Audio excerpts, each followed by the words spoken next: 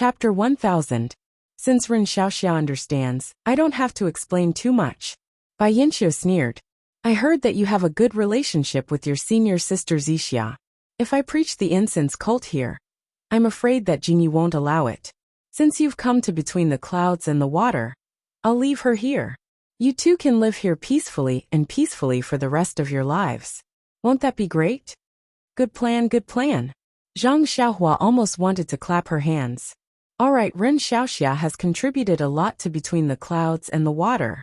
I'll definitely treat him well. If Between the Clouds and the Water can become famous in Jianghu and become the first celestial sect, half of the credit will belong to me and half to Ren Xiaoxia. When that time comes, I'll definitely. Bai Yinxiu gave her a flirtatious look. Do I still need to say it? Zhang Xiaohua had goosebumps all over her body. She almost shivered on the spot. Bai Yinxiu floated in the air and came to the outside of the main hall. As expected, there was no one within 1,000 feet of the main hall.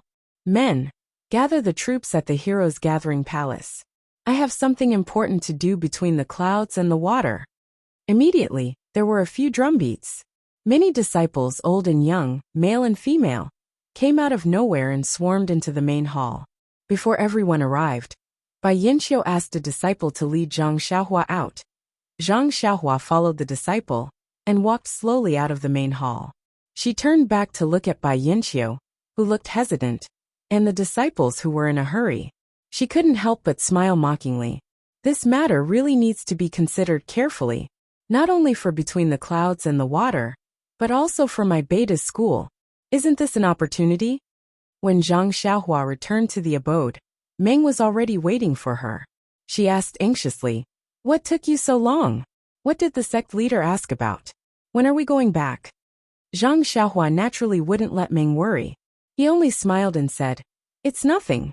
This so-called sect leader, Bai, is very interested in our fragrant cult. He even inquires about our senior martial sisters and the cult leader's daily routines. You can think about it, but how would I know? But I was also afraid that she would come and disturb you, so I made up some nonsense. She was so confused that she thought highly of me. She even said that she wanted me to be a guardian disciple of their Shuiyun club. How can I do that? After trying to shirk responsibility for a long time, sect leader Bai sighed. He had just given him a banquet and wanted him to drink wine. Haha, his dream was here, and so was his heart. How could he be in the mood to drink wine? I'll come back as soon as possible. Pfft! Meng burst out laughing. She had long forgotten her previous worries. She pointed at Zhang Xiaohua's forehead and laughed. You are so charming.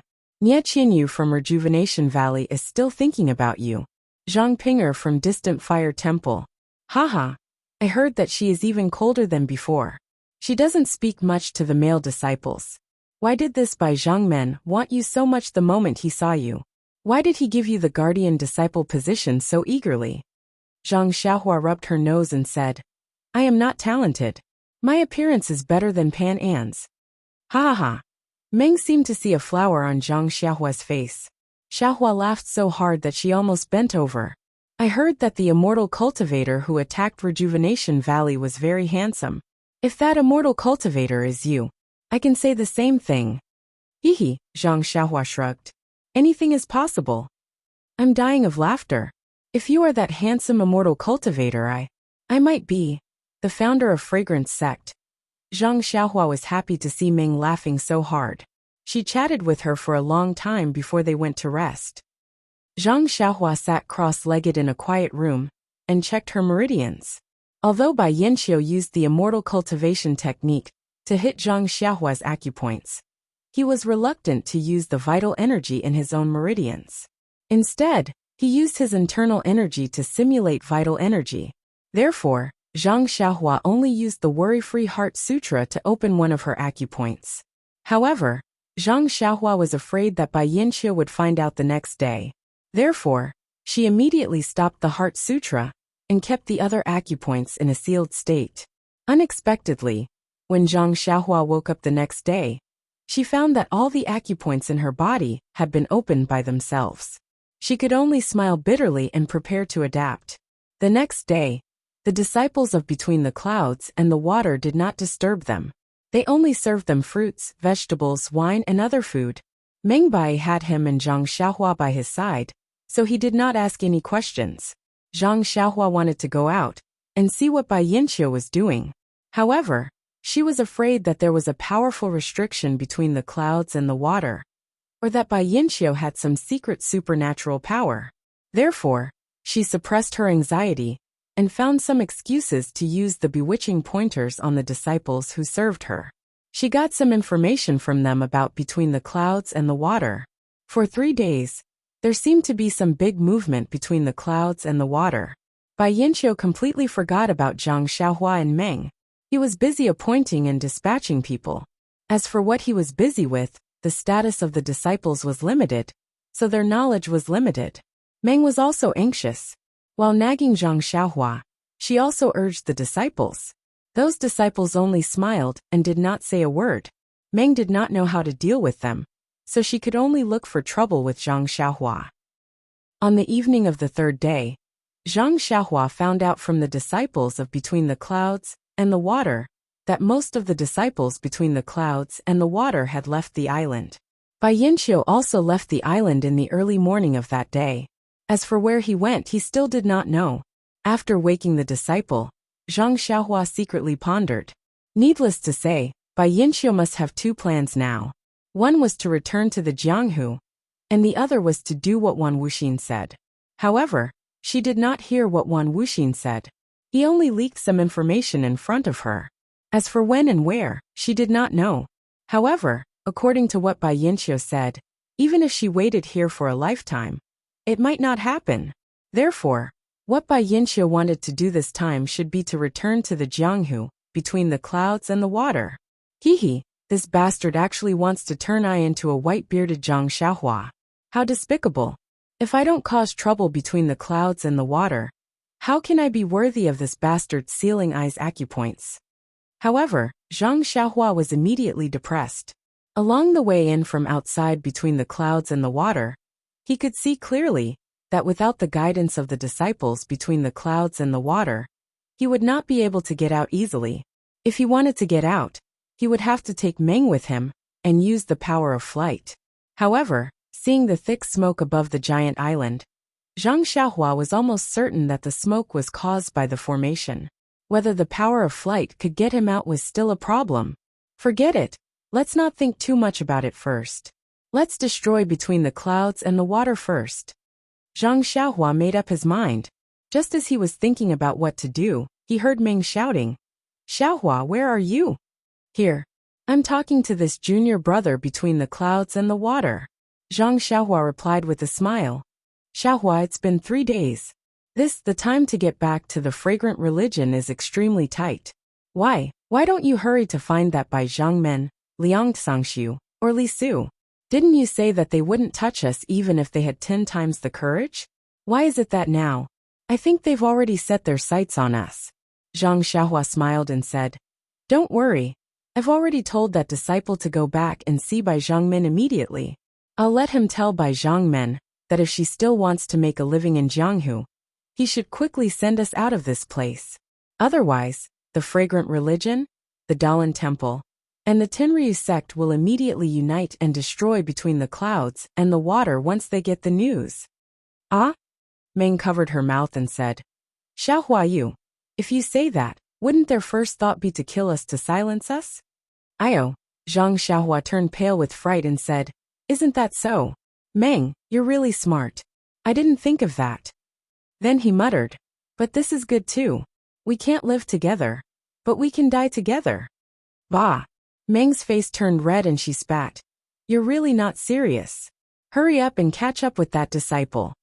"Yes, I'll go now." Zhang Xiaohua solemnly stood up and ran out of the room. "Be careful." Meng's concerned words chased after Zhang Xiaohua's buttocks. Zhang Xiaohua didn't leave the abode, and he went underground. When he came out, he changed his face and looked like the handsome immortal cultivator. He hid his body and floated in the air. Zhang Xiaohua released his divine sense openly. There was a faint white fog in the air above the giant island. It was thicker than the daytime.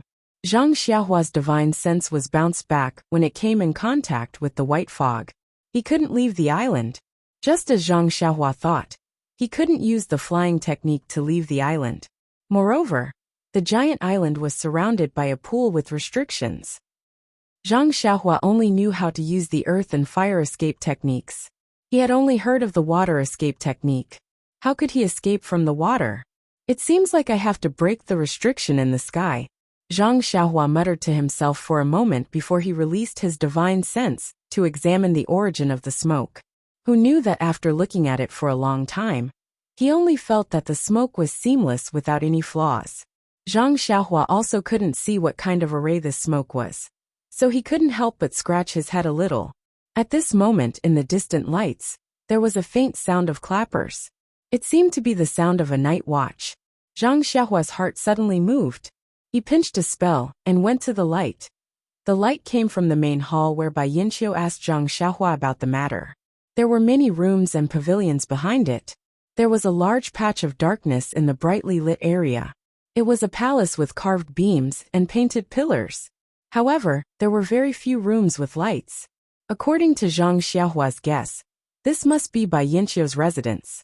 If he wanted to find out the secret of the fog array, he would have to start from Bai Yinqiu's residence. Please vote for me. Please add me. Please tip me. Thank you. Chapter 1001.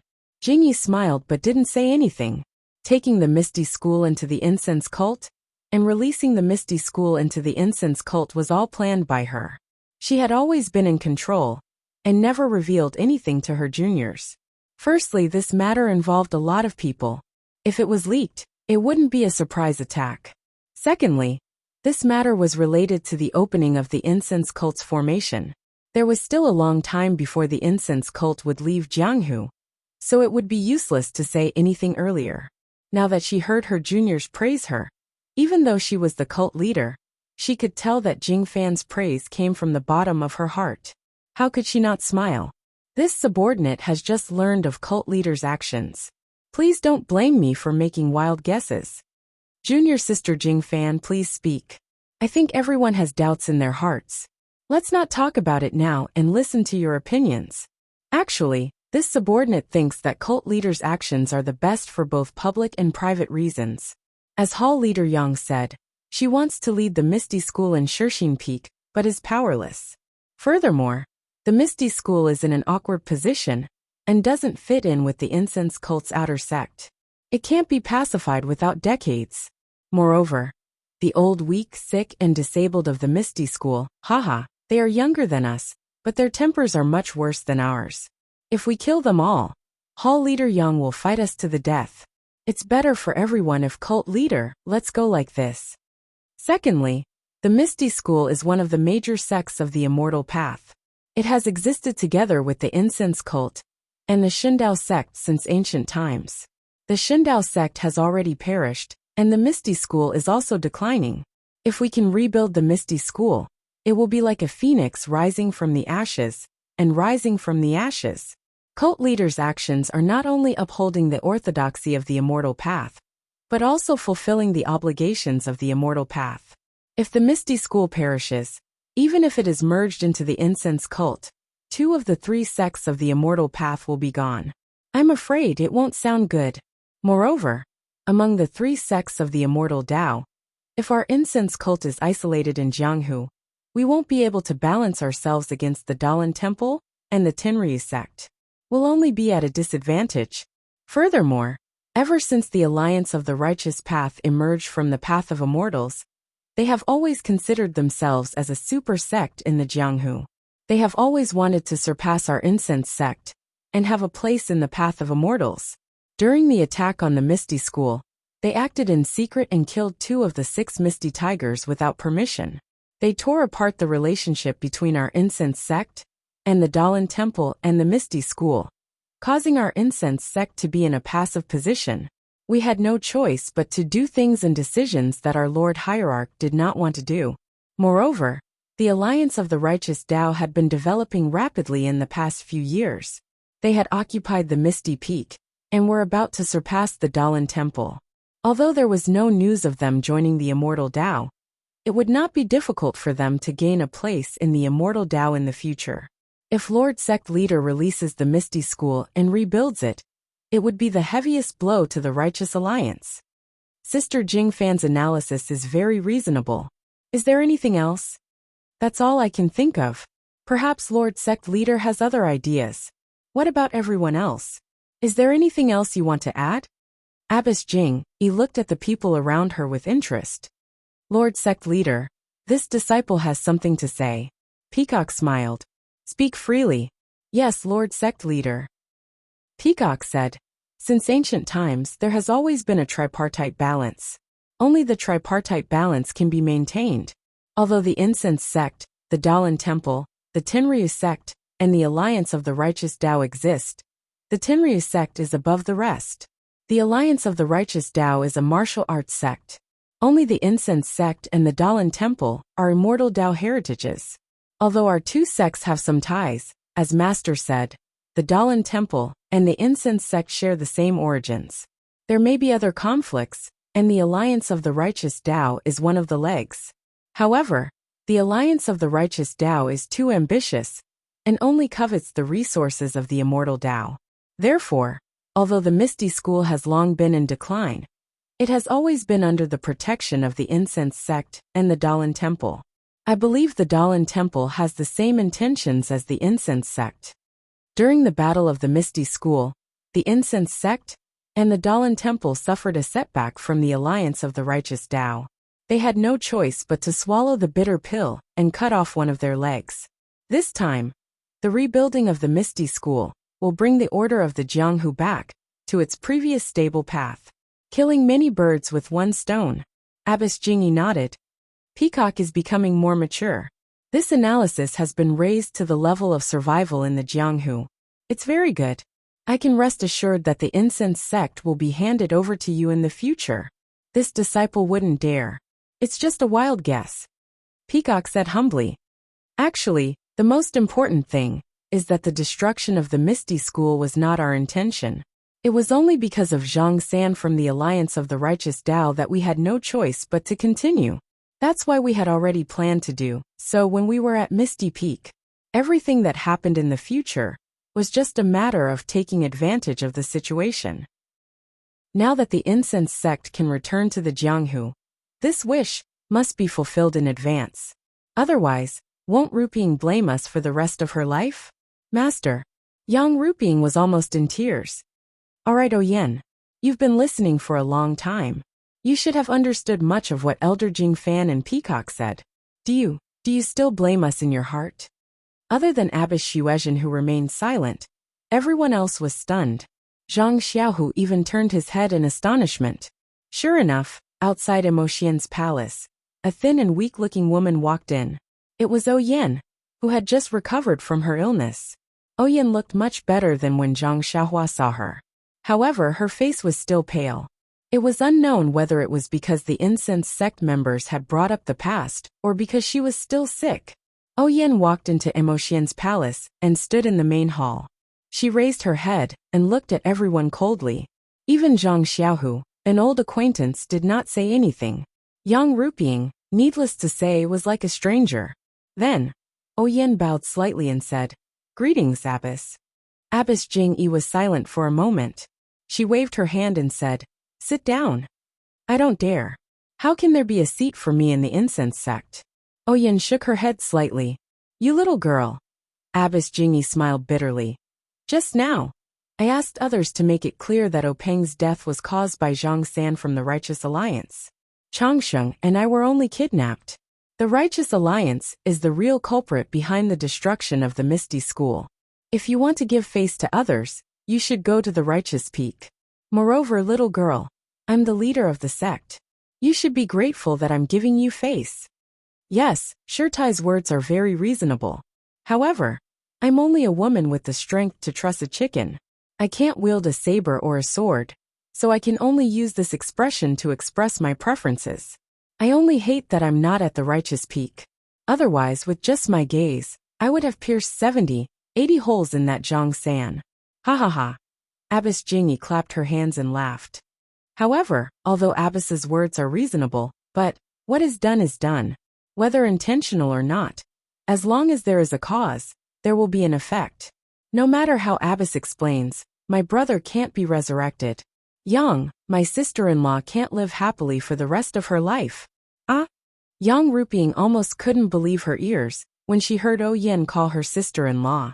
In this world, besides O Peng, only O Yin was related to her by blood. Over the past few years, O Yin had treated her as a passerby, which made her very sad. Now that she heard O Yin call her sister-in-law, she felt that her persistence and strength over the past few years had not been in vain. Hearing Yang Ruping's cry, O Yin turned her head and said indifferently, "Sister-in-law, I heard what you said outside the hall just now. I also know that you've been wronged these years. Although there are too many twists and turns in this matter, these years in the Shirxin Peak have made me temporarily think things through. I'll call you sister-in-law in the future, but it doesn't mean that I forgive you." I know. Yang Ruping said hurriedly. "You don't need to say more. I know what I'm doing. To be able to hear you call me sister-in-law in this life is already worthy of your brother's trust." Zhang Xiaohu sighed at the side, while Gao Kunheng was as anxious as an ant on a hot pan. At this time, Abbess Jingyi asked again, "Oh Yen, I'll let the Misty School people out to reunite in the Misty Peak and rebuild the Misty School. What do you think?" "It's all Abbess's arrangement. I have no objections," O Yen said calmly. "However, in this, I still need your help. Are you willing?" Abbess Jingyi said enigmatically. Me? Not only O Yen, but everyone else in the hall was surprised. "What can I do?" O Yen shook her head slightly. "Could it be that Abbess wants me to be the leader of some Misty School?" Ah! Gao Kunheng covered his mouth. His heart skipped a beat and his face turned ashen. Of course, O Yen was the rightful leader. How is that possible? Abbess Jingyi ignored O Yan's sneer and said, "You don't have any martial arts skills. Although you have experience in managing Huanxi Manor, you're still too weak to lead a group of heroes. I would rather choose Ru Ping than you." "But wouldn't it be easier to control the Misty School?" O Yen sneered. "Hehe, you're right, little girl. Of course, my fragrance order wants to control the Misty School. But we also want to control the people of Jianghu to be convinced. If I let you be the leader of the Misty School, wouldn't it be a big loss of face for my fragrance order?" Hehe. O Yen sneered. "Abbess, you're afraid that I'm too popular. There will be too many old members of the Misty School in the future, and it'll be difficult to control them?" "Ha ha ha." Abbess Jingyi laughed. "The Misty School is a declining sect. It's nothing in my eyes. Oh Yen, you're just a frog in a well. I don't have the strength to truss up a chicken." "Abbess, you're right. You little girl, you're stubborn." Abbess Jingyi smiled bitterly. "Oh right, I heard that you were seriously ill some time ago. Have you recovered?" "Thank you for sending the godly doctor to treat me. I'm much better now." "That's good. I was worried about your health a few days ago. You're fine now. It didn't affect my plans." Abbess Jingyi said bluntly. "I wouldn't dare. I'm flattered that you think so highly of me. Then, you don't want to see O Peng's Misty School rebuilt. Please vote monthly, please vote recommendation, please collect, please tip. If you like this work, you're welcome to come to Qidian. Come to vote." Chapter 1002. That's not the case. It's just that. What's the difference between an ethereal sect that's not a disciple of the ethereal sect, and an ethereal hall that's a disciple of the ethereal sect? Haha, these are all my considerations. Do you think you have the power to control them? Nun Jingyi sneered. "I'll ask you one more time. If you don't want to rebuild the Misty School, then pretend that I didn't call you here today." O Yan's ambition was higher than the sky, but her life was still as fragile as paper. Now that she was under someone else's roof, how could she not lower her head? O Yan thought for a moment and nodded. "If you insist on rebuilding, I'll help you." "Good." Nun Jingyi clapped her hands and said, "You're indeed O Peng's sister. You're able to pick up and let go. You're not inferior to men." "Nun, I'm flattered. Please continue." "Okay, wait a moment." Nun Jingyi waved her hand again and said, "Where's Ming Qing?" "I'm here." Ming Qing shouted and came in from outside the hall. He bowed and said, "Greetings, sect leader." "Good. Have you completed the task I gave you?" "Sect leader, the time was too short. The disciples of Wuming Hall have some foundation in martial arts, But they're still a little far from what you said. I failed you. It's okay. I didn't expect the sect protecting formation to be opened at this time. The time I gave you was the time for the next restriction formation to loosen. It's not your fault. Now, according to what you said, as long as we secretly attack Misty Peak, there shouldn't be a big problem. Everyone was shocked once again. At this moment, they finally understood that releasing the Misty Sect had been a plan all along. Yes, sect leader, you're right. I don't think there's any problem. Okay then. I'll appoint you as the deputy sect leader of the Misty School. Send all the disciples of Dragon Creek Valley to the Misty School, and you'll be in charge. Yes, I understand. Ming Qing was obviously confused by Nun Jingyi's words, but he didn't dare to question it. He only bowed and obeyed. You're the vice faction leader, so you need to listen to the faction leader of the Misty School. I've ordered you to focus on the matters of the Misty School. I understand. All right, you may leave. Prepare for the next few days. In 3 days, gather all the disciples of the Misty School you belong to at the Jinghai Lakeside. Your disciple obeys. Ming Qing didn't say much. He turned and left. With this Wuming Hall disciple as a disciple of the Misty School, Oh Yen, do you think we can take down the Misty Mountain Villa? That's natural. The outer sect disciples of the Fragrant Cult are famous all over the world. How could they not take down the Misty Mountain Villa? Oh Yen emphasized the words, outer sect disciples of the Fragrant Cult. Haha, there are no early birds in the world. If there are no benefits, how can our school send an outer sect disciple to join your Misty School? Nun Jingyi didn't mind at all. I'm only letting you see because I want to make it clear to you. If you want to rebuild the Misty School, the first thing you need to do is to rely on my incense cult. Of course, you have to rely on me secretly. What's the difference between that and not building it? Of course, there's an absolute difference. Nun Jingyi said. If we don't rebuild it, in 10 years, not only will the Jianghu forget about the Misty School, but even the disciples of the Misty School will forget about it. Moreover, if we don't rebuild it now, I'm afraid there won't be any reasonable excuse to rebuild it in the future. Of course, only when the Misty School is rebuilt will it be the Misty School. If it's in the Shixin Peak, it will always be the Misty Hall. Oyen was silent. Nun Jingyi was absolutely right. Although the Misty Hall and the Misty School were only one word apart, there was an essential difference. Moreover, the Shixin Peak and the Misty Peak were completely different. How could Oyen resist such a temptation? Alright, the little girl should have agreed to the first condition. Let's talk about the second condition. Nun Jingyi narrowed her eyes. I'm sure you know why my incense cult is participating in the Righteous Alliance's plan to attack the Misty School. When Oyen heard this, her heart thumped wildly. Of course, she didn't know this in the past, but after meeting Zhang Xiaohua, she knew everything clearly. However, her expression was still indifferent. This little girl has already told Abbas countless times. Abbas has also sent people to search countless times. There is only one answer, and that is this little girl doesn't know. Well, perhaps you really don't know. Otherwise, you would have given yourself away in the past few years. Moreover, I may have a way to extort a confession.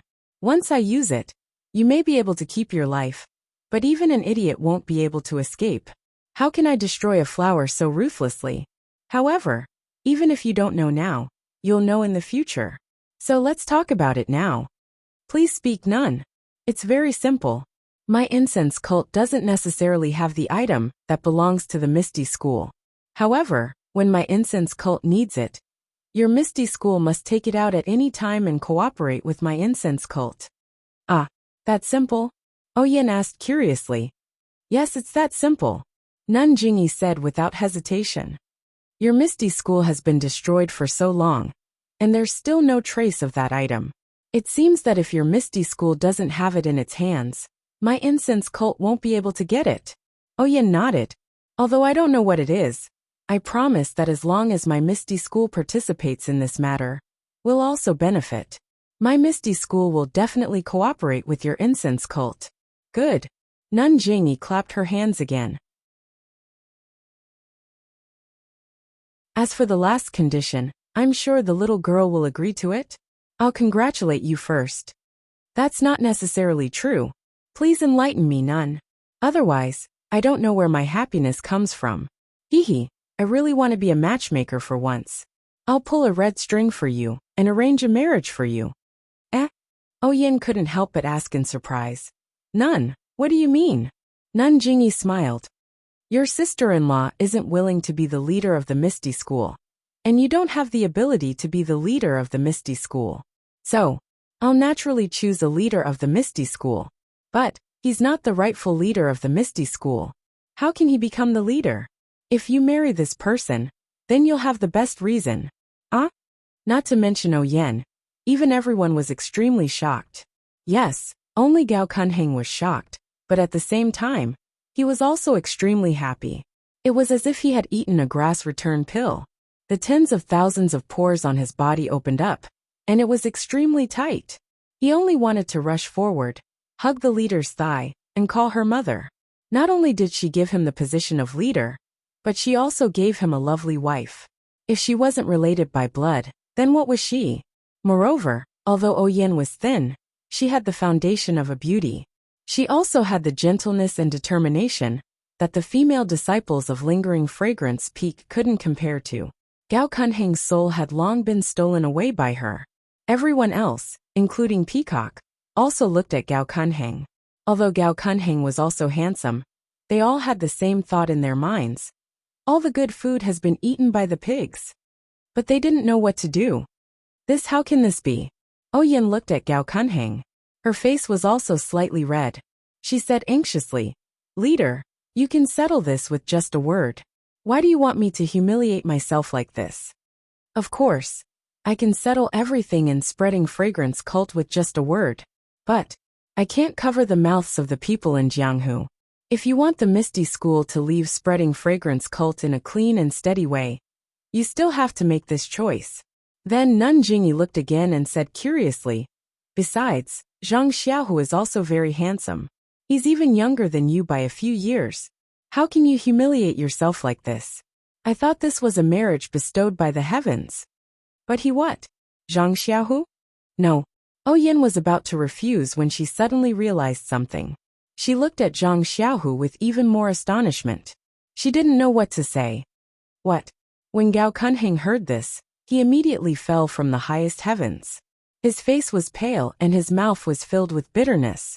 He knew that Aunt Qin didn't come, but he didn't expect that he would completely forget about Zhang Xiaohu, who was a generation younger than him. Seeing Gao Kunheng like this, Nun Jingyi smiled. Yen, you don't tell me you want Gao Kunheng to be the leader of Misty School? Gao Kunheng, your disciple is here. I'll appoint you as the deputy leader of Misty School. You'll assist Zhang Xiaohu in managing all the chores in the sect. Do you understand? Your disciple understands. Gao Kunheng's lips trembled for a long time before he finally spoke. He looked extremely dejected. It was far from the ecstasy he had hoped for when he was appointed as the deputy leader of Misty School. As the saying went, the greater the expectation, the greater the disappointment. If Nun Jingyi had announced Gao Kunheng as the deputy leader of Misty School, wouldn't he have gone crazy with joy? Didn't he work so hard in Ethereal Hall because he wanted to make a name for himself? Once he left Incense Cult and arrived at Ethereal Peak, he would be second only to one person, and above all, he would be free and unfettered. Leaving his name in the martial world was his dream. However, he had been kept in suspense by Nun Jingyi. First, it was the position of leader. Now it was Yin. He had already planned his future. Of course, the contrast in his heart was too great. Gao Kunheng? You don't seem happy? Nun Jingyi frowned. No, your disciple is too happy. Gao Kunheng hurriedly covered it up. Thank you for your kindness. All right. You should go and inform Deputy Hall Chief Qin of Ethereal Hall. Also pass down our order. Aunt Qin is also the deputy leader of Misty School. The two of you should take care of everything in the Shirxin Peak and gather at the Calm Sea Lake in 3 days. Now that the news of the Fragrant Religion opening has not spread, it is a good opportunity for you to go out. No one will know. If you wait a few days, it will be troublesome. Yes, your disciple will go back now. Gao Kunheng bowed. He looked to the side and asked tentatively, What about Hall Chief Yang and sect leader Zhang? From today onwards, Hall Chief Yang is no longer the Hall Chief of Ethereal Hall. She will return to Lingering Fragrance Peak as a disciple of Emotion Hall. Sect leader Zhang? Haha, you don't seem to be ready yet. Gao Kunheng looked. Of course, Zhang Xiaohu was standing there with his mouth agape. Gao Kunheng didn't know what he was thinking. Therefore, Gao Kunheng cursed in his heart. This thing that stepped on dog shit. Why didn't I step on it when I went out? Please vote for me. Please vote for me. Please keep it. Please tip me. Chapter 1003. After Gao Kunheng left, Zhang Xiaohu still hadn't come to his senses. This was really inconceivable. Although he wanted to be the leader, everything he did was to lay the foundation for the future. He never thought that he would be promoted to such a high position by Nun Jingyi. Zhang Xiaohu, are you so happy that you've lost your mind? Chen frowned. Zhang Xiaohu came to his senses and immediately stood up. Leader, this is unacceptable. I'm incompetent. How can I be the leader of the Misty School? Hehe, I know that your martial arts are too inferior. Even the 3 beauties of Misty School are not among them. Your seniority is too low. Above you are Wenwenhai Xueqing, Lu Yueming, and above you are Li Jian, Hu Yuni and Lu Qingyang. You are not legitimate. Although you are a direct disciple, the chief disciple of the Misty School is Zhang Qingyue, not Wenwenhai. Even the little brat Tian, who has been training by Hu Yuni's side, is Zhang Qingyue's disciple. He is more legitimate than you. Zhang Xiaohu was sweating profusely. He nodded and said, That's right. I asked Jiaozhi to take back your order. Do you think I've been planning for so long? Abbess Jingyi scolded. This sect has already bestowed upon you the Plain Expanse Heart Sutra and 3 Plain Expanse pellets. However, looking at your martial arts cultivation, your aptitude is really lacking. You should work harder in the future. Yes, you're right. Zhang Xiaohu wiped his sweat and secretly praised Zhang Xiaohua. As long as you practice the Suhuan Heart Sutra, you will soon succeed. Martial arts no longer exist. Besides, as long as you marry Oyen, your status will change. Who else is more qualified than you to be the leader of the Misty School? Even if your martial arts are not good, who can say no? Besides, even though I can't cover the entire Jianghu with just 1 sentence from the incense cult's cult master, I can still make you a sect master in the Misty School. That should still be possible. But, Zhang Xiaohu argued, I'm Wenwenhai's disciple, and I'm also the grand disciple of sect leader Openg. Compared to Miss Ouyang, I'm more than 1 generation lower. Nonsense, do you think I don't know? Don't forget that you're a disciple of the Shirtai of Chuanxiang cult. In terms of seniority, you're in the same generation as Ru Ping, which means you're in the same generation as Openg. Why can't you marry Oyen? Zhang Xiaohu was dumbfounded. He didn't expect that being a disciple of the Shirtai would have such a meaning. How is it? Zhang Xiaohu, I've already paved the way for you. You just need to marry Oyen into the Zhang family, and be a good groom, and be a sect master. After that, Nun Jingyi ignored Zhang Xiaohu and turned to ask, Oyen, what do you think of my cult's arrangement? Oyen thought that Nun Jingyi was talking about Gao Kunheng. He was a disciple of the incense cult, so he would resist whatever she said. As for Zhang Xiaohu, even though he was a country bumpkin whom she had looked down on previously, it could be said that there was some fate between them. Through her recommendation, he entered Ethereal Sect. Even though his seniority was much lower than hers, but, in terms of age, they were about the same, so they could be considered to be a match made in heaven. Furthermore, the 2 of them had Zhang Xiaohua as an acquaintance, so they knew each other very well. Moreover, Oyen already had a plan in mind. Zhang Xiaohua was mysterious, and had saved her life many years ago. Now he was even more powerful. He could easily cure an illness that even the miracle doctor at Lingering Fragrance Peak couldn't cure. According to Elder Yu, Zhang Xiaohua's martial arts were unfathomable. As long as she married Zhang Xiaohu, Zhang Xiaohua would be bound to the Misty School's worship. If they fell out with the incense cult in the future, the Misty School wouldn't be afraid of anything. At least they had the capital to be unyielding. After thinking about it, Oyen blushed and looked at Zhang Xiaohu in a different light. Good. Nanjing was very sensitive and saw the change in Oyen's expression. She clapped her hands and said, "Since Miss O has agreed to these 3 things, then the sect." But at this moment Zhang Xiaohu said, "Sect leader, I have some objections." These words were very soft and not unusually resolute. Oyen frowned slightly and her expression changed. "What? Zhang Xiaohu, what do you want to say?" Nanjing said unhappily, "The sect promoted you from an ordinary disciple to the chief disciple of the Misty Hall. Now I've promoted you to the leader of the Misty School. What else are you dissatisfied with?" "No," Zhang Xiaohu explained. "There's nothing wrong with it. A real man has to make a decision and give up. If you can't do something with an indomitable spirit, even if you have a lovely girl, you won't be famous in Jianghu. In the end, who will remember you, a disciple of the Misty School?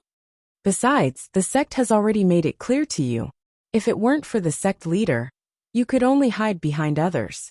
How could you have the chance to covet the position of the Misty School's leader? For you, this is a once-in-a-lifetime opportunity. You have to think it over. Also, didn't you join the Misty School to do something great in Jianghu? Now Gao Kunheng is in charge of the Misty School's chores, and Ming Qing is in charge of the external affairs of the Misty School. You only need to coordinate the disciples of the Misty School and the Misty School, and you can make the Misty School flourish. You fulfilled sect leader O's last wish and washed away the shame of the Misty School. Zhang Xiaohu, aren't you tempted by such a gratifying thing?" Zhang Xiaohu was speechless. Nanjing's words hit the nail on the head. In a man's heart, he only needed to nod his head, and he could get something that he couldn't get in his life. How could he not be tempted? But Zhang Xiaohu immediately thought of Chang'e, and even Chen Chen. But could he nod his head? Could he easily bow his head? Seeing Zhang Xiaohu's hesitation, Nanjing said, "The sect leader convinces people with virtue. In this case, Chang'e, come out." "Ah, Chang'e?" Hearing this, Zhang Xiaohu turned his head and looked for her. He remembered that when Nanjing found him at Shixin Peak, he was still with Chang'e. He didn't hear that she was going to come over. Chang'e didn't come in from outside the palace. Instead, she came out from a jade screen behind Nanjing. She should have heard everything here. Looking at her face, Xiao Tianzi couldn't tell what kind of expression she had. She was neither happy nor angry, but her face was as gloomy as water. "Chang'e, when did you come?" Why didn't I know?" Zhang Xiaohu said with a little guilty conscience. When Oyen saw Chang'e come in, she couldn't help frowning. She had always been in Huanqi Villa behind Shixin Peak, and didn't know much about Misty Hall. How could she know about Zhang Xiaohu and Chang'e? She only saw Chang'e in the convoy going south, so she still remembered her. But at this time, seeing Chang'e come in and hearing Zhang Xiaohu's words, how could she not know what had happened? "How is it, Chang'e? I've told you before, men, when faced with a choice between a gang and a relationship, will always choose the gang." Although Zhang Xiaohu hasn't said it out loud, I believe that even if he was given another 10,000 chances to choose, he will definitely choose Oyen, not you. Moreover, Chang'e, don't forget that Zhang Xiaohu chose Oyen, which means he chose to lead you and shoulder the burden of rebuilding the Misty School. This is the expectation of all the disciples of the Misty School. Why have you been restless in Shixin Peak for several years? Isn't it just to go back to Misty Peak? Now, as long as you let go gently, everything will come true. Letting go may be the happiest choice for Zhang Xiaohu. Chang'e looked at Zhang Xiaohu, and then at Oyen. Her face was filled with grief, and 2 lines of tears flowed from her eyes. She wiped her eyes, sniffed her nose, and forced a smile. "Sect leader, you are mistaken. Didn't I say before? The relationship between Zhang Xiaohu and I is pure senior sister and junior brother. You have to force me to intervene. Won't you spoil the good mood of Miss O and sect leader Zhang?" "Haha, very good." Jingyi Nun nodded and said, "It's not that I'm being unreasonable, but Zhang Xiaohu's matter is unusual. If he marries Oyen, he can't change his mind in the future. Otherwise, I can't explain it to Ruping, and the Misty School can't explain it to the whole Jianghu. So, I have no choice. Sect leader, don't think too much. I'm just an ordinary woman. I can't compare with Miss O's precious body. Sect leader, you should worry more about them. I'll leave now. Chang'e said very indifferently. She tried her best to plan for Zhang Xiaohu. She wanted her beloved to have a great career. And also to let her face be proud, and have someone to rely on for the rest of her life. But she didn't expect that everything she had was taken away by a few words. All her efforts were in vain.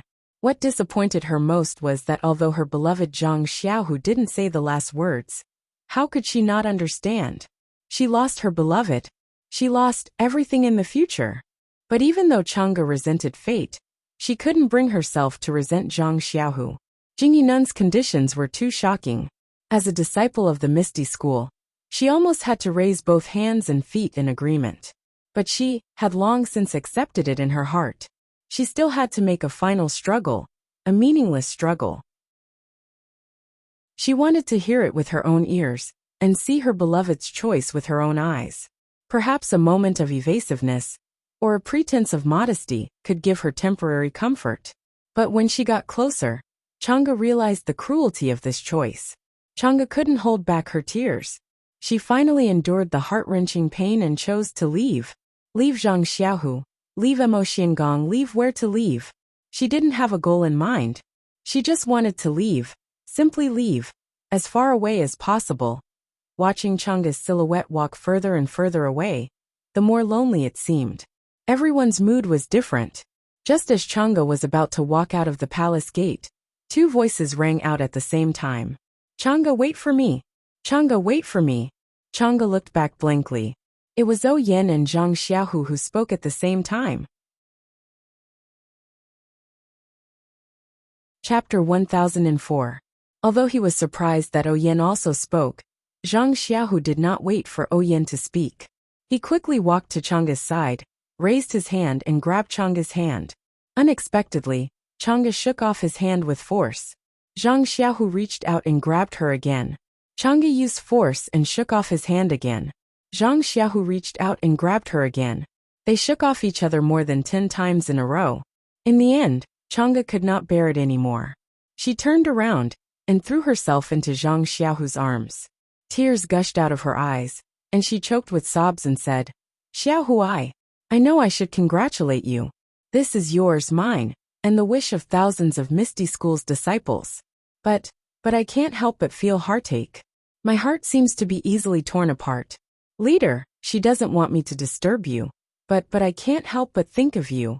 Think of your kindness to me, and think of everything about you. I really can't bear to part with you. Zhang Xiaohu's eyes were also red, but they flashed with determination. He smiled, stroked Chang'e's long hair in his arms and said, Don't worry, Chang'e. We will never be separated, no matter in the past, present, or future. Chang'e knew that he was comforting her, so she held Zhang Xiaohu's hair tighter. She just wanted to keep him for a while longer. Unexpectedly, Zhang Xiaohu turned around and said, Leader, I have already made my choice. I have seen it. Are you sure? Master Jingyi was slightly angry. Yes, leader. I'm just a country bumpkin who occasionally had the opportunity to enter Misty School. Although I didn't stay in Misty School for a long time, I met Chang'e in this short period of time. After having Chang'e, my life was completely colorful. No matter whether it was happiness, anger, sorrow, or joy, Chang'e accompanied me. She has become an indispensable part of my life. Without her, my life would definitely be incomplete. Without Chang'e, I wouldn't be Zhang Xiaohu. Later, Zhang Xiaohu said to Zhou Yan with a smile. This disciple was able to enter the Misty School because of Miss O's recommendation. I have nothing to repay her. Now, I have failed to live up to Miss O's expectations, and shirked the heavy responsibility of entering the Misty School. However, Chang'e and I are of the same mind. No matter how difficult it is, we will go through it hand in hand, so I hope Miss O can forgive me. Hearing this, Zhou Yan smiled and said, Zhang Xiaohu, treat Chang'e well. You don't blame me for recommending you in the early years. Then, he turned to Nun Jingyi and said, Nun, I can only agree to the first 2 of your 3 conditions. As for the 3rd condition, I'm sure you've seen it for yourself. I'm not the only one who doesn't agree to it. Even the chief disciple of my Misty School doesn't agree to it. Ha ha ha. Nun Jingyi was so angry that she laughed and scolded. You little brats, you don't know the power of my incense cult's rules. What is the second rule of my incense cult? No disciple in the entire incense cult's 19 peaks can go against my cult. How dare you not listen to my orders? How bold! Nun. Yang Ruping was shocked and said, Nun, don't be angry. Why don't you persuade Zhang Xiaohu and Yen or think of other ways? My cult's decree has already been issued. In 3 days, the army will leave Dianqi Lake. How can it be changed? Nun Jingyi smiled grimly and said, Unless these people die in the hall today, my cult will have room to maneuver. Zhang Xiaohu Yen Chang'e. Yang Ruping shouted anxiously, You wait, don't you want to live? Why don't you quickly apologize to the cult leader? Sister-in-law, don't worry. I'm just struggling at death's door. I don't care about my life. It's just a matter of time. Master Yang, as long as you're with Chang'e, even if you die, what is there to be afraid of? Chang'e looked up at Zhang Xiaohu with admiration. She only held his arm tighter and said no more. Haha, killing you is just a piece of cake. Master, please be merciful. Misty Hall only has these few outstanding disciples. Moreover, my late husband only has this one sister. Please be merciful. Yang Ruping almost fell to the ground. Cult leader, do you have to do this? Just change to someone else. Chen Chen pouted, as if she was thinking of her life and death parting with someone. Peacock also said, Cult leader, in my opinion, why don't both sides take half a step back? After all, the feelings between these two people are also sincere?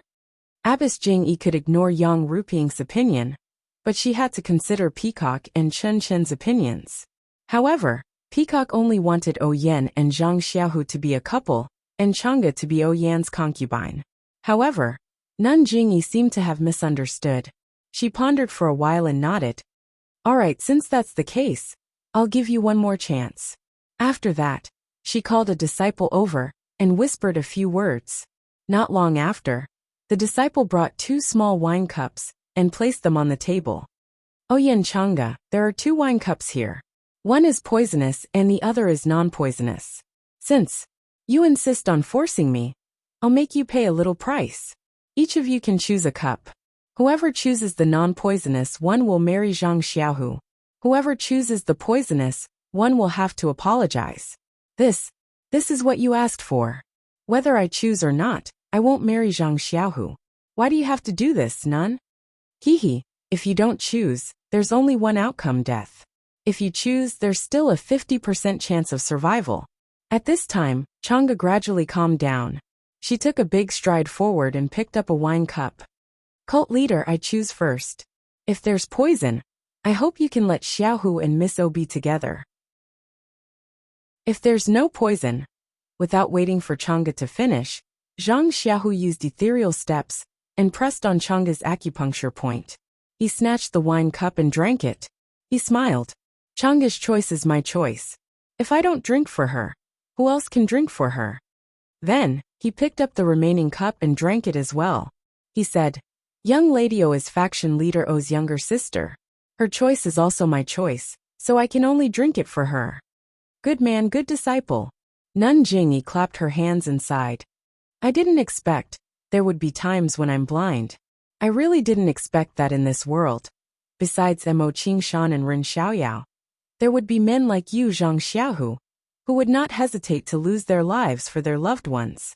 Alas, since you can make this choice, how can I not help you? Ah, Zhang Xiaohu was overjoyed. He didn't dare to believe it. Cult leader, are you really? Zhang Xiaohu, why aren't you thanking the cult leader? Yan was also anxious this time. She couldn't help but shout. Yes. Thank you, cult leader. Zhang Xiaohu bowed and thanked her. But Zhang Xiaohu's status is not legitimate. How will you deal with it? Yan asked softly. Hehe, how difficult can it be?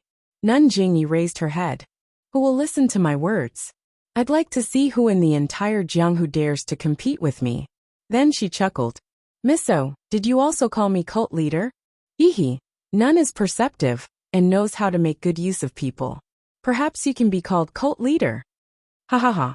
Nun Jingyi laughed loudly. Everyone in the hall was also happy to see this happy ending. However, Just as Zhang Xiaohu was laughing, a sharp pain suddenly rose from his stomach. Ouch! Zhang Xiaohu was in so much pain that his face turned pale. Large beads of sweat rolled down his forehead. He immediately clutched his stomach and lay on the ground. Xiaohu, what happened to you? Chang'e was at a loss and hurried forward to support him.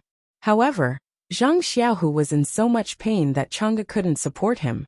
Zhang Xiaohu held his stomach and rolled on the ground. Only after the time it took to drink a cup of tea did he stop.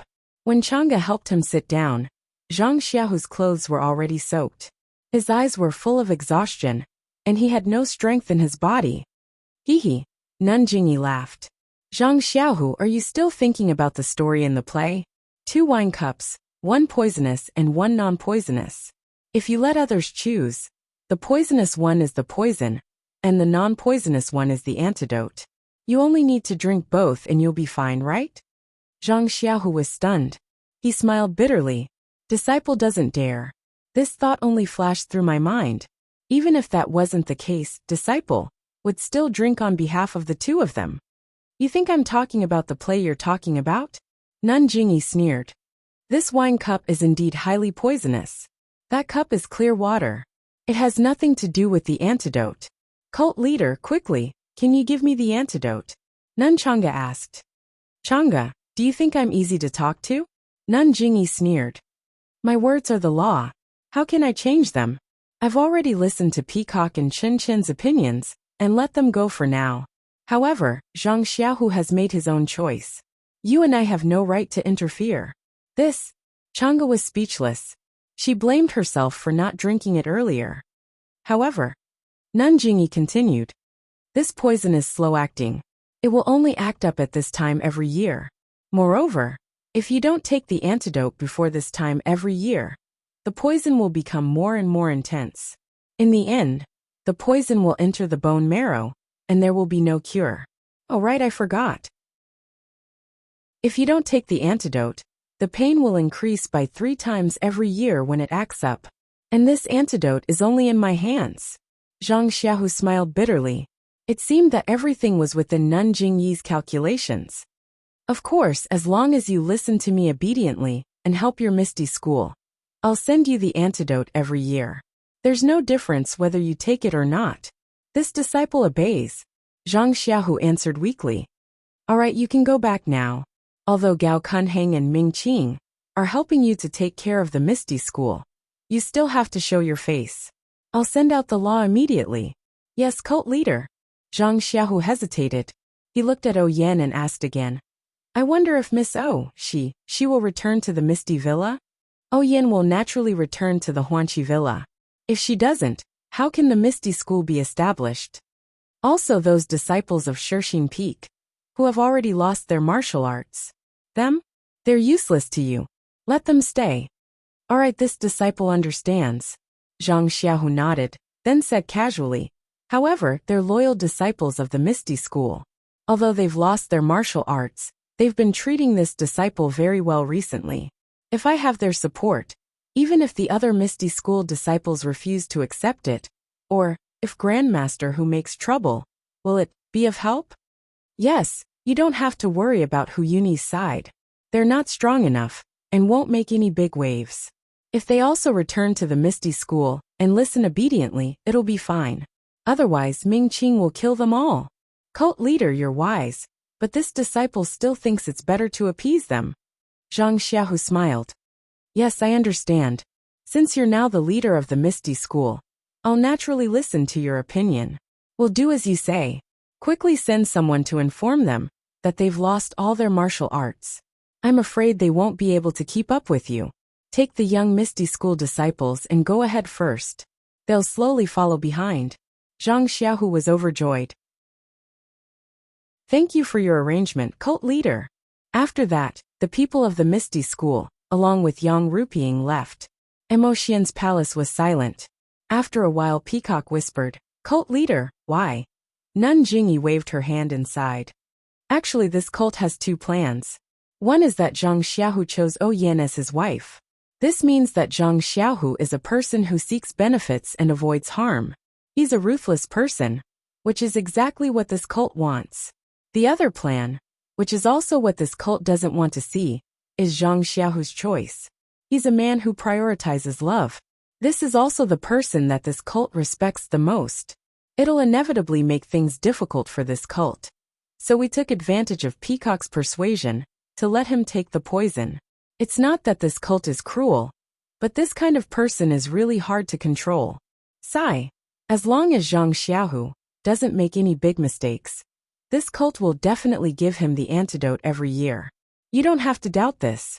That poison, is it really as you say? Chen Chen asked curiously. Of course. Nun Jingyi smiled. If we didn't have this assurance, would this cult let him go so easily? Yes, this disciple agrees with the cult leader's decision. Yan said. Seeing Changa's sadness, this disciple is also sad. I don't want them to be separated. Yes, since ancient times, it's been difficult for lovers to get married. This is why our cult respects lovers the most. This palace on Lingxiang Peak is called Emotian's Palace. Emotian's City is also called Emotian's City. But in life, who doesn't frown and worry? Io sect leader. Chen Chen suddenly cried out. Just now, you reminded that Zhang Xiaohu not to break the second rule. But if he doesn't break the second rule, doesn't that mean he will break the first rule of the fragrant cult? Aren't you forcing him to make a mistake? Hee. Nun Jingyi said mysteriously. There are no assumptions, this cult only believes in the truth. In fact, Zhang Xiaohu has already made the best choice, and Chang'e and Oyen have also made the best choice. But this choice is right now, but who can guarantee the future? Nun Jingyi looked at the sky outside the palace and murmured. If the heavens have feelings, the heavens will also grow old, let alone people. Chapter 1005. On Horned Dragon Mountain, the man dressed in martial arts attire had captured the little sword-wielding child. Just as he was about to use the child to threaten Chu Zhigao, he saw a yellow shadow suddenly leap out from one of the horse carriages. Before the man could see clearly, a chi-chi sound was heard as the shadow grabbed the man's face. With a shriek of Io, the man's face was immediately scratched open, leaving behind a few bloody scars. The yellow shadow did not stop. With a stomp on the man's chest, it turned around and once again landed on the horse carriage. Looking at the scratching appearance, wasn't that Chu Zhigao's little monkey? Other than the man who was caught, everyone else was stunned at first. Then, they started laughing, as if they had seen the funniest thing in the world. When the monkey heard people laughing, it immediately became happy. It raised its red butt up high and shook it at everyone. The man was originally red in the face. Now that he was being mocked by everyone and teased by the monkey, he became anxious.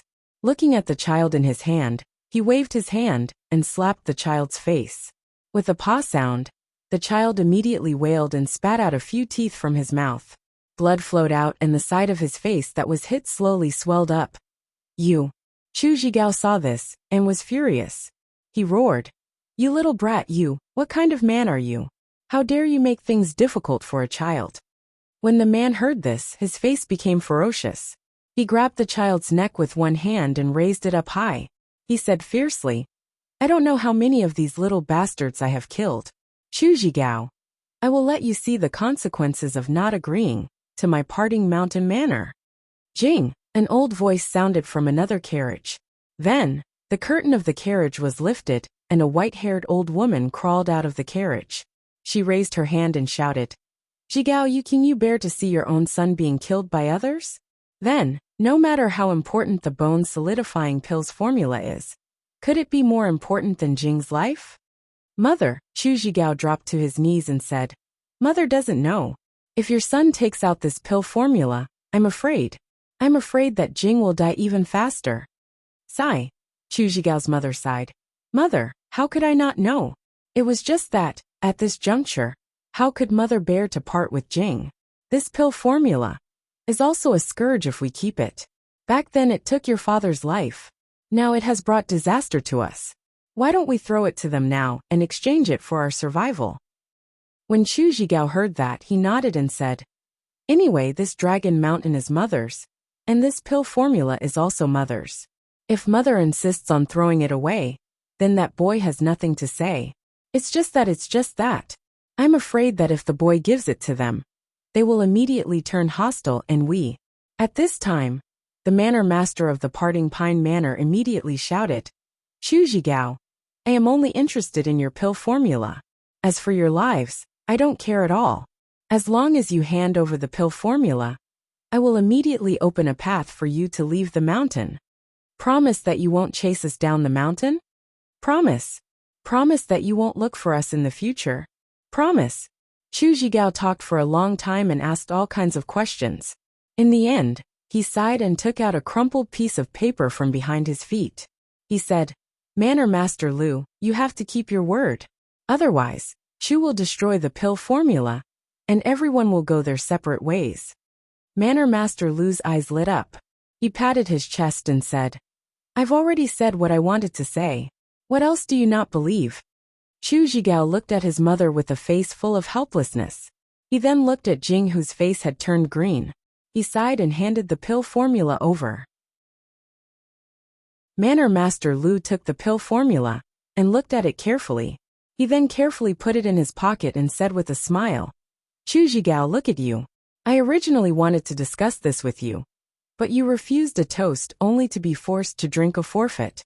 You caused such a huge crack in the friendship between us brothers. Sigh. If I let you go, wouldn't I have left behind a problem for myself? If you casually spread the news that the pill formula for the bone condensation pill is in the Parting Pine Manor, how could I accept it? You. Chu Zhigao was extremely angry. Just now. Manor Master Lu laughed and said, Just take it that I was farting. Chu Zhigao turned around and looked at his mother, who was also filled with regret. He couldn't help but feel disheartened. Kill him, Manor Master Lu ordered expressionlessly. The man who was holding Jing in his hand sneered and was about to use all his strength. But at that moment, he felt a chill in his chest, and a wave of pain came from his back. The strength in his body was immediately sucked away. Not to mention lifting the child, his body had already collapsed to the ground. The man let go and Jing fell to the ground. Both of his legs touched the ground, and he immediately fell to the ground, gasping for breath. It was as if even crying had become an extravagant wish. Everyone was shocked by the sudden change, and they all looked on in astonishment. They saw that behind the man, a woman in purple was slowly pulling out a long sword from the man's back. Although her hands were trembling, and her lips were trembling, her eyes were resolute, and her movements were skillful. Behind the woman was a young man with a sword embryo in his hand. His eyes were filled with anger, and he frowned slightly as he looked at the woman's long sword. You. Who are you? How dare you spoil the business of my Jingle Villa? Manor Master Lu was furious and shouted, Xiao Hua, hurry up and do it. Don't let me see these despicable people again.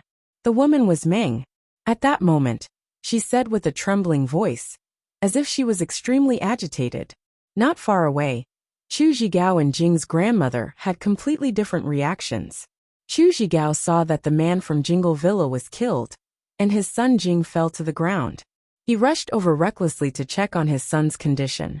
Jing's grandmother first focused her attention on Jing like Chu Zhigao, but when she saw Meng's face, she unconsciously revealed a look of extreme fear. Her whole body trembled as she looked at Meng in horror, forgetting everything around her. After receiving Meng's order, Zhang Xiaohua unfurrowed her brows and said, Don't worry. I am very good at dealing with the trash in Jianghu. I will soon return Jianghu to its former glory. As she spoke, she swung Pan Ri and directly pounced on Manor Master Lu. Manor Master Lu was shocked, but he did not have the strength to fight back. He quickly raised his long sword to meet the attack. But how could he be a match for Zhang Xiaohua's heaven-shaking stick and move? When Zhang Xiaohua swung Pan Ri, Manor Master Lu had no choice but to raise his sword to meet the attack. Even Hu Ben of Ruijin Palace could not completely block this move, let alone the Manor Master of Jingle Villa. Poof! With a muffled sound, Pan Rua smashed Manor Lord Lu's long sword in his chest. A large part of his chest caved in. He spat out a mouthful of dirty blood and fell to the ground.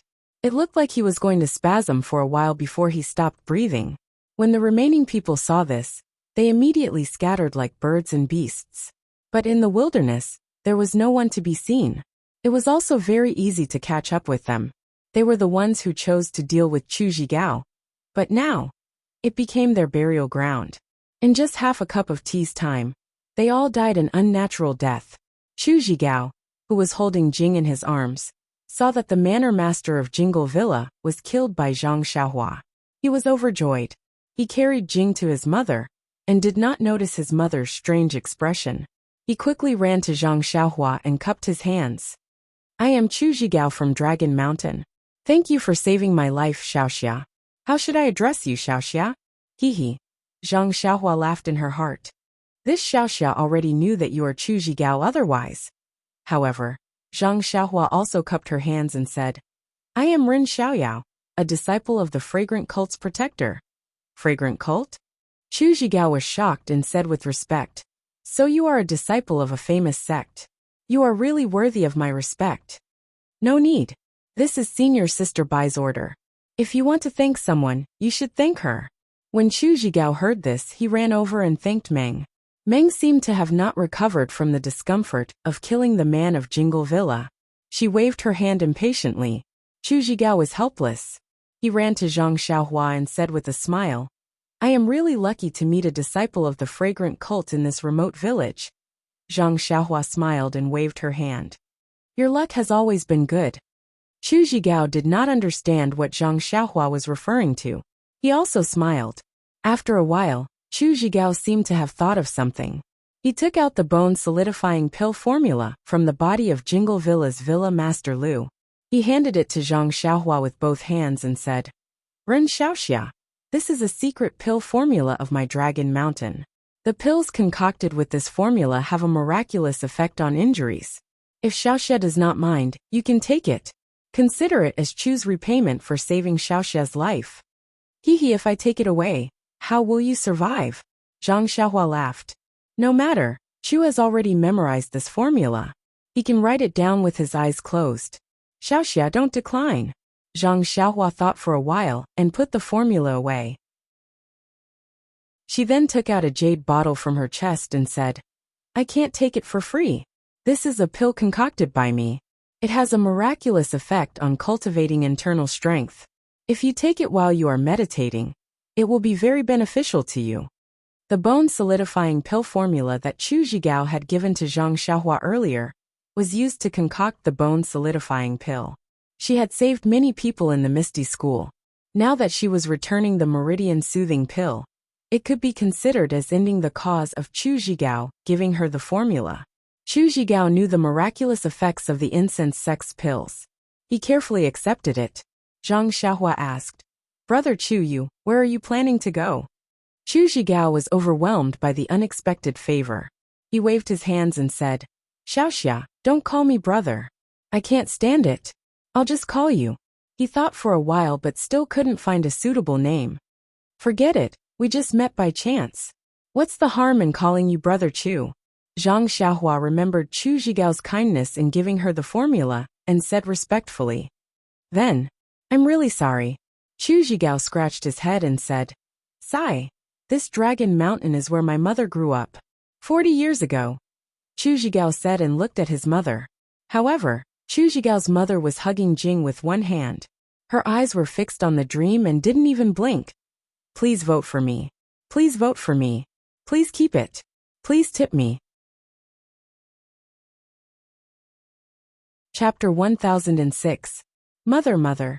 When Chu Zhigao saw his mother's infatuated look, he thought that she was frightened by what had just happened.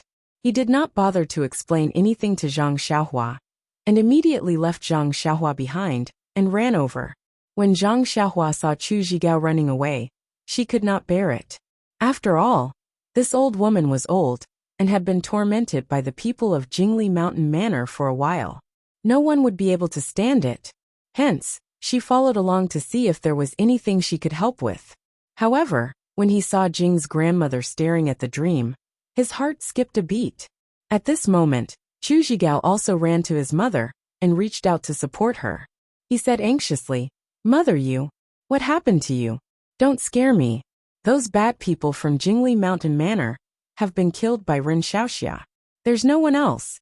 Before he could say anything, Chu Zhigao's grandmother turned her head and saw Chu Zhigao. She immediately shouted, "Boys, father you? Why did you run back? Didn't we agree to meet at Dragon Mountain? Aren't you walking right into a trap?" Then, Jing's grandmother grabbed Chu Zhigao and jumped down from the carriage. With a plop, she knelt in front of the dream and kowtowed. She begged, "Sacred Ambassador, please spare our lives. Sacred Ambassador, please spare our lives. We are all cowards. Since we have already agreed to submit to the divine sect, how could we go back on our words?" As she spoke, she grabbed Chu Zhigao and begged, "Boys, father you should also quickly beg the Sacred Ambassador. Although you are a disciple of the Dalan Temple, but after all, it is only in name. The Dalan Temple does not teach any martial arts. You don't put the Dalan Temple first." Chu Zhigao was pulled by his mother. He seemed to know that his mother had misunderstood something, but he did not dare to struggle. Thinking that Meng had also helped him, he kowtowed and said, "Thank you for saving my life." Hearing Jing's grandmother's crazy words and seeing the two kneeling and kowtowing, Meng was already flustered. She moved away in a panic and shouted, "Old lady, I am not the Sacred Ambassador. You should quickly get up." Jing's grandmother did not believe her and knocked her forehead until it was bleeding. At this time, Jing seemed to have woken up and started crying. Jing's grandmother became even more flustered and shouted, "Sacred Ambassador, this is my son. I just named him Zhigao. Sacred Ambassador, please be merciful and take our lives. Let my son live. He is just a child. He doesn't know anything. You can take him away and do whatever you want to him." Meng's face was filled with panic, and she could only wave her hands. Chu Zhigao. Tears fell from his eyes. He seemed to have thought of something. With a sigh, Zhang Xiaohua flashed behind Jing's grandmother and pointed at Jing's grandmother. Grandma Jing closed her mouth and collapsed on the ground. "Brother Chu, I only hit her sleeping acupoint. After sleeping for a night, she might wake up tomorrow," Zhang Xiaohua explained. "Thank you, Ren Xiaoxia." Chu Zhigao's expression was gloomy. The yellow little monkey had just grabbed someone and was playing around in the carriage. At this time, it jumped again and jumped onto Zhang Xiaohua's shoulder. Chu Zhigao was shocked and was about to scold it, but the monkey seemed to be familiar with Zhang Xiaohua. It reached out and grabbed Zhang Xiaohua's hair and ruffled it, making it a mess. Chu Zhigao was embarrassed and scolded, "Come here." The monkey was very obedient and jumped onto Chu Zhigao's shoulder. "Ren Xiaoxia, don't blame it. This animal is too naughty," Chu Zhigao said apologetically. It's okay. Let's quickly settle your mother down." Then he looked at Jing, who was lying on the ground and crying. He looked at the mountain path and said, "The child is also frightened and needs to rest. You see, going down the mountain, I'm afraid it's not appropriate." Chu Zhigao sighed and carried his mother to the carriage. Zhang Xiaohua went over and picked up Jing. She wanted to coax him, but didn't know how. Chu Zhigao helped his mother settle down and took Jing. He patted him on the back and hummed a few unknown songs. The child slowly stopped crying, and after a while, he gradually fell asleep. After putting Jing in the carriage, Chu Zhigao smiled bitterly and said, "I've embarrassed myself in front of Ren Xiaoxia and the young lady. This is what it's like to have a family to feed." At this time, Meng also realized that Jing's grandmother had misunderstood. She must have thought that she was someone who looked like her 40 years ago. That person might be her mother. Therefore she walked over. Hearing Chu Zhigao's words, she shook her head and said, "Hero Chu, this is the joy of a family. Many people can't even ask for it." "Perhaps." Chu Zhigao looked at the two people in the carriage with a gratified expression.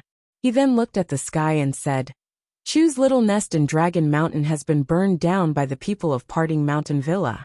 However, there is still a place where Chu usually hunts. There are also some places where it's already late. Xiaoxia and the young lady, why don't you come with me and stay for the night? That would be considered my hospitality as a host." Zhang Xiaohua heard this and was overjoyed. She had something to ask, so how could she leave? She cupped her hands and said, "Thank you, Brother Chu." Chu Zhigao drove a carriage and so did Zhang Xiaohua. Meng sat behind Zhang Xiaohua and looked at the sunset of Tsang Mountain. She whispered, "Xiaohua, do you think that person is my mother?" Well, most likely. She looks exactly like you. 40 years ago, she should be about the same age. When the old lady wakes up tomorrow, we can ask her. Even if there is a blood feud, it has been decades. You didn't exist at that time, so it has nothing to do with you. Moreover, we just saved their family of 3. We can ask some things, right? Alas, I hope so. Meng looked at Zhang Xiaohua's back and said in a low voice, Sacred Ambassador. This Sacred Ambassador? Which Sacred Ambassador is she from? Zhang Xiaohua looked at Meng's dispirited expression and said, You don't have to think too much. Just ask her tomorrow. After a while, the sky turned dark. Chu Zhigao, who was in front, was still rushing. He said, Meng, do you want to rest? My driving skills are very good. The carriage doesn't shake at all. Really? Meng acted as if she didn't hear him and muttered, Sacred Ambassador. Zhang Xiaohua sighed. Zhuanxiang sect doesn't have a sacred ambassador. Misty School doesn't have a sacred ambassador. Dalan Temple also doesn't have a sacred ambassador. Among the big sects, only the Righteous Alliance and the Tinrius sect have a sacred ambassador. If it were the other small sects, we wouldn't know. You don't have to think too much. Meng shook her head. How can I not think too much? She then thought of something and asked, How can you be so sure that Misty School doesn't have a sacred ambassador? If my mother is the sacred ambassador of Misty School, I should go to Shirxin Peak. Zhang Xiaohua smiled bitterly. I stayed at Shirxin Peak before. I know that they don't have a sacred ambassador. Oh. Meng nodded. I forgot. Chu Zhigao said that the place was very far away. When they arrived, the sky was already dark. At this time, the places where he usually hunted were just a few small caves. There were ready-made straws in the caves that were spread on the ground. Chu Zhigao then lit 2 bonfires, and the cave immediately warmed up. After settling his mother and child down, Chu Zhigao took out some dry food and roasted it over the bonfire. The monkey was not afraid of fire and kept jumping around the 3 of them. It seemed very happy. Ren Xiaoxia, as far as I know, your fragrant cult female disciples shouldn't appear in Jianghu now. I don't know, Chu Zhigao said tactfully. Haha, Brother Chu knows that our fragrant cult is now open. In the future, our disciples will be the same as the disciples of other sections. They can freely roam Jianghu, Zhang Xiaohua said with a smile. My senior sister and I came out this time to deliver the news to the Dalan Temple and invite the Dalan Temple's immortal master to come to our fragrant cult to participate in the martial arts convention. Martial arts convention? Chu Zhigao's face showed admiration. It's a pity that my martial arts are low. Even if I want to go to the convention, I can't. Then he suddenly realized and asked curiously, Dalan Temple? Why did you 2 come to Dragon Mountain from Great Forest? This place is not close to the Dalan Temple, and it's not on the way. Haha, Zhang Xiaohua said secretly. That's what I wanted you to ask. Sigh, isn't it because of my senior sister? Zhang Xiaohua sighed and said, looking at Brother Chu, although it's a little difficult, the 3 of them can live together and share weal and woe. It's the true meaning of life. But how many people in this world are as lucky as Brother Chu? My senior sister looks at Brother Chu with envy. As he spoke, he roughly recounted what had happened in his dream. Ah, there's such a thing. When Chu Zhigao heard this, he looked at Dream, who was beside him with a sad face, and was very sympathetic. He cupped his hands and said, Miss, looking at my mother today, she seems to know something. When we see her condition tomorrow, we can ask her in detail. How about it? Ren Xiaoxia's words make sense. Even if something happened 40 years ago, I'm still a child and don't know. Sigh. Even if there's a great hatred between the 2 of you, since you've saved us today, where we don't owe each other anything. Brother Chu, if such a thing really happened, I apologize on behalf of my mother. If there's anything you want to compensate, Brother Chu, please tell me. Chu Zhigao shook his head and said no more. Xiao Yao, I'm going to sleep first. Dream saw this and forced a smile. All right. Zhang Xiaohua brought Dream to the cave next door and settled everything. Dream lay on the straw and fell asleep not long after. Zhang Xiaohua held Dream's hand and looked at Dream's haggard face with heartache. She sighed and used the jade talisman to protect Dream. Then she walked out of the cave. Outside the cave, the full moon had just risen. Chu Zhigao stood in front of the cave and looked up at the full moon, as if he was thinking about something. The monkey also learned to stand. When it heard Zhang Xiaohua coming over, it hurriedly jumped onto Zhang Xiaohua's shoulder. Chapter 1007. Seeing the monkey jump onto Zhang Xiaohua's shoulder again, Chu Zhigao felt very helpless. He apologized. Ren Xiaoxia, please don't blame him. Although this monkey accompanied me in the Jianghu and did some shady business as a performer, but he was rarely as close to people as he is today. Hee. I've never thought that this monkey would actually hit it off with you, young hero. He's so affectionate towards you when they just met. Presumably, he's also grateful to you for saving his life. Zhang Xiaohua's heart skipped a beat. When she saved Chu Zhigao that year, she covered her face. Chu Zhigao naturally wouldn't know that she was the one who saved him. This monkey must have smelled her scent and recognized her. After thinking for a while, Zhang Xiaohua smiled and said, being close to each other is one thing, but it doesn't mean that it's the first time we met. Ren Xiaoxia, what do you mean? Chu Zhigao was obviously stunned. Zhang Xiaohua smiled and took out the book that Chu Zhigao gave her. Under Chu Zhigao's puzzled gaze, she handed it over. Chu Zhigao took it and looked at it carefully under the bright moonlight. He didn't need to open the book. He only needed to see the familiar cover. Chu Zhigao immediately understood. Benefactor? As he spoke, he knelt down with a plop sound. Don't. Zhang Xiaohua reacted quickly and pulled him back.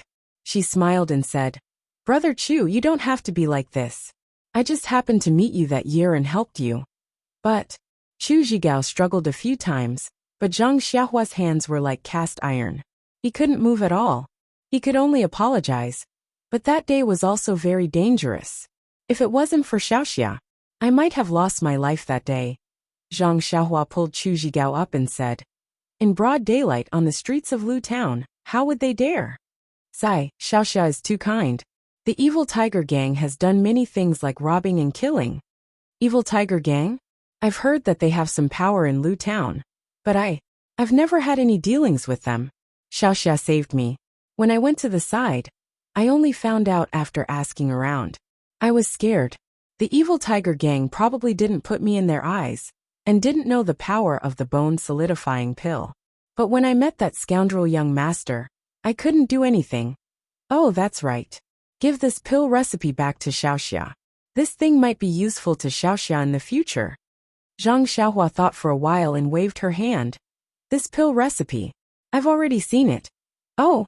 Chu Zhigao was obviously disappointed. Xiaoxia, take it first. You don't understand it now, but maybe you'll understand it in the future? Zhang Xiaohua smiled and took out a jade bottle from her bosom. What is this? Chu Zhigao stared blankly. When he opened the bottle and smelled the faint medicinal fragrance, he couldn't help but stare blankly. Bone-solidifying pill? Immediately, with trembling hands, he poured out a pill into his hands. Looking at the color of the pill, he brought it to his nose and smelled the scent of the pill. His face revealed an expression of wild joy. It really is a bone-solidifying pill. It really is a bone-solidifying pill. I actually saw a real bone-solidifying pill.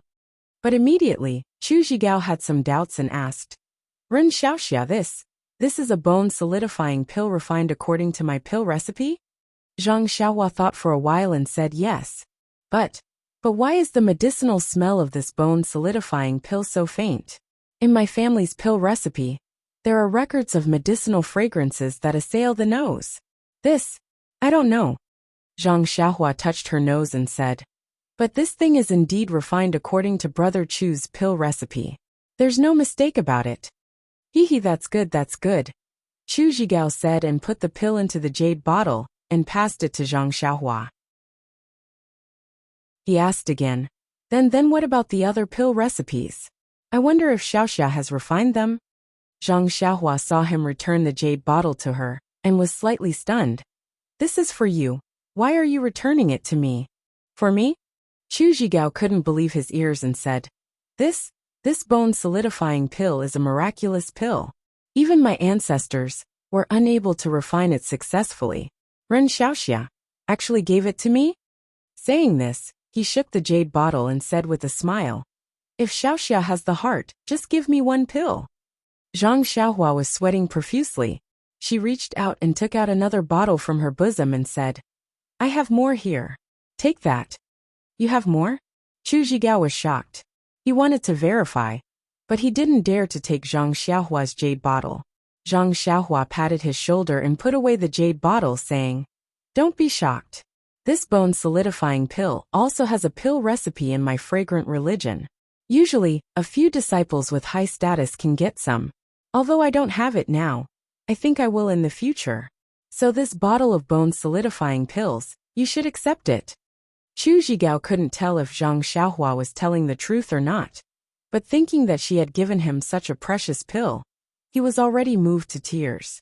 After he carefully accepted the jade bottle, he said mysteriously, "Ren Xiaoxia's righteousness really makes me blush with shame." "Oh right, Xiaoxia. Do you still remember when I told Xiaoxia that my dragon mountain had a strange place?" Zhang Xiaohua nodded and said, "I remember. Brother Chu also said that if there was a chance to come to Dragon Mountain, he would let me try my luck." "Haha, that's right." Chu Zhigao nodded. "At that time, I was hoping that Xiaoxia would come, but Lu Town is really too far away. If there wasn't a special reason, who would come here? However, since Xiaoxia came, then Chu can't be a person who doesn't keep his word. That strange place isn't too far from here. Xiaoxia and Chu coming here might really be fate." "That's good." Zhang Xiaohua smiled and said, "I love those strange things the most." "Well then." Chu Zhigao was just about to move, but looking at the bonfire in the cave, he hesitated and said, "It's already late. Why don't Chu bring Xiaoxia over tomorrow?" "It's okay, Brother Chu. Tell me the place and I'll go there myself. You just stay here and guard it." "Well, that's good too. Chu remembers that Xiaoxia's qigong is very good. Xiaoxia can go to that place if he wants." As he said that, he told her the location of that place. Zhang Xiaohua was stunned and her heart jumped. This place seems very familiar." Zhang Xiaohua greeted Chu Zhigao and flew towards the mountain valley. When she could no longer see, she used her flying technique and arrived at the cliff in a short while. The cliff was very clear under the moonlight, smooth and straight. A deafening sound of water came from below. Zhang Xiaohua flew down the cliff without hesitation. She followed the vines hanging from the cliff and came to the side of a waterfall. She saw that the waterfall was very strange. It surged out from a 10 feet wide crack in the rocks and hung at the bottom of the cliff. At the bottom of the cliff, she could faintly see a pitch-black deep pool. The deafening sound of water was really the sound of the waterfall falling into the deep pool. When Zhang Xiaohua was halfway down the waterfall, the surging water created a small mist which covered the entire waterfall. Zhang Xiaohua used her divine sense to scan the area, and a strange smile appeared on her face. She waited for him to descend further before she rushed into the waterfall. When she came into contact with the waterfall, she immediately disappeared. The cliff was actually empty. On the cliff, under the waterfall, there was a 10 feet wide hole. Zhang Xiaohua stood in the hole and looked into the darkness. She laughed. "Zhenren Hualong, the Fei Lu mountain range that you mentioned is now gone. There is only this horned dragon mountain. If not for this strange waterfall and the cave within the waterfall, I wouldn't be able to confirm that this is the place of inheritance that you mentioned in the jade slip. Zhenren Hualong, now that the immortal Tao has been destroyed for a long time, the heaven and earth Yuan Qi is recovering. This is also an opportunity for the immortal Tao to flourish. I am not talented, but I shall go in and take a look to see if your immortal Tao is still around. If it is, then I shall not stand on ceremony and keep it. Since you are a rogue cultivator and do not belong to any sect, I shall pass down this immortal Tao to you and call it Beta School."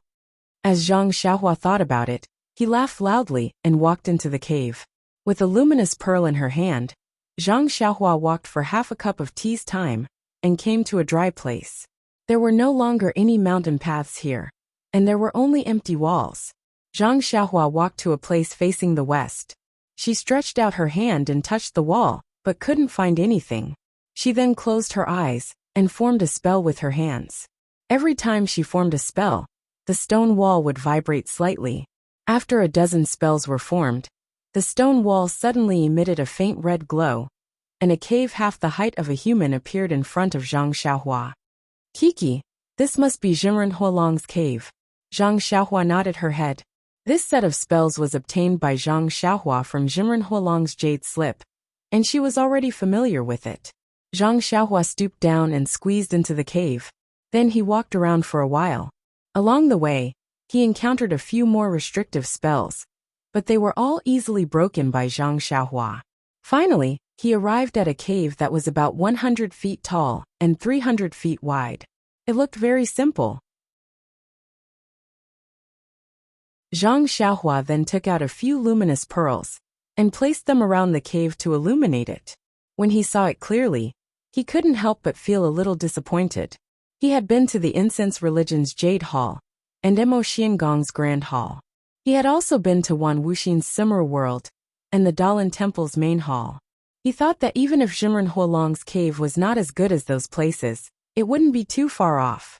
However, the cave in front of him was dry, and there was a faint ripple of spell which was very weak. How is this the demeanor of an immortal Dao senior? It's almost like my Guozhuang house.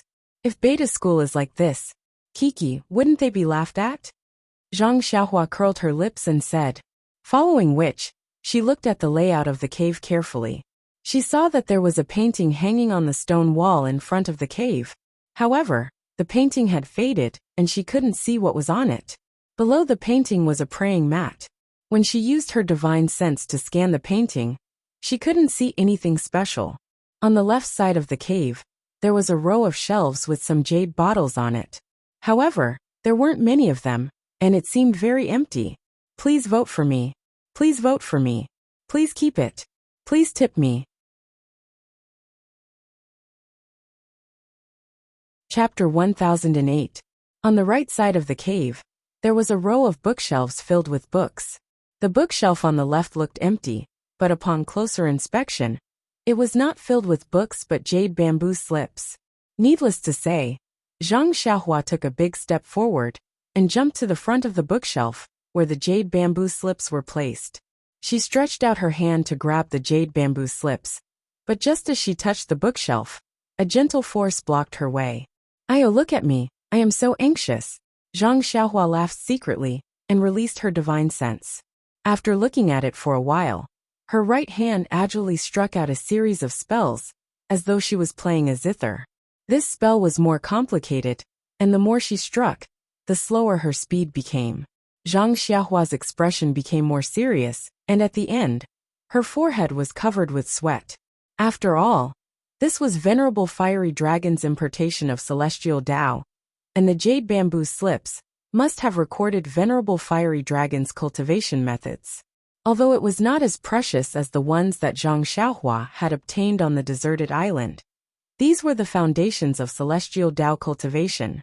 As long as she had these foundational cultivation methods, in addition to the recovery of the heaven and earth's elemental energy, Zhang Xiaohua was confident that she could establish the beta school by herself.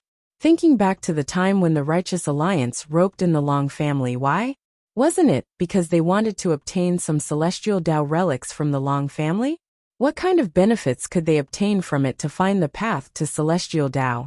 Now that this broad future was in front of Zhang Xiaohua's eyes, how could Zhang Xiaohua not work hard? At the end, Zhang Xiaohua's forehead was dripping with beads of sweat, and her face was pale. She gritted her teeth and shouted, "Open!" His right hand seemed to be holding something heavier than 10,000 caddies, and he slowly pushed it to the front of the bookshelf. Kacha!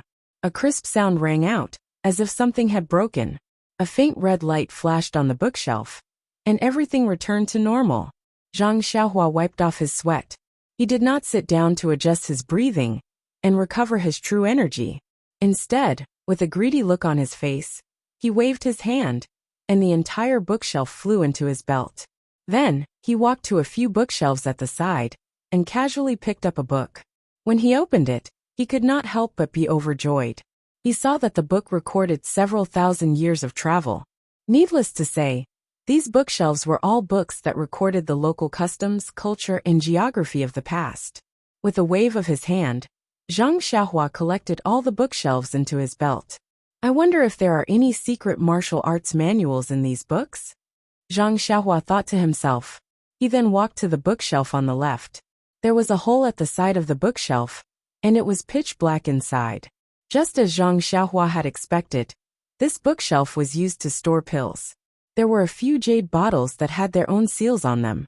After Zhang Xiaohua rested for a while, he took out a primordial stone to replenish his true energy and broke the seals easily. He then saw that the jade bottles had the words Peiyuan pill written on them. Peiyuan pill? What is this? Zhang Xiaohua was surprised. I don't think there was any mention of this in the jade slip of Venerable Fiery Dragon, but I think I've heard of it somewhere before. Zhang Xiaohua looked at the seals on the jade bottles that were about to collapse. She then recited the seals to prevent the true energy of the pills from dissipating. She then kept the pills in her pouch. She then turned around to look at the empty cave. It was originally empty. After that, Zhang Xiaohua took the luminous pearl and entered the cave beside the bookshelf. The cave was not long, and it only took a few steps to reach the end. Looking at the furnishings, she knew that this was Venerable Fiery Dragon's alchemy room. There was a praying mat, a medium-sized alchemy furnace, and an earth fire. However, the earth fire had already cooled down. Zhang Xiaohua recited the seals, but there was no fire coming out. It seemed that the earth fire had already changed its path after 10,000 years. Although Zhang Xiaohua already had 18 trigrams purple gold alchemy furnace in her belt, Zhang Xiaohua still kept the alchemy furnace. She then used her divine sense to check, but there was nothing else. The Peiyuan pill was obviously made by Elder Hua. Why is there no record of the pill formula in the alchemy room? Zhang Xiaohua then laughed to herself. I'm really a miser. Elder Hua said very clearly that he placed all the orthodoxies together and left them for the faded ones. There are so many jade slips on the bookshelf. There must be a record in one of them. When I get out, I'll look for it carefully. Looking at the empty cave, Zhang Xiaohua sighed. This itinerant cultivator is really poor. Even if I wanted to pick up some trash, there's nothing left. Sigh. This bastard still doesn't know how to be content. He has already taken away all the orthodoxies. What else does he want? Zhang Xiaohua wanted to take the portrait away. However, the portrait was already blurred. She couldn't see Venerable Fiery Dragon's face. Even if she took it away, it would be useless. Furthermore, didn't Zhang Xiaohua want to be the founder of the Beta School? After leaving the cave, Zhang Xiaohua turned her head to look at the pitch-black cave. Her eyes rolled, and she cast a few spells to strengthen the restrictive spell in the cave. She then turned around, rushed out of the waterfall and flew back. When she returned to the original cave, Chu Zhigao was already sitting crookedly by the bonfire and taking a nap. Zhang Xiaohua didn't hide her footsteps. When Zhang Xiaohua walked to Chu Zhigao's side, Chu Zhigao immediately woke up. When he saw that it was Zhang Xiaohua, he immediately asked in surprise, How is it? Ren Xiaoxia, did you find anything? Zhang Xiaohua didn't answer. Instead she asked, Brother Chu, you in this Dragon Mountain, how should I describe it?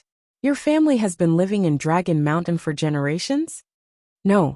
Chu Zhigao didn't understand what Zhang Xiaohua meant. However, he still shook his head. This Dragon Mountain belongs to my mother's family. Chu's family was originally in Poyang Town. Poyang Town's Chu Samfeng? Zhang Xiaohua blurted out. Chu Zhigao was stunned. He asked curiously, How did Ren Xiaoxia know my father's name? He has passed away a long time ago. Poyang Town's Chu Samfeng was the last name on the list given to Zhang Xiaohua by the Dalan Temple's great master Changgung. Therefore, Zhang Xiaohua had some impression of him. When she heard that he was Chu Zhigao's father, she couldn't help but nod and ask, Your father is also one of the people my senior sister and I are looking for. Oh, Chu Zhigao suddenly understood. He nodded and said, That's right. Mother must know something about your senior sister. Then he said, Ever since father passed away, the Chu family has been in decline, and our family's martial arts have not been mastered. Mother was the only one in my grandfather's family at Dragon Mountain, So she brought me to Dragon Mountain. Then, is this bone condensation pill from Dragon Mountain or your Chu family? Zhang Xiaohua suddenly asked. It's from Dragon Mountain, Chu Zhigao replied without hesitation. My mother's family seems to be guarding something in Dragon Mountain. However, it has been a long time. In my mother's generation, she is the only one. As for me, I only have one son, Jing. I estimate that the secret of Dragon Mountain will be lost soon. Zhang Xiaohua nodded and asked again. Brother Chu, you know how to refine pills? How could I? Chu Zhigao's face was slightly red. I just follow Dragon Mountain's pill recipe and brew some medicinal plasters myself. I can make a living in the Jianghu. Zhang Xiaohua muttered to herself for a moment. She took out a jade talisman and handed it to Chu Zhigao, saying, Brother Chu, your bone condensation pill has been of great help to me. I have nothing to repay you with. Take this jade talisman. If anything strange happens, feel free to break it. All right. As she spoke, Zhang Xiaohua took out some banknotes and silver and handed it over, saying, Take this silver. It's not of much use to me. Chu Zhigao was about to decline when Zhang Xiaohua continued. Furthermore, in the future, if I have any matters, I will have to trouble Brother Chu.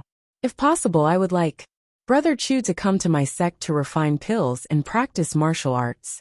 This can also be considered as repayment for the time you have spent at Dragon Mountain. Repayment for the time we have spent at Dragon Mountain? Chu Zhigao didn't understand the meaning of this sentence at first, but when he came to his senses, he immediately exclaimed in surprise. Ren Xiaoxia. Could it be that there really are secret martial arts manuals in that place? But Chu has been there more than once. What? I didn't discover anything. Chu Zhigao still didn't quite believe it. Zhang Xiaohua smiled and said, Why would little brother lie to you about such things? Don't tell me that this little brother will support your family of 3 for no reason? Ren Xiaoxia, don't misunderstand. Chu just doesn't dare to believe it. That place is just an ordinary cave. Although mother occasionally mentioned it, but Chu Zhigao stuttered a little. After a while he sighed. I heard mother say that fate is decided by the heavens and not by men. Perhaps this is what it means. My Dragon Mountain has been guarding this place for many generations, but we haven't been able to find it. Even I, Chu, have been there many times. I didn't expect that when I impulsively invited young hero over in Lu Town, it would actually. He couldn't help but sigh. Ha ha ha, Zhang Xiaohua laughed. Brother Chu, you are thinking too much. Although Brother Chu may not be able to learn this secret martial arts manual, Jing is still young. What's the difference between Jing and your younger brother obtaining it? Ren Xiaoxia? You mean you want to accept Jing into the cult of fragrance? Chu Zhigao was pleasantly surprised. Zhang Xiaohua shook his head. That's not it. I have other orthodoxies. However, this matter shouldn't be publicized. Once I have settled everything, I will come and find Brother Chu. Other orthodoxies? Chu Zhigao suddenly understood. He slapped his forehead and said, Chu understands. Chu is also willing to go. It's just alchemy and martial arts. It's better than being bullied in Dragon Mountain. Brother Chu, my sect is not the cult of fragrance. You should be clear about this. Zhang Xiaohua said with a smile. With a disciple like Ren Xiaoxia, even if it's not a famous sect, so what? Chu Zhigao said. Besides, Chu is just a Jianghu performer. I'm grateful that your sect has not abandoned me. I'm already moved to tears. The two of them talked for a long time. Unknowingly, it was already midnight. Zhang Xiaohua returned to the cave and was still sleeping soundly. Zhang Xiaohua did not disturb her. He sat at the entrance of the cave and placed a restriction on it. He began to cultivate the Carefree Heart Sutra. Chapter 1009. The next morning, Zhang Xiaohua woke up as soon as the sun rose. He removed the restriction at the entrance of the cave and around the dream before walking out of the cave. He had obtained many jade slips from the cave behind the waterfall, and they were all Taoist teachings of Venerable Fiery Dragon. Zhang Xiaohua was not in a hurry to count them, as he had already kept them in his belt. He would look at them when he had the time. The morning of Horned Dragon Mountain was no different from the other mountain ranges. The crisp chirping of birds, the fresh air, and the occasional roar of unknown beasts could be heard. Unknown little wildflowers were blooming quietly, regardless of whether there was anyone around to admire them. The sparkling dew on the tall wild grass was glowing. Zhang Xiaohua stood in a spacious area and finished practicing the Fist of the North Star. He then picked up the Great Wisdom Sword and practiced the Tong Tian Staff technique that he had been pondering and comprehending for the past 10 days. The sky-piercing staff technique was the same as the Big Dipper Fist technique. After Zhang Xiaohua's memory was erased, there were only 360 moves left. Over the past 10 days, Zhang Xiaohua had been trying to string these moves together. Perhaps it was because of Zhang Xiaohua's experience in practicing the Big Dipper Fist technique, but it wasn't too difficult to string these 360 moves together. However, he had been working hard and didn't have any extra time to practice. He closed his eyes and recalled the entire staff technique in his mind. Zhang Xiaohua picked up the long sword and prepared to practice the moves one by one. However, just as he was about to practice the first move, Zhang Xiaohua frowned. The moves of the Tong Tian staff technique were all staff moves, and most of them required 2 hands to hold the staff. His Great Wisdom heavy sword was a sword embryo, and only the sword hilt was comfortable to hold with one hand. The other places were wide and thick, and he couldn't hold it with one hand. Therefore, using this staff technique was rather awkward. After thinking for a while, Zhang Xiaohua braced himself and used his left hand to grab the sword embryo's heavy sword. He used Borua as a staff to dance, but, after struggling to perform a few more moves, Zhang Xiaohua sighed and threw Borua to the ground. He thought to himself, "It seems that this staff technique still needs to use a staff. That day I thought wrong. I thought that if I could use the heaven-shocking staff Borua, then the staff technique should be able to be used as well. Sigh, what a pity. This Tong Tian staff technique seems to be extremely powerful." When Zhang Xiaohua's gaze landed on the small tree at the side, his eyes unconsciously lit up. He walked over and pulled out the small tree that was as thick as a duck egg. Using the short sword, he cut off the branches and used it as a staff to dance. After a few moves, Zhang Xiaohua shook his head again. "This small tree is too light. It's as light as grass. When I dance it, there's no feeling at all." After that, Zhang Xiaohua found another one that was as thick as a bowl. Needless to say, it was much heavier than the previous one. However, this time, it was even more uncomfortable. Apart from the light weight, Zhang Xiaohua could not completely hold the small tree with one hand. Holding it was also uncomfortable. Sigh. Zhang Xiaohua only used a few moves before throwing the small tree to the ground again. He angrily said, "This is really uncomfortable. In the past I had the Great Wisdom Sword, but did not have a matching move. Now that I have a move, but do not have a matching weapon. What can I do? What can I do?"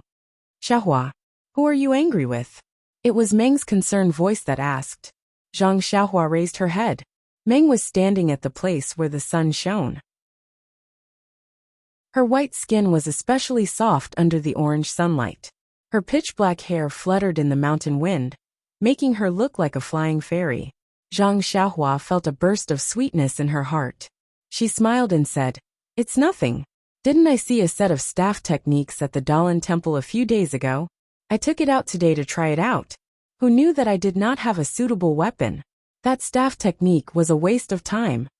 "Haha," Meng grinned and said. "As the saying goes, skills are not a burden. If you can learn a little more, then learn a little more. Weapons are a small matter. You will slowly come across them in the future. That staff technique is something from the Dalan Temple's Hidden Scriptures Pavilion. This is probably your only chance to enter it in your lifetime." Zhang Xiaohua spread out her hands and said, "You're right. I thought so too. But when I think of not being able to practice the staff technique, my heart always feels uncomfortable." "Well," Meng pursed her lips and said, "if it's possible, when we return to the Lingxiang Peak, I will earnestly ask the hierarch to bestow you a weapon. Anyway, there are many weapons in the weapon refining hall." "That's right. How could I forget?" Zhang Xiaohua patted her head. Her gloomy face turned bright. "Rin Xiaoxia, Rin Xiaoxia." Chu Zhigao was thrown out from the distant cave again. A child was also cheerfully following behind him. Jing, come here. This is the person who saved you yesterday. Ren Xiaoxia. Chu Zhigao first pointed at Meng. Then, he remembered that Meng did not introduce herself yesterday. He could only point at Zhang Xiaohua and said, "Thank you, Hero Run, for saving my life." Jing was extremely obedient. He fell to the ground and kowtowed. Zhang Xiaohua quickly pulled him back and said with a smile, "Yesterday, I really did not save you. The one who saved you was my senior. You can call her Zixia Heroine." "Yes, thank you, Zixia Heroine, for saving my life." Jing kowtowed in front of Meng again. Quickly get up." Meng was happy to see that Jing was sensible. She pulled him up and thought for a moment. Then, she took out a jade bottle and handed it to him. "This is the Yuhuandan pill from my incense sect. It is most effective for healing injuries. I heard that when you meet a child, you have to give a greeting gift. I don't have anything here, so take this as a greeting gift." Chu Zhigao was slightly surprised when he heard this. Who in the Jianghu didn't know the name of the Yuhuandan pill? It was a godly item for healing injuries. He had only heard of it, but had never seen it before. At this moment, Jing turned his head and looked at Chu Zhigao. He was probably asking for something. Chu Zhigao wanted to shake his head, but Zhang Xiaohua smiled and said, "Accept it. This is a token of appreciation from Zixia Heroine. It's rare for someone to call her a heroine for the first time. She is very happy. Don't disappoint her." Chu Zhigao nodded slightly when he heard this. Jing took the Yuhuandan pill and skipped back to Chu Zhigao's side. He passed the jade bottle to Chu Zhigao. "Thank you, Zixia Heroine, for your generous gift." Chu Zhigao cupped his hands and thanked her. Then he carefully kept the Yuhuandan pill. Then he asked carefully, "Ren Xiaoxia, my mother, has rested for a night. What do you think?" Zhang Xiaohua suddenly understood. She patted her forehead and said, "Brother Chu, I will unseal your mother's acupoints now." The four of them walked to the front of the cave. Zhang Xiaohua turned around and said, "Meng, you go to the cave next door first. It won't be too late for you to come out after I ask Brother Chu." Meng didn't say anything.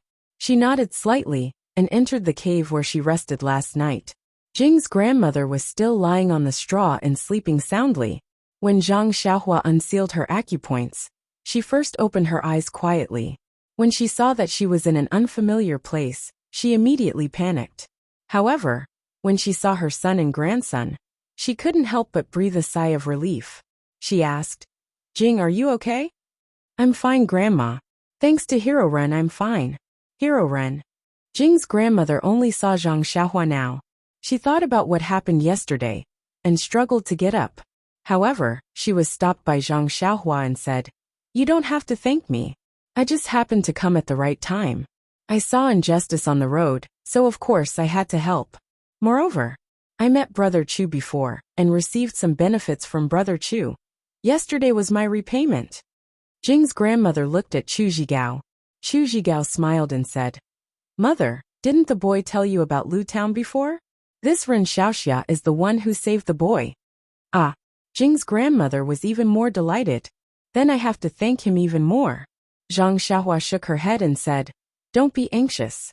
Last night, I have already told Brother Chu some things.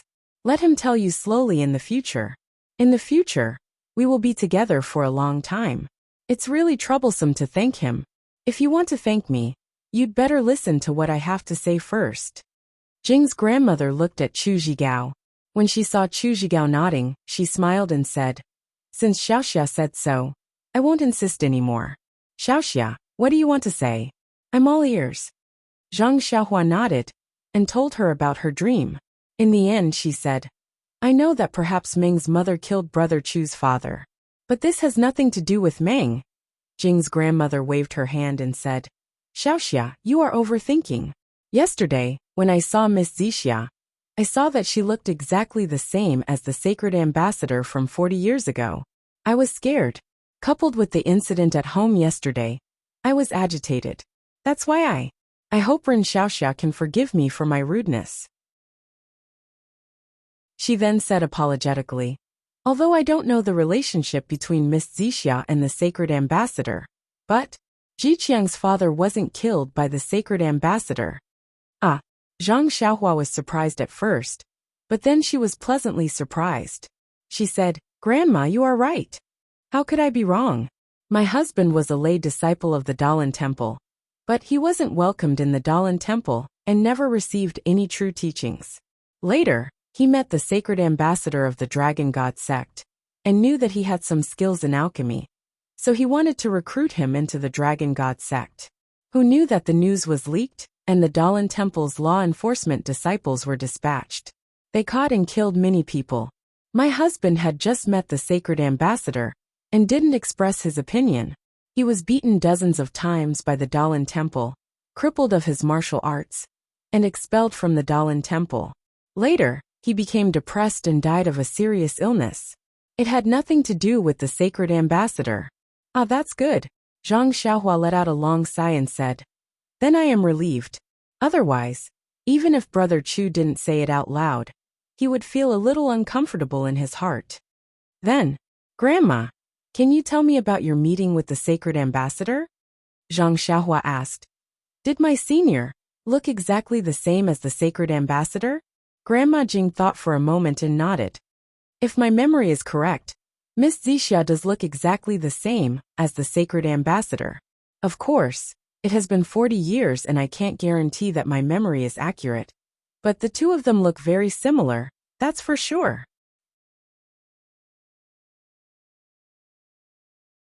Chapter 10:10. Back then, I left Dragon Mountain and followed my husband to live in Poyang Town. My husband was considered a martial arts family, but there were very few people. In his generation, he was only a little stronger than me. He was the only one left.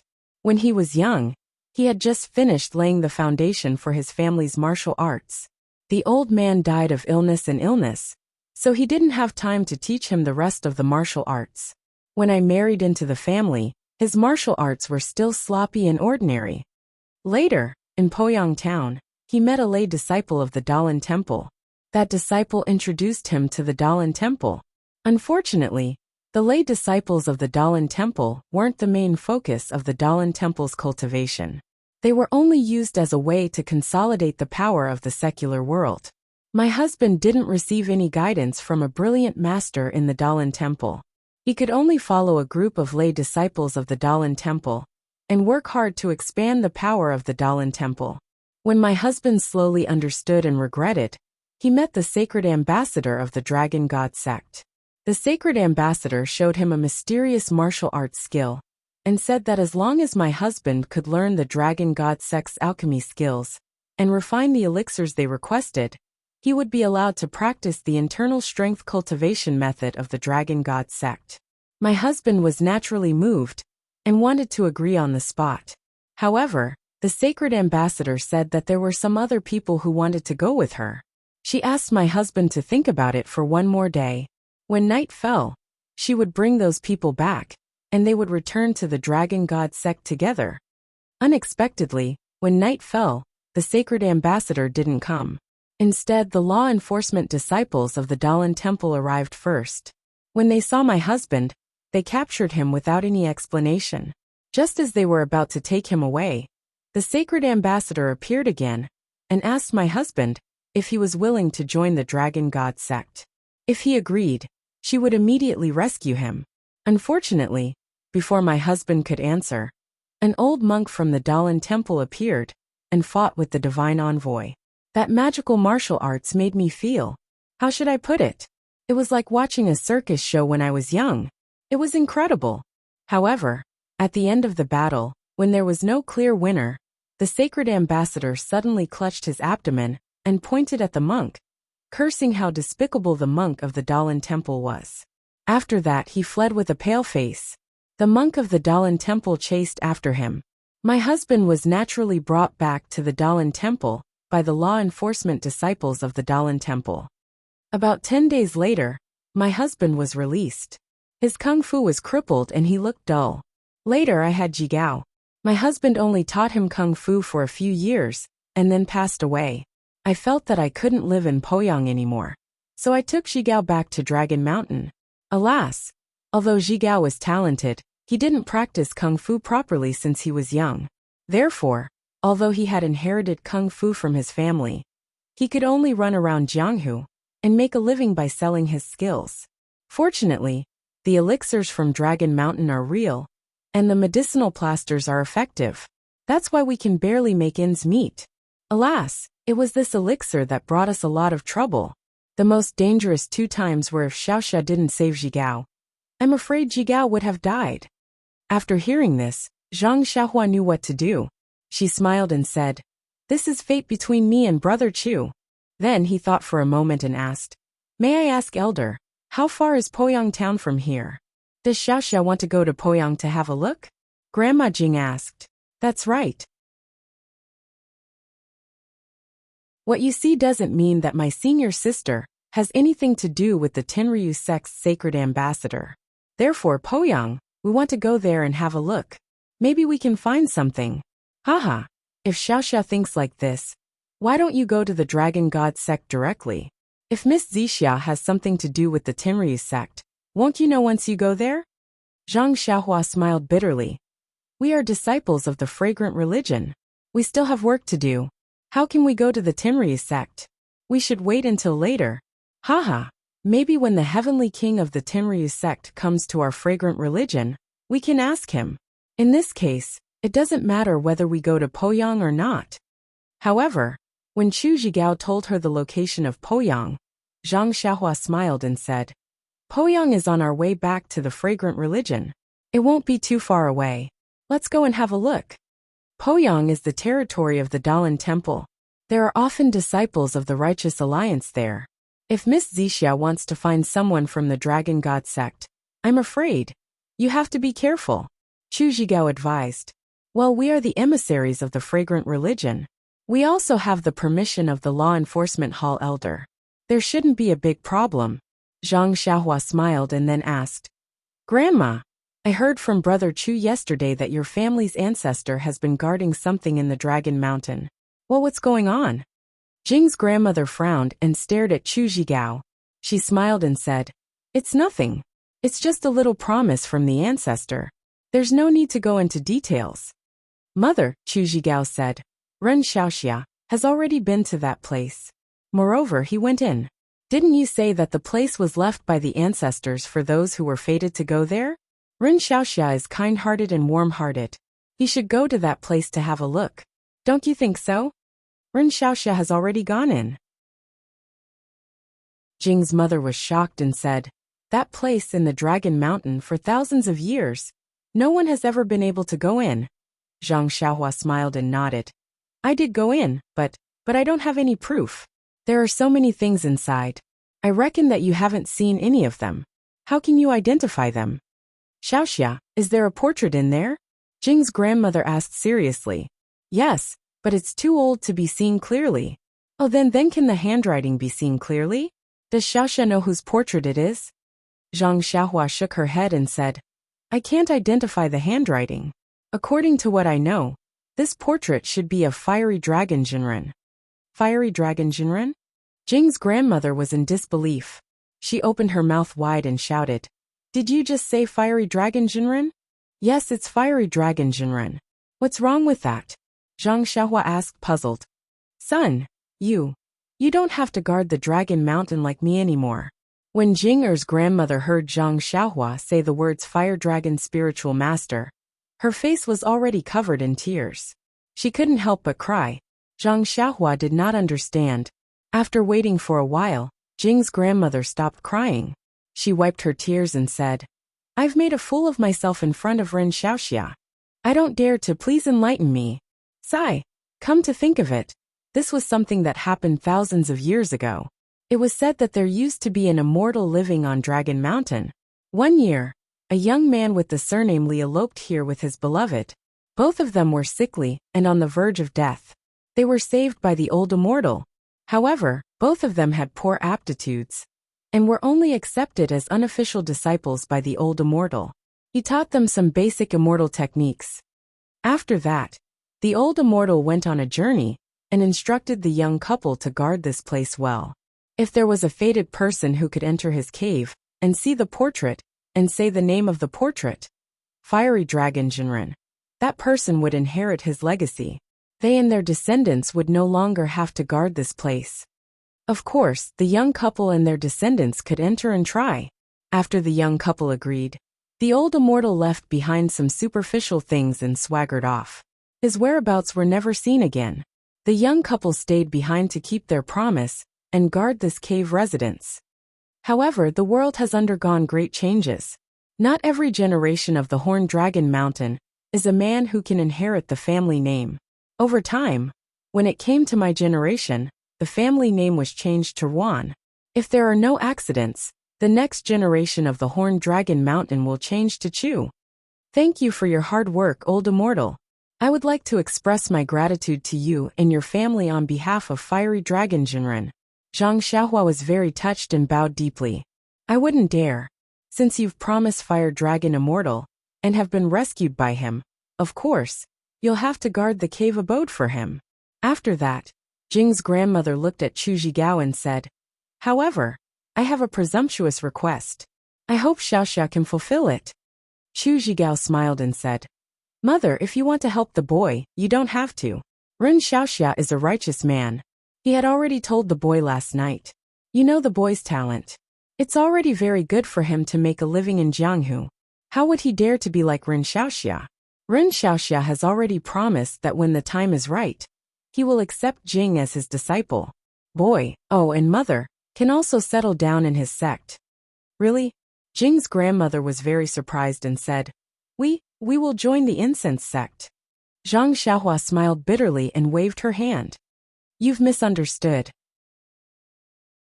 It's not the incense sect. Oh, Jing's grandmother immediately realized and said, Of course, Xiaoxia has received Old Immortal's orthodoxy. Naturally, he will use Old Immortal's sect. I just don't know which sect Old Immortal belongs to. My ancestor has never said anything about it. Zhang Xiaohua scratched her head and said, This Old Immortal also doesn't belong to any sect.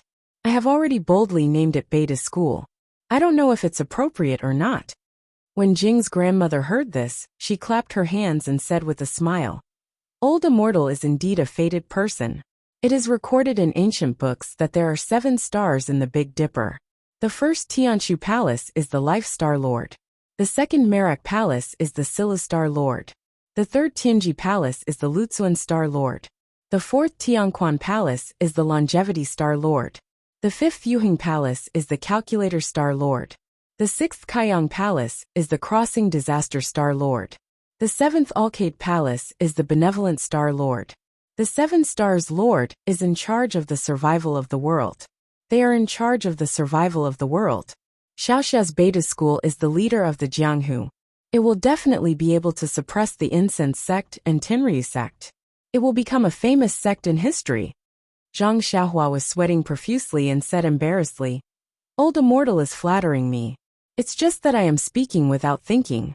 Don't take it seriously. Don't take it seriously.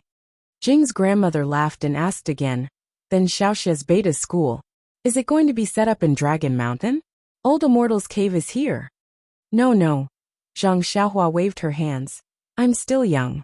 I can't take on such an important task. Let's talk about it in the future. Besides, Zhang Xiaohua sighed and said, There's nothing in Fiery Dragon Jinren's cave. It's not convenient to go in and out. Even if I have the chance to set up a sect in the future, I don't think it will be here. Jing's grandmother's face revealed a look of disappointment. Chapter 10:11. Jing's grandmother's disappointment disappeared in a flash. She smiled and said, Big Dipper, I really hope to see the rise of the Beta School. I want to see if my Jing can become the backbone of the Beta School. As she spoke, she lovingly looked at Jing, who was nestled next to her, as if he was listening to a story. Zhang Xiaohua smiled and said, Yes. Don't worry, elder. When I finish the Beta School, I will teach Jing the cultivation method. Jing's grandmother was waiting for him to say this. She pushed Jing and said, Jing, why aren't you coming to greet your master? Jing was stunned.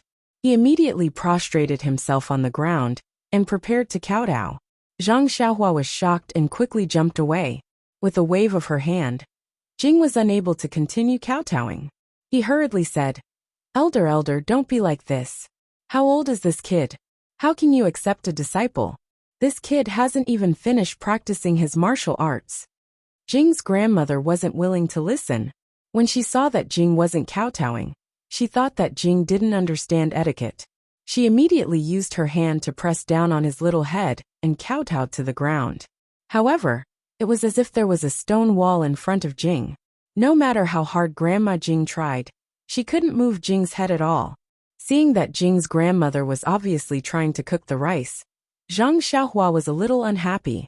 However, looking at Grandma Jing's attitude towards Jing, it seemed to be the same as how her grandmother treated her in the past. As long as there was something that could benefit her, her grandmother would do it even if it meant losing her face. For a moment, Zhang Xiaohua couldn't bring herself to be angry.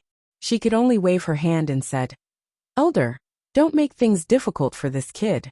Since this kid has promised to let Jing practice martial arts, he will definitely keep his promise. If you continue to force him, it won't be good. Grandma Jing knew that she couldn't do it. Her face was slightly red, and she said awkwardly, Xiaoxia. Zhang Xiaohua chuckled softly. Elder, there's no need for you to say anything. It's not shameful to do something that goes against one's conscience for one's descendants. And I can understand that. I'm already grateful that you were able to clarify the matter regarding my senior. At this moment, Dream, who was outside the cave, asked softly, Xiaoyao, how is it going? It turned out that Zhang Xiaohua had been asking for a long time. Meng had been waiting impatiently in the cave for a long time. After hesitating for a while, she finally walked over and asked anxiously, Senior sister, you came at the right time. The old man has already told us about the matter. It's different from what we thought yesterday. And the old man also gave us some clues. Let's go to Poyang Town to take a look. When Grandma Jing saw Meng, she didn't panic like she did yesterday, but she still hurriedly got up to greet her. This woman might be the daughter of the sacred ambassador of the Dragon God sect. Now, her status was much nobler than that of a disciple of the fragrance cult. How could she dare to disrespect her? When Zhang Xiaohua repeated the matter again, Meng's face was a little red. She said, Thank you for telling us about the situation. I can't repay you. If you have any problems in the future, please send a message to the fragrance cult.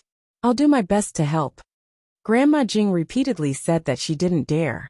Then Zhang Xiaohua said to Chu Zhigao, Now time is tight. I still want to go to Poyang Town with my senior.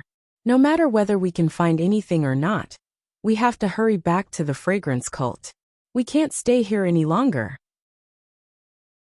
If there's any progress in my beta school, I'll come to Brother Chu. Chu Zhigao cupped his hands and said, When Ren Xiaoxia summons Chu Zhigao will definitely come. Go up and shout? Zhang Xiaohua was sweating profusely. What the hell was this? Then, Zhang Xiaohua and Meng said goodbye to Chu Zhigao's family of 3. They hurriedly went down the mountain according to Chu Zhigao's instructions. Poyang Town wasn't too far from the Dragon Mountain, so they arrived in a few days. On the way, Meng's gloominess gradually disappeared. She also talked and laughed. Although she wasn't very sure about her identity, 2 women who looked exactly the same in the world, with a difference of more than 20 years, were not mother and daughter. If they weren't mother and daughter, who would believe it? Therefore, Meng was almost certain that the sacred ambassador of the Tenryu sect was her mother. Now, what she needed to do was to go to the Tenryu sect to find her mother. As for going to Poyang Town today, Meng and Zhang Xiaohua had the same feeling. It didn't matter. Since it was on the way, they should go and see if there were any clues. However, when they got closer to Poyang Town, Zhang Xiaohua's expression became more and more strange. When Zhang Xiaohua reached the town entrance, she became really excited. She patted her deer and went straight into the town. She didn't ask passers-by for directions like before. Meng was happy and didn't ask her. She thought that Zhang Xiaohua was trying to confuse the mysterious person who might be following them. So she patted her horse and followed. However, Zhang Xiaohua's performance surprised her. She saw Zhang Xiaohua riding her deer as if it was her own home. She turned left and right and went through a few alleys very familiarly. Finally, she stopped in front of a big restaurant. Meng looked at the plaque of the restaurant that wrote "Food is God," and said with a smile, "Xiaohua, I was wondering why you were running so fast. So your nose has already smelled the fragrance of food?" Zhang Xiaohua laughed, and was very carefree. She jumped down from her deer and said, "I won't talk to you now. Come, come, come. Try this restaurant's spicy chicken giblets." Spicy chicken giblets? Meng was surprised. Have you been to this restaurant before? At this time, in front of the restaurant, there was still an endless stream of people and carriages. It seemed that the business was more prosperous than before. Zhang Xiaohua led her deer to the door. There was a waiter standing in front of the door. He was not old and was sweating profusely.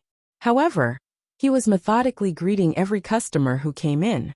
When the waiter saw Zhang Xiaohua, his eyes immediately lit up and said with a smile, "Dear customer, did you come from afar? Please take a seat." Zhang Xiaohua was surprised. You can tell?" "Of course." The waiter smiled charmingly and said, "This humble one has worked in this restaurant for 3 years, and is familiar with everyone in town. Your face is unfamiliar, and you're riding a horse with a weapon on it. Needless to say, you must be a martial arts hero from the Jianghu. You must have some important business in town. If this humble one can't recognize you, how can I still be a waiter in this restaurant?"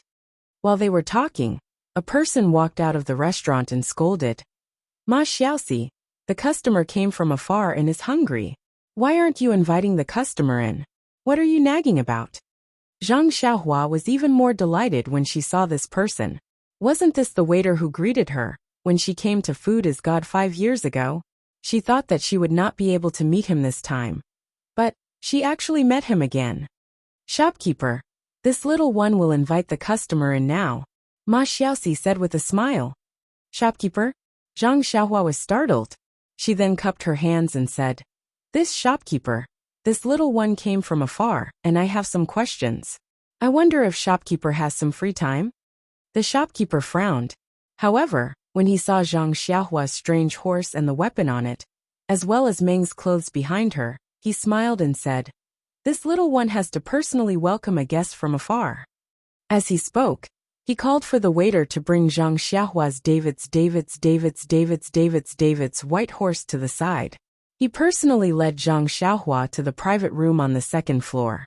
When Zhang Xiaohua entered the main hall, she looked around with joy on her face. Then, she found a table and sat down.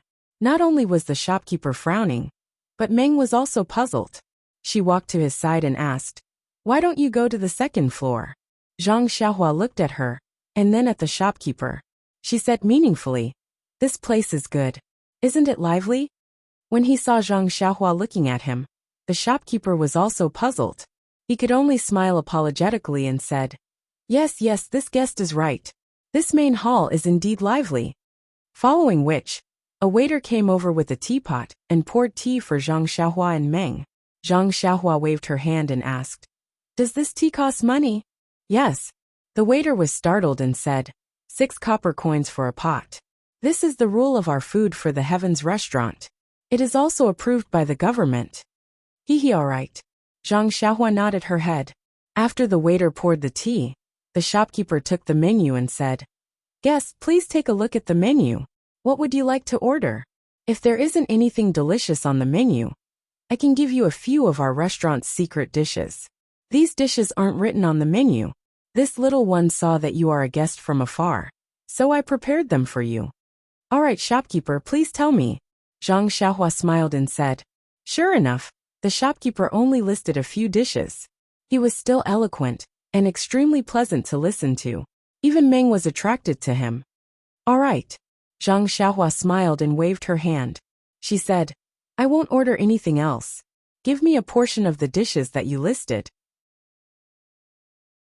It doesn't have to be too much. Just a small portion will do." "Yes, guest." When the shopkeeper heard, he smiled and said, "Please wait a moment. This little one will get the chef to prepare it." When the shopkeeper was about to turn around, Zhang Xiaohua called out again and said, "Give me another plate of spicy chicken giblets." "Spicy chicken giblets?" The shopkeeper was stunned and said, "Guests, please wait a moment. It will be served immediately. Oh right, how much is this spicy chicken giblets? Guest, you should know that spicy chicken giblets are 55 copper coins a plate. Ah, 55 copper coins? Zhang Xiaohua asked curiously. Why is it so expensive? I remember that it used to be 45 copper coins. Moreover, the tea is also 5 copper coins a pot. Sir, are you an old customer of my food for heaven? The shopkeeper understood immediately. He smiled and said, I was wondering why you looked so familiar. The current Zhang Xiaohua was no longer the Zhang Xiaohua of the past. She naturally knew that the shopkeeper was just being polite. She waved her hand and said, Yes, when I came here that year, you were just a waiter. Now, you are already the shopkeeper. Io, you are indeed an old customer. Don't say any more. Guest, please wait a moment. This little one will pass the dishes to the chef first. I will immediately come over and chat with you.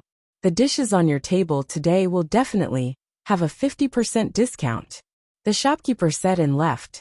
Not long later, he came back with a wine pot and sat beside Zhang Xiaohua with a smile. Please vote for me. Please vote for me. Please keep it. Please tip me. Chapter 10-12. After the shopkeeper left, Meng asked, Xiaohua, when did you come to this restaurant?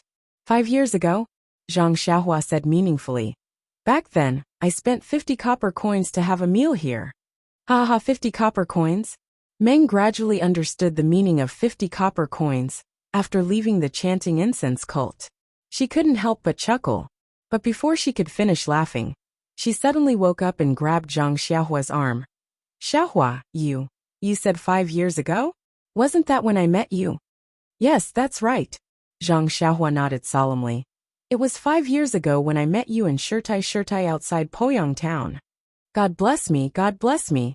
Meng's eyes were almost filled with tears when she heard that. She clasped her hands together and thanked God sincerely. Meng's memories started when she met Shirtai. If they could find the place where she met Shirtai, they would most likely be able to find her origins. However, Meng followed Shirtai back to the chanting incense cult and never came out again. Shirtai also didn't tell her where she met Meng. Later, Shirtai was killed and Meng didn't know where she met Meng. The great master Changgung of the Dalan Temple wrote Poyang Town's name on the list. But before they could find Poyang Town, they gave up. If they didn't meet Chu Zhigao at Dragon Mountain, they probably wouldn't have come here to take a look. Then why don't we hurry over and find that fairy and thatched cottage? Meng was a little anxious. Zhang Xiaohua smiled and said, Since we're already here, and there's no Chu Sanfeng here, I presume that the mysterious person behind us doesn't know where to start. Moreover, the most important thing is that when you left with Shirtai that day, I came out alone. I don't even remember the path I took. If I don't investigate clearly, how am I supposed to find it? Yes, I understand. Dream nodded. As he spoke, the shopkeeper came over with a jug of wine in his hand. He sat down beside Zhang Xiaohua and said with a smile, Have you been here before? Forgive my poor eyesight, but I didn't think of it. Hee, food comes first. How many people come in and out of the restaurant every day? If the innkeeper remembered, then food comes first would have already. What you said makes sense. Sigh, back then, when the innkeeper saw that an outsider actually remembered him in the past, he felt rather emotional. As he drank, he bragged about his past. Actually, it was quite simple. The innkeeper was just quick and nimble in handling matters. He was recognized by the old innkeeper, and the old innkeeper betrothed his only daughter to him. While the innkeeper was bragging, the waiter served a few secret dishes, and the spicy chicken offal. Looking at the spicy chicken offal that had existed in her memory for a long time, Zhang Xiaohua felt extremely emotional even before she tasted it. That was then, and this was now. In just 5 years, the vicissitudes of life had changed so much. Zhang Xiaohua suddenly asked curiously, Innkeeper, your chicken offal is obviously much lesser than before. Why is it more expensive? As a person, it's better to be more honest. Who knew that the innkeeper didn't blush at all? He shook his head and said, You don't know. This food comes first was left behind by the old innkeeper. How would I dare to smash the signboard? It's just that in these few years, the price of meat has skyrocketed. Not to mention other things, the pork that ordinary people eat has increased exponentially. The price of pork has increased? What does it have to do with chicken offal?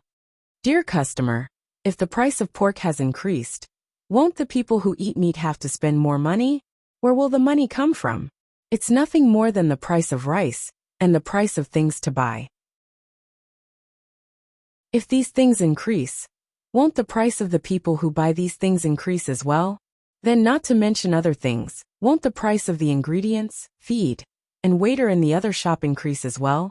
Since the price of feed will increase, won't the price of the chicken offal in the other shop increase as well? If that's the case, won't the spicy chicken offal in front of you increase in price as well?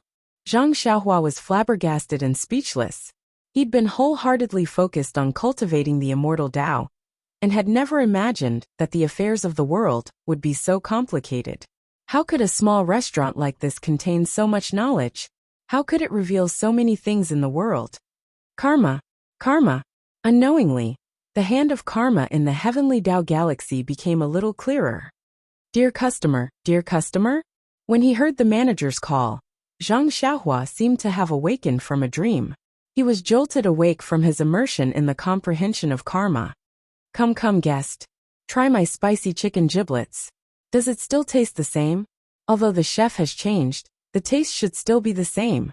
Under the shopkeeper's hospitality, Zhang Xiaohua, who hadn't eaten meat for a long time, also ate 2 mouthfuls. As for the taste, please, it was all spicy. Back then, Zhang Xiaohua had drunk a few pots of tea. How could she taste it now? As for the other secret dishes, she only tasted them briefly. It was the same for Meng. After eating a little, she put down her chopsticks. She still wanted to hurry and find out about her origins. Dear customer, is it not delicious? Seeing Zhang Xiaohua and Meng put down their food after a few mouthfuls, the shopkeeper was very surprised. Haha, it's nothing. It tastes the same as before. It's just that I'm not hungry or thirsty. I only came in because I saw an old friend. Oh, by the way, shopkeeper, is there a mountain god temple around Poyang Town? Mountain god temple? The shopkeeper was stunned and said casually, No, there isn't. I've lived here for more than 20 years. I've never heard of any mountain god temple. How is that possible? Zhang Xiaohua said curiously, I've been there before. It's on a mountain outside the town. Oh, I see.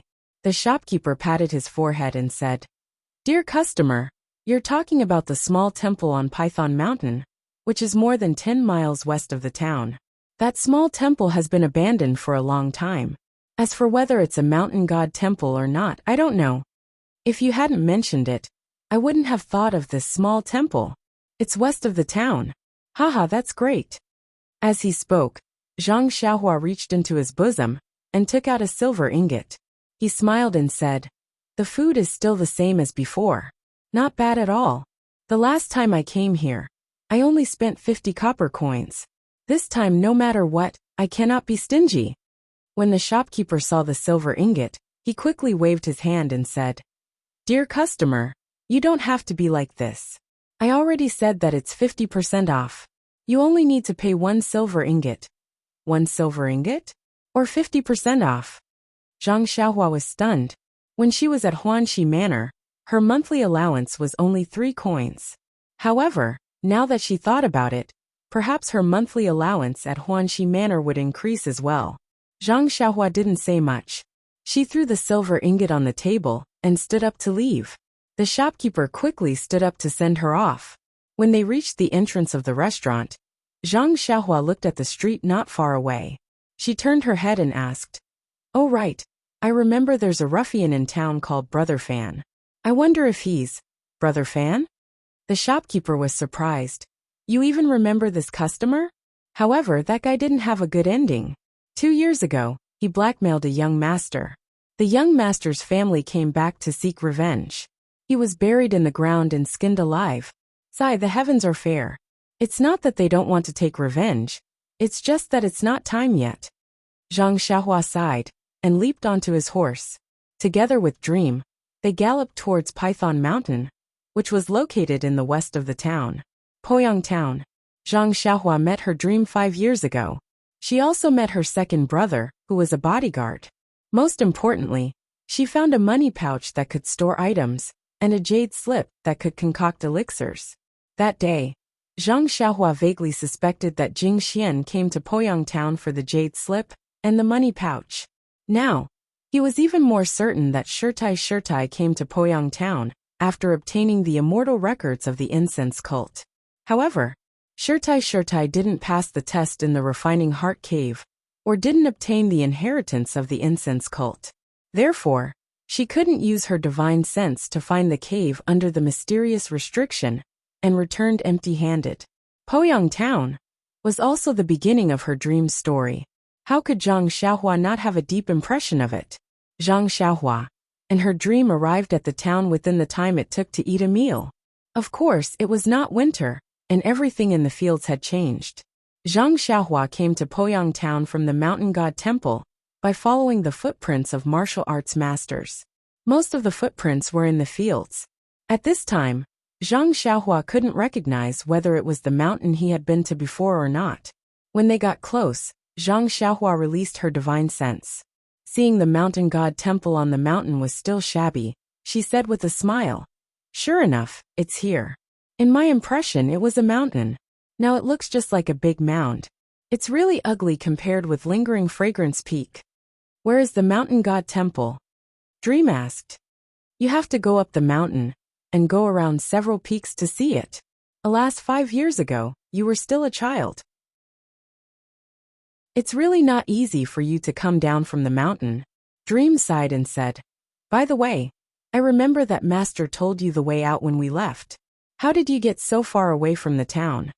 Zhang Xiaohua touched her nose and asked, "When Shirtai took you away, how did you get out?"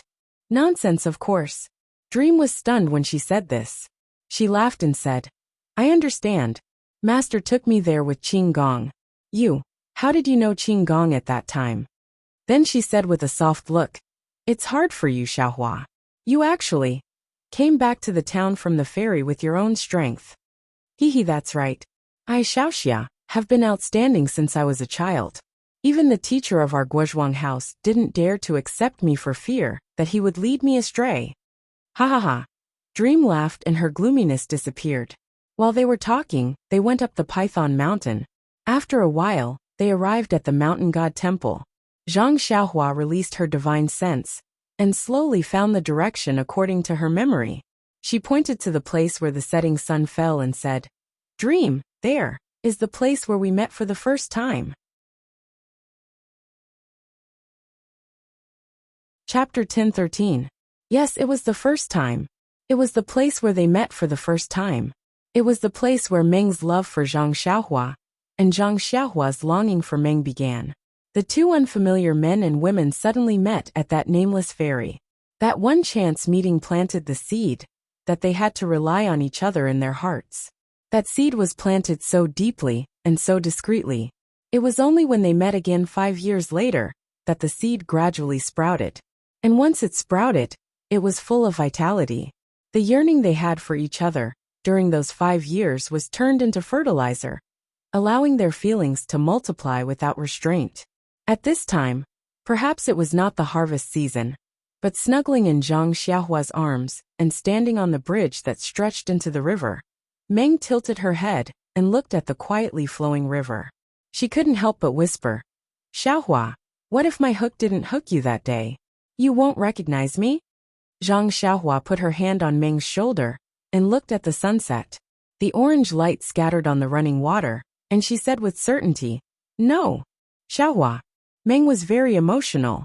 She hugged Zhang Xiaohua's waist and raised her little face. Zhang Xiaohua smiled and lowered her head, kissing Meng's cherry lips deeply.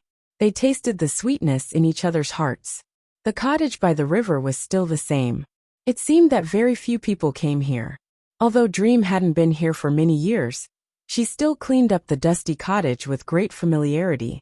Under the moonlight, Zhang Xiaohua and Dream sat where they had sat 5 years ago and chatted until the full moon came. The next morning, the two held hands and went on the road again. Zhang Xiaohua walked through the woods behind the cottage with Meng. The mysterious inhibition was still there. She saw the flaw clearly with her divine sense. Zhang Xiaohua knew that there was nothing inside, so he didn't stop. He used his qing gong and went straight to the west. The two of them walked for an hour, but they didn't see any signs of human habitation. They knew that people rarely came here. Using their divine sense, they also didn't find anything. Meng's eyebrows gradually furrowed. Her eyes kept looking around, trying to find the place she remembered. Suddenly she saw a thick tree. The silver leaves made Meng's eyes light up. She immediately cried out, "Little Blossom, I remember it. This big tree, I have an impression of it. Master must have brought me here before. Or I walked past it." Zhang Xiaohua perked up when he heard that. He asked then, "Which direction did it come from? Do you still remember?" Meng looked for a long time and pointed in a direction. She hesitated and said, "Maybe it's this direction." "Okay, let's go and see," Zhang Xiaohua said happily. Zhang Xiaohua held Meng's hand and used her lightness skill to continue forward. However, the further they went, the more confused Meng became. Her face gradually turned pale. She looked like she was in pain. "Meng, what's wrong with you? Did you remember something?" Zhang Xiaohua saw this and held Meng's hand. She asked with concern, "I don't know why. The further we go, the more familiar this scene is. And the more I think about it, the more my head hurts." Meng gritted her teeth and said, "This." Zhang Xiaohua stopped and said worriedly, Can you still walk?" "Yes, we must walk down this road today," Meng insisted. "This time, it seems that we are walking in front of others. But we can't let others ruin everything." "Well, that's fine. If you can't hold on because of the headache, let me know." Zhang Xiaohua nodded and said, Okay." Meng sighed and looked forward. "I don't know what secrets Mother has, or what secrets I have to hide. Someone actually erased it in advance. I think it's the Tenryu sect." Zhang Xiaohua said, "It seems that after we met the Tenryu sect's patrol team, many things happened. They must be the ones who did it. But I'm just the daughter of the sacred ambassador. How does this affect the Tenryu sect? How would I know? Maybe we've arrived." Zhang Xiaohua was laughing bitterly. Suddenly, she paused and a smile appeared on her face. "What's wrong?" Meng Qi asked. "Did you think of something?" "I didn't think of anything. It's just that we've been in the mountains for so long. I think we've discovered something. That's bad. There are very few people here. Even beasts are rare. What could have happened? Why did you forget to walk this way?" "Haha, don't you see the stream here? If there are people living here, they must be near a water source. Let's follow the stream. Maybe we'll discover something." Xiaohua, you're amazing. You even know this." Amidst the praises of the dream, the two of them continued to walk forward for a long time. Suddenly, smoke rose from a valley in front of them. "Xiaohua, quick. Look, there are people there." "Really? Don't worry. Let's go and take a look first. The smoke might be from those hunters." Was there a need to say more? After turning around the valley, a small village appeared in front of them. Zhang Xiaohua used her divine sense to look around. There were only about 10 families. She then looked around the village. There were no fields. This village was really small and looked very poor. Every household did not have any walls. They only had mud brick houses, and many of them were simple straw huts. It was almost noon. Some simple chimneys on the roof had begun to emit some smoke. In the small village, there were a few children of 3 or 4 years old playing happily. There were no adults watching over them. "Is it here?" Zhang Xiaohua looked back with concern. Meng's face was pale. Her brows were tightly knitted. Her small hands were cold and began to tremble slightly. She clenched her teeth and looked at the small village with a complicated expression in her eyes. At this moment, the children who were playing seemed to have noticed the strangers standing not far away. They all showed vigilance and curiosity. Then they all rushed away. A little girl ran into the nearest straw hut. After a while, she held the hand of an old woman and walked out. As she walked, she was still talking and pointing in the direction of Zhang Xiaohua and Meng. The old woman came out. She shaded her eyes with her hand and looked over for a long time. She did not speak. Then, she waved her hand and signaled them to go over. Zhang Xiaohua saw that Meng was still at a loss for a while, and was surprised for a while. She said with concern, "Let's not think about it first. Go and ask the old woman. Maybe she knows something." Meng walked half a step forward. Then, she stopped and held Zhang Xiaohua's hand tightly. Zhang Xiaohua knew that Meng was a little timid. She patted her back and held her hand with her hand to show her encouragement. Then, Meng staggered forward. The old woman standing at the door held the little girl's hand. Her turbid eyes looked at Zhang Xiaohua and Meng, who were gradually approaching. When they got closer, the old woman blinked. There seemed to be surprise in her eyes. She raised her hand and pointed at Meng. She could not believe it and said, You, are you Ya? Yes, you must be Ya. The old woman asked and answered her own question. You child, where have you been these years? Why didn't you come back? Meng heard the old woman call her Ya. Her body suddenly stiffened. Then, as if she was struck by lightning, she trembled violently and murmured, Yes, I am Ya. Ya is me. While she was talking, a few younger middle-aged women came out from the other huts. When they saw Meng, they also exclaimed, Yeah, you're still alive? Sai, where have you been? You've been gone for 4-5 years. When Granny Chiu passed away, she was still thinking about you. Yes, Granny Chiu never closed her eyes. She said that she had let down your mother by losing you. Sai, you child, you're finally back. Go to Granny Chiu's grave and kowtow to her. Let her rest in peace. Who is this young man? Yeah, you. They all talked at once. Meng's expression kept changing. Then, she held her forehead and fainted in Zhang Xiaohua's arms. Zhang Xiaohua was shocked. She hurriedly held Meng in her arms. She was a little flustered. Child, don't worry. Seeing Zhang Xiaohua's panic, the old woman said kindly, Ya has always been like this. She'll be fine after a while. Granny Chiu's hut hasn't been cleaned for many years. You should bring it to my house first. The other women also showed that they were used to this, and came over to help. Zhang Xiaohua didn't need them. She easily carried Meng into the old woman's cottage. The cottage was not as small as it looked from the outside. It was actually divided into 3 rooms. The old woman pointed at the hut on the left and said, This is where I live. Put ya on the straw. I think she'll wake up in less than an hour. Zhang Xiaohua entered the hut. It was indeed small. There was a thick layer of straw on the ground, and some animal skins on the straw. Zhang Xiaohua put Meng on the animal skins, and checked her meridians with her true qi. She also checked her pulse. After confirming that there was nothing serious, she walked to the hut in the middle. The hut was not big. It was very crowded when the women came in. Zhang Xiaohua bowed and said, Aunties, this is Granny. I'm Ren Xiaoyao. I'm Ya's junior brother. Junior brother? The granny frowned and said, Where has you been for the past few years? Well, Zhang Xiaohua hesitated. Meng fainted when she came to the village. She wasn't sure if she had anything to do with the village. Therefore, Zhang Xiaohua didn't want to tell anyone about Meng.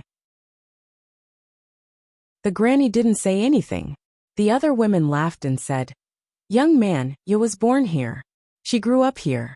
We are very familiar with Lady Aya. Lady Aya? Zhang Xiaohua asked curiously. Is she his mother?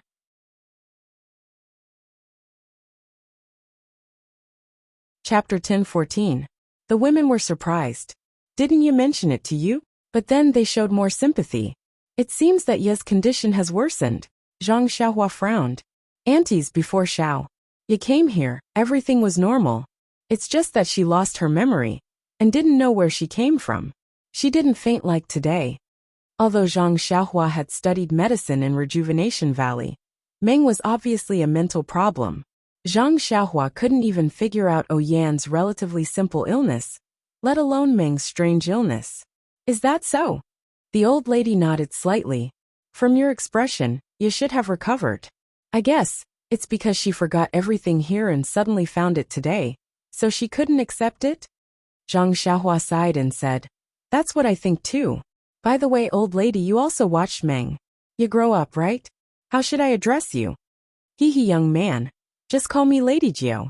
At this time, the little girl who pulled Lady Jiu out just now came over with a big black bowl. She handed it to Zhang Xiaohua and said, Brother, drink some water. Zhang Xiaohua looked at the little girl's cute appearance and took the big bowl. He smiled and said, "Little girl, how old are you? What's your name?" "Brother, my name is Niño. I'm 5 years old this year." Niño is so obedient. Zhang Xiaohua finished the water in the bowl in one gulp. The water was so sweet that it quenched his thirst very quickly.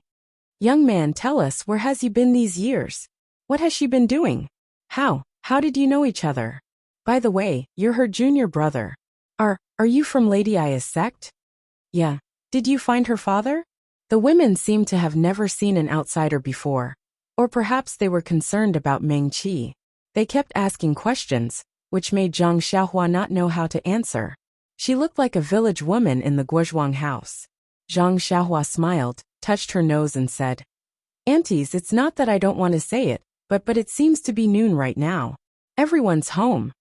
Before Zhang Xiaohua could finish, one of the village women came to her senses and said, "Oh, I still have sweet potatoes on the fire." As she spoke, she hurriedly ran out. The other village women also remembered that they were cooking in their own homes. They were so curious that the food on the fire was going to... Oh no! In an instant, Granny Nine's cottage was empty. A smile appeared in Granny Nine's eyes. Zhang Xiaohua looked at her and said embarrassedly, "Lady Jiao, please don't blame me. It's better for you to say these things. I'm too embarrassed to say it." "Haha." Lady Jiao grinned, revealing her few remaining teeth. "By the way, Lady Jiao, are you and Niño the only ones at home?" Zhang Xiaohua looked at the other room and asked. "No, there's also Niño's father. He went hunting with the other men in the village. He'll probably be back at night." "Yes, I understand. No wonder there's no farmland around the village. It seems like the villagers rely on hunting for a living." "Yes, this land is barren. They used to plant crops, but the harvest wasn't good, so they switched to hunting. After hunting for a long time, there's no prey nearby. They can only go to the depths of the forest to look for prey. That's why they leave at dawn every day, and only come back at night." "Sigh, it's really hard." Zhang Xiaohua sighed. "It can't be helped. The laborers in the village don't know how to do anything except hunting. However, the people in the town like the game in the mountains. They can be exchanged for a lot of things in town. It's more suitable than farming. Oh, speaking of which, I have to thank Ya's mother." Why?" Zhang Xiaohua asked curiously. At this moment, Xiaohua's voice suddenly came from inside the house. "Xiaohua, Xiaohua, save me, save me." Zhang Xiaohua didn't hesitate and immediately rushed into the house like a ghost. Lady Jiao was old and dim-sighted. She accidentally lost sight of Zhang Xiaohua, which scared her. In the house, Meng sat up and looked around. She saw Zhang Xiaohua rushing in. She opened her arms and hugged Zhang Xiaohua. She buried her head deep in his chest. Zhang Xiaohua patted her back and said gently, "I'm here. Don't worry, don't worry." Meng seemed to have a nightmare. The warmth of Zhang Xiaohua's body and the voice that made her feel at ease gradually drove away her fear. After a long time, Meng raised her head and asked, Is this my home?" Zhang Xiaohua nodded and said, "This is the village you lived in, but your home is still next door." "Well, Xiaohua, my mind is in a mess. You must stay with me." Zhang Xiaohua smiled and said, "I can't ask for more." Meng Ran smiled sweetly. Her eyes were a bit more stable. Accompanied by Zhang Xiaohua, Meng came to the cottage. She bowed to Lady Jiao and said, "Granny, I can't remember what happened here. Can you tell me more about it?" Granny Jiao looked at Meng and kindly said, "Of course you can. Actually, as long as you can wake up and not be as muddle-headed and unconscious as before. Even if you forget everything that happened in the past, so what?" Meng nodded and said, "I thought so before, but I thought that my parents might be waiting for me here. I had to come back. That's why I came all the way here. Granny, can you tell me about my parents and my past?" "Alas, your mother came here for the first time, and I was the one who brought her here. Even you could be considered as me helping you give birth. Your matters, how could I not know?"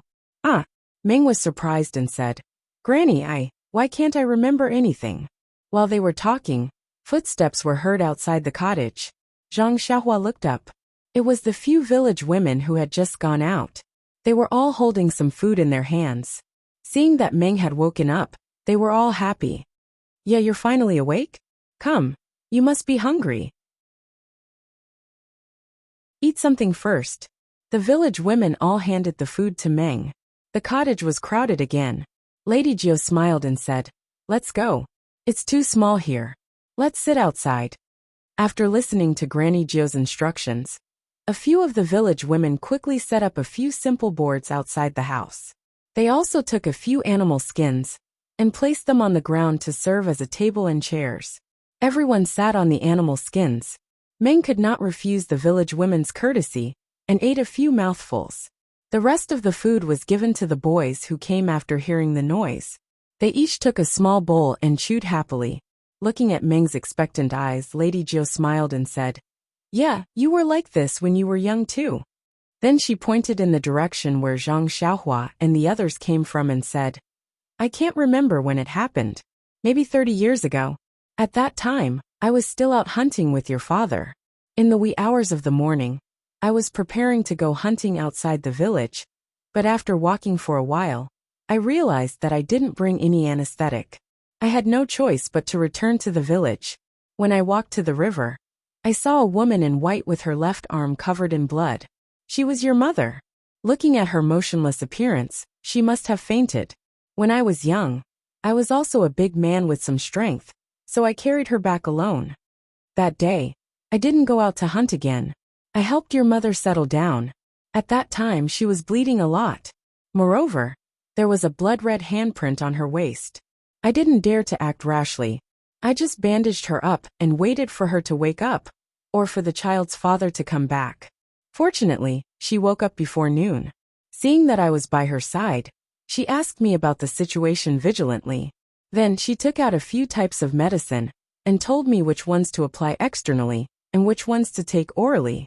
I followed her instructions one by one. Later, your mother fell asleep again. She did not wake up until the head of the family came back. At that time, the cottage was still small. The head of the family went out to find a place to sleep. I stayed here to take care of your mother. After a few days, your mother's injury got better. The head of the family and several men in the village discussed and asked for your mother's opinion. Then, we built a simple cottage in the east of the village for your mother to live in temporarily.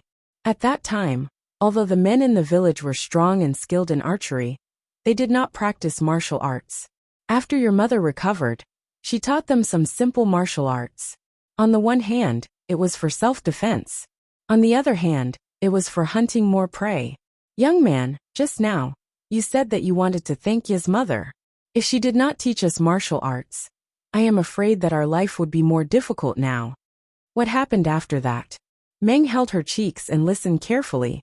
After that, your mother lived in this village for a year and suddenly disappeared without leaving any message.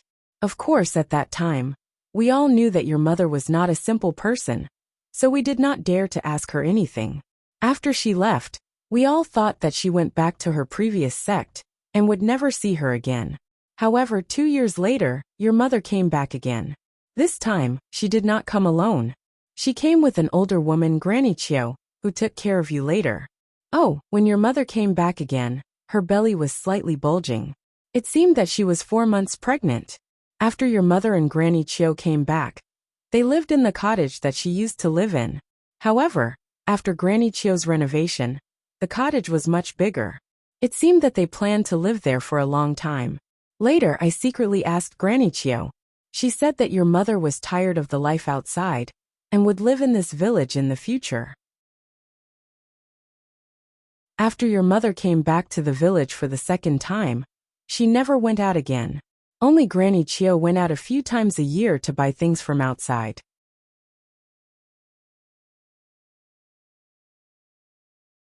Chapter 10-15. After a long time, the villagers gradually became familiar with your mother and Granny Qiu. Your mother asked us to call her Lady Aya. We don't know her specific name. But your mother was very generous. Every time Granny Qiu went out to buy things, she would give something to each family. We were all very grateful to her. Especially me, because I saved her life. I gave more things than others every time. You were born in the spring of the second year after your mother came. There weren't many outsiders in our small mountain village, And there weren't many people who had children. There was no midwife at all. So I volunteered to help you deliver. Let me think, you should be 18 years old this year. 18 years ago, it's gone in the blink of an eye. After Lady Gio finished lamenting, she continued. After giving birth to you, your mother's health had always been poor. She was often bedridden. At that time I was very surprised. After giving birth to you, I didn't change much. Later on my body became stronger. Your mother knew martial arts, so shouldn't she be better? Later on, I heard from your mother that because she was seriously injured last time, she couldn't be cured. After giving birth to you, her vitality was greatly damaged, and she couldn't recover. What's the old saying again? Misfortunes never come singly. Your mother's health was getting weaker and weaker, and you had problems. Since you were born, you looked fine for the first few years, but for some reason, from the age of 5, you were often muddle-headed. Sometimes, you didn't even know who you were, and you didn't know your mother. You often got lost outside the village. We all advised your mother not to live here anymore. She should move back to the town or a bigger town, and let the doctors there treat your mother and you. However, your mother refused to agree no matter what. She only said that your illness was related to her injuries in the past. It was because her vitality was greatly damaged. She said that your meridians were damaged, which caused your congenital deficiency. When you grow up, you will slowly recover. Of course, we couldn't do anything about it. We could only pay more attention to you. Anyway, this village is small, and it's easy to take care of you. But when you were 7 years old, Lady Gio, not 7 years old, but 8 years old. I just came here that year. A village woman corrected her. Oh, then you were 8 years old. You fell ill and didn't know anyone. You even used a small bow and arrow to shoot people. Your mother was also seriously ill. Finally, she couldn't hold on and passed away. Then, my mother. Where is she buried? Meng asked sadly. Of course it's behind the village. Over there, it's on that mountain ridge. Granny Nine said as she pointed at a mountain ridge. When I'm done, let Nyonyo and the others accompany you. When Granny Chio was still alive, she often took you to pay respects. Alas, after your mother passed away, your illness worsened. You were like a different person. Granny Chio was told by your mother to take care of you wholeheartedly. But when you were awake, you were as obedient as a kitten. When you were confused, you would hit her. You were a child, so you didn't know. Although you weren't strong, it was still very painful. Granny Chio endured it. Alas, she took care of you, until you were no different from when your mother was alive. Early in the morning, Granny Chio couldn't stand the cold, and went back to put on a cotton-padded jacket. Lu Xuan was thinking of using a dustpan to catch the sparrow, so he forgot about you. When Granny Chio came back with a cotton-padded jacket, you were gone. We followed the tracks you left in the snow to the stream, but we couldn't find your footprints. At that time, Granny Chio ran down the mountain along the stream like a crazy person. We followed her everywhere, but we couldn't find any trace of you. We didn't know where you went. We went back to the village, but Granny Chio didn't come back. We searched for 4 days and 4 nights without sleeping, but we still couldn't find any trace of you. We even went to the town in the east, but we couldn't find you. After we came back, Granny Chio fell ill and couldn't recover. Within half a year she died. Meng was already in tears. She cried and said, Lady Gio, I didn't know about this. When I woke up, I was already with my master. And it was already 5 years ago. It was at the ferry at the foot of the mountain in the distance. I even saw my junior brother. Why didn't you find that place? Silly girl, we almost searched the entire mountain. Why didn't we find that ferry? That cottage was built by us before. But when we went there was no one there at all. Meng, don't think so much. Lady Gio is talking about what happened when you were 9 years old. And you are talking about what happened when you were 13. There are 4 or 5 years in between. Maybe you went somewhere else first. And then you were rescued by the Shirtai. Don't forget, Lady Gio said that you were delirious at that time. But when I met you, you were very clear-headed. In these 4 or 5 years, maybe something happened to you. And then you were taken to the ferry by the Shirtai. Meng finally stopped crying and nodded slightly. You're right. Fate makes fools of people. Things are often like this. Seeing Meng sad, the village women next to her wiped their tears. After a while, Meng stood up and said, Lady Jiao, I want to pay my respects to my mother and Granny Chiao. Yes, you should go. Your mother should pay her respects. And Granny Chiao should pay her respects even more. She was still talking about you when she died. Meng's eyes turned red again. Under the guidance of Niu and some other children, Zhang Xiaohua and Meng came to the mountain ridge behind the village. There were more than 10 graves on the mountain ridge. In the southernmost area, there were 2 inconspicuous ones. There were 2 wooden signs in front of them. One of the words could not be seen clearly, and the other one was also blurred. However, one could still vaguely see that it was Grandma Chiao. Niu said in a childish voice, These 2 are Lady Aya and Granny Chiao. Every year when we came to pay our respects, Grandma would always talk about them. I remember them very clearly. Hearing Niu's words, Meng's tears couldn't help but fall like a broken string of pearls. Meng quickly walked to her mother's grave and knelt down. She kowtowed 9 times and murmured, Mother, I'm back. Forgive me for being unfilial. I didn't know that Mother was buried here. I couldn't come to pay my respects to Mother. Seeing the lush grass on the grave, Zhang Xiaohua sighed. She walked over and pulled up the grass one by one. Then, she asked Niu to bring a shovel from the village to add new soil on the grave. Then Meng cleaned up Granny Chiao's grave. After Meng finished paying her respects, she scratched her head. She wanted to say something, but she didn't know what to do. She couldn't kneel down and kowtow, could she? So she asked tentatively, Meng I. Meng heard Zhang Xiaohua calling her with tears in her eyes. She looked at her lover standing next to her, bit her lips and said, Thank you, Xiaohua. Mother. And Granny Chiao will be very happy if they know that you helped them repair their graves. Then, she looked down at the 2 inconspicuous graves and murmured, Your son wants to be filial, but you are not here. Mother, your daughter, has grown up now. My illness should be cured, but you are not here. You've left and taken away all of my memories. Even if I wanted to miss you, I couldn't. Are you worried about your daughter? Meng's shoulders shook again, and she cried softly. Zhang Xiaohua looked at her, and did not know how to comfort her. After thinking for a while, she found a place to sit down. The children around her played for a while and found it boring. They all clamored to return to the village. Beside the desolate little graveyard, there was only the beautiful Meng, who was filled with endless melancholy. There was also Zhang Xiaohua, who wanted to comfort her, but was powerless to do so. The afternoon passed quickly. Lady Jiao and the other village women knew how Meng felt, so they didn't disturb her. They waited for the sky to turn dark, and several people came back from the other side of the village. They had bows and arrows on their backs, crude spears and padao in their hands, and some game on their shoulders. These people came from the mountain ridge. They saw people on the graves from afar, so they quickened their steps. When they saw Meng, an older man shouted in surprise, Yeah, you are back? Then he shouted behind him, Sikong, Granny Chiaozu is back. Ah Xiao. Yeah. As he shouted, an old man jogged over from behind. It's really ya. You are back. You don't know Granny Chiao. Sai, I complained so much. She only spoke to me when she was about to leave. Meng didn't know what to do when she saw Sikong's sincere smile and concerned tone. She looked at Zhang Xiaohua for help.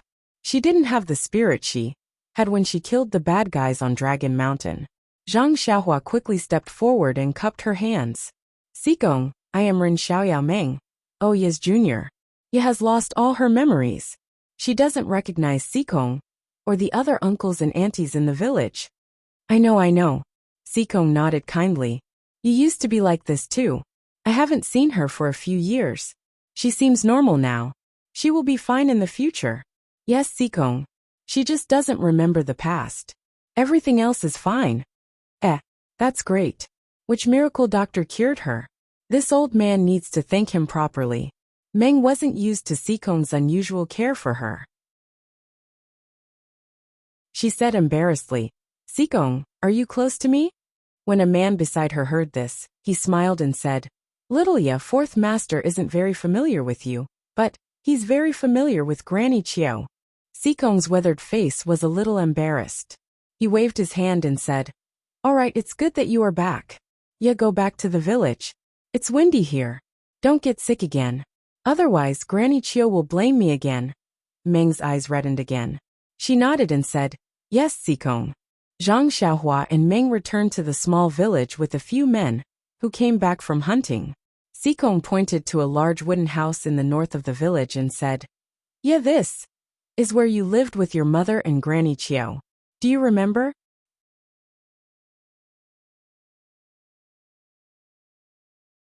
Chapter 10:16.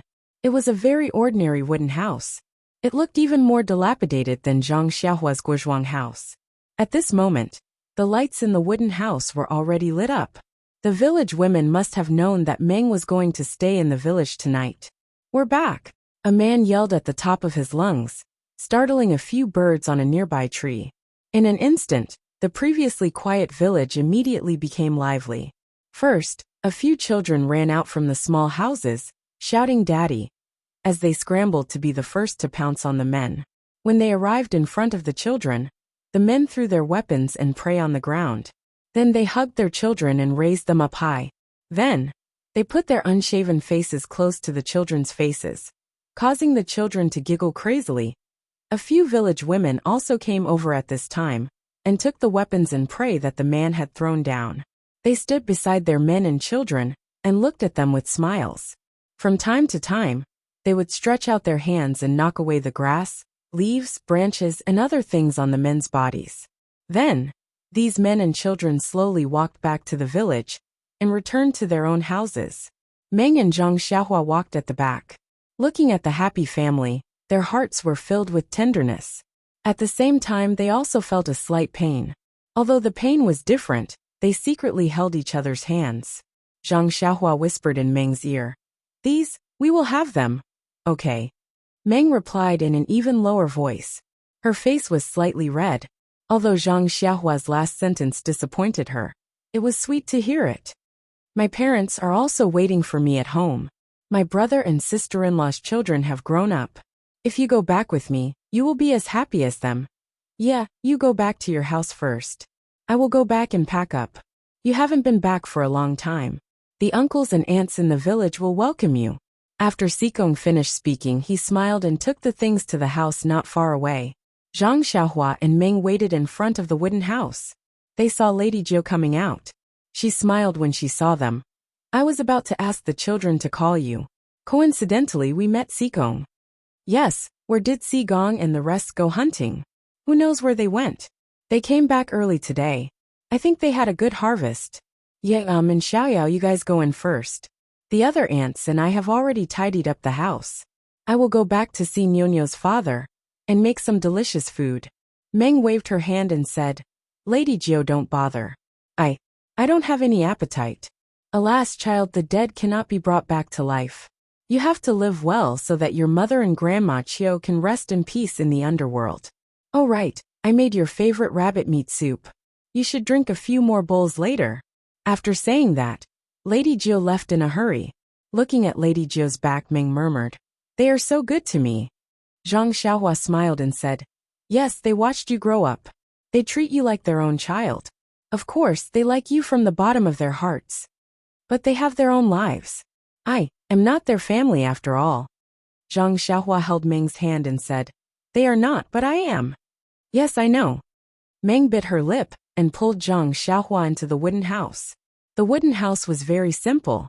In the middle was a room like a hall. There was a large low wooden table with a few low stools beside it. There was a tea set on the table, which didn't look expensive. There were also some common furnishings in the village. It was similar to the central room of the Guozhuang house. There were 2 wooden walls on both sides of the central room, which separated 2 rooms. Meng hesitated for a moment and walked into the room on the right. Zhang Xiaohua brought a candle to accompany her. This was obviously a woman's boudoir.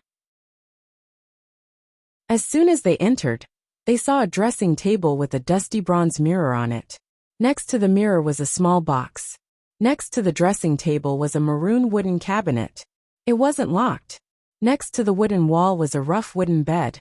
At this time, there was nothing on the wooden bed, only a bare wooden board. Meng walked to the dressing table, and raised her hand to wipe off the dust on the bronze mirror. Then she looked at her face with the candle in Zhang Xiaohua's hand. She was in a daze. It seemed that under the candle in the bronze mirror, she saw the scene of her mother putting yellow flowers on the mirror more than 10 years ago. After a long while, Meng sighed and raised her hand to open the small box.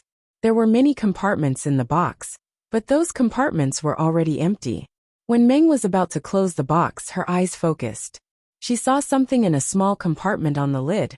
When she reached out and took it out, it was a wooden hairpin. The hairpin was very rough, and there were no patterns. It was similar to a chopstick. Meng carefully rubbed it a few times and held it in her hand. Looking up at the wooden cabinet, Meng opened it again. As expected, it was empty. Meng looked at it carefully, and then reluctantly put it down. Looking at the empty room, Meng came to the room on the left again. The room on the left was obviously bigger than the one on the right.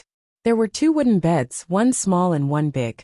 This room was even emptier than the previous one. Except for the wooden bed, there was nothing else. However, Meng still walked over and sat on the small bed. She closed her eyes and seemed to be thinking about something. At this time, footsteps came again.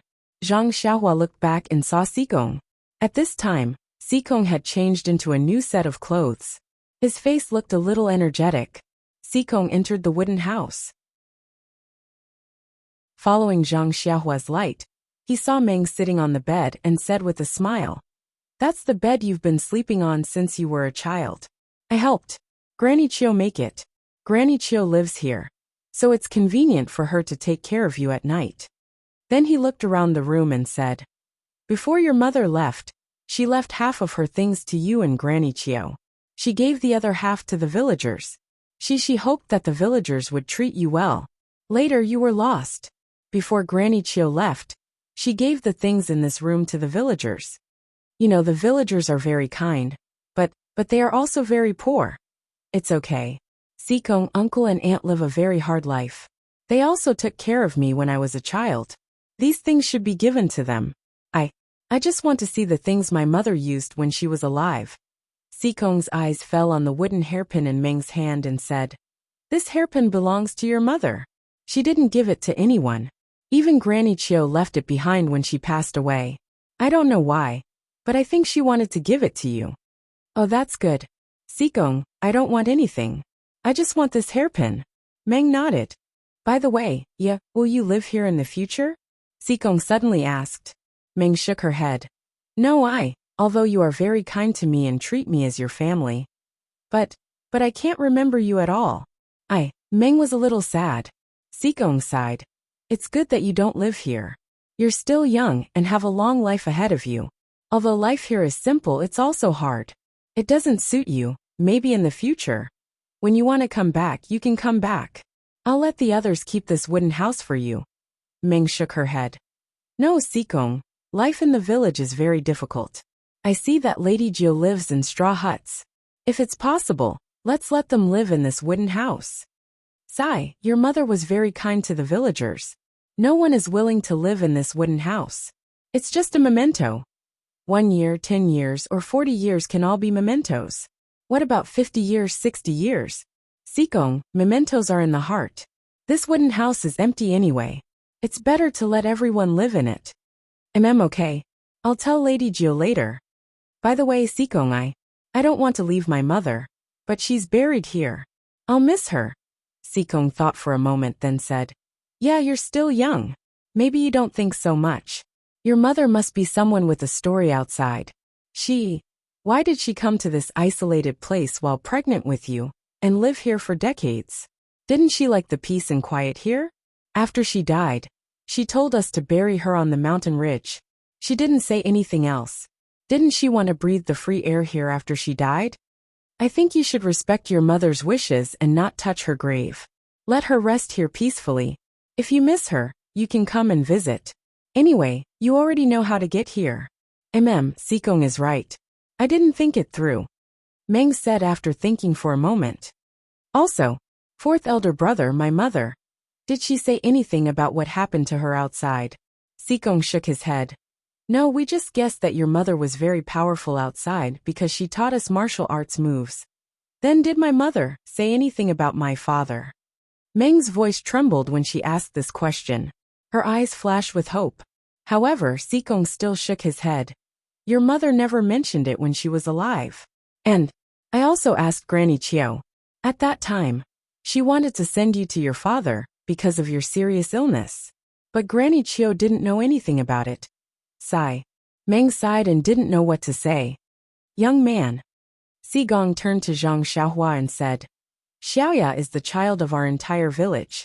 You must treat her well in the future. If the old man knows that you don't treat her well, even if I have to risk my life, I will settle the score with you. Before Zhang Xiaohua said anything, Meng's face turned red. Zhang Xiaohua held the candle and said with a smile, Sikong, don't worry. Ya is my senior sister. Her martial arts are better than mine. She will bully me in the future. How can I bully her? You should worry more about my miserable life. Zhang Xiaohua. Meng's face turned red. She forgot to call Zhang Xiaohua Ren Xiaoyao.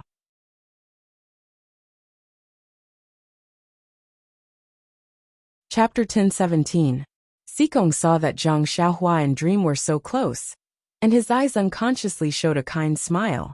Not long after, Granny Nine returned with a large pot of white meat soup in her hands. Even from afar, Zhang Xiaohua could smell the fragrance of the soup. Although Zhang Xiaohua had long since abstained from eating, he still couldn't help but move his fingers. The people in the small village were very enthusiastic. Although Dream didn't know any names, they all called her Ya.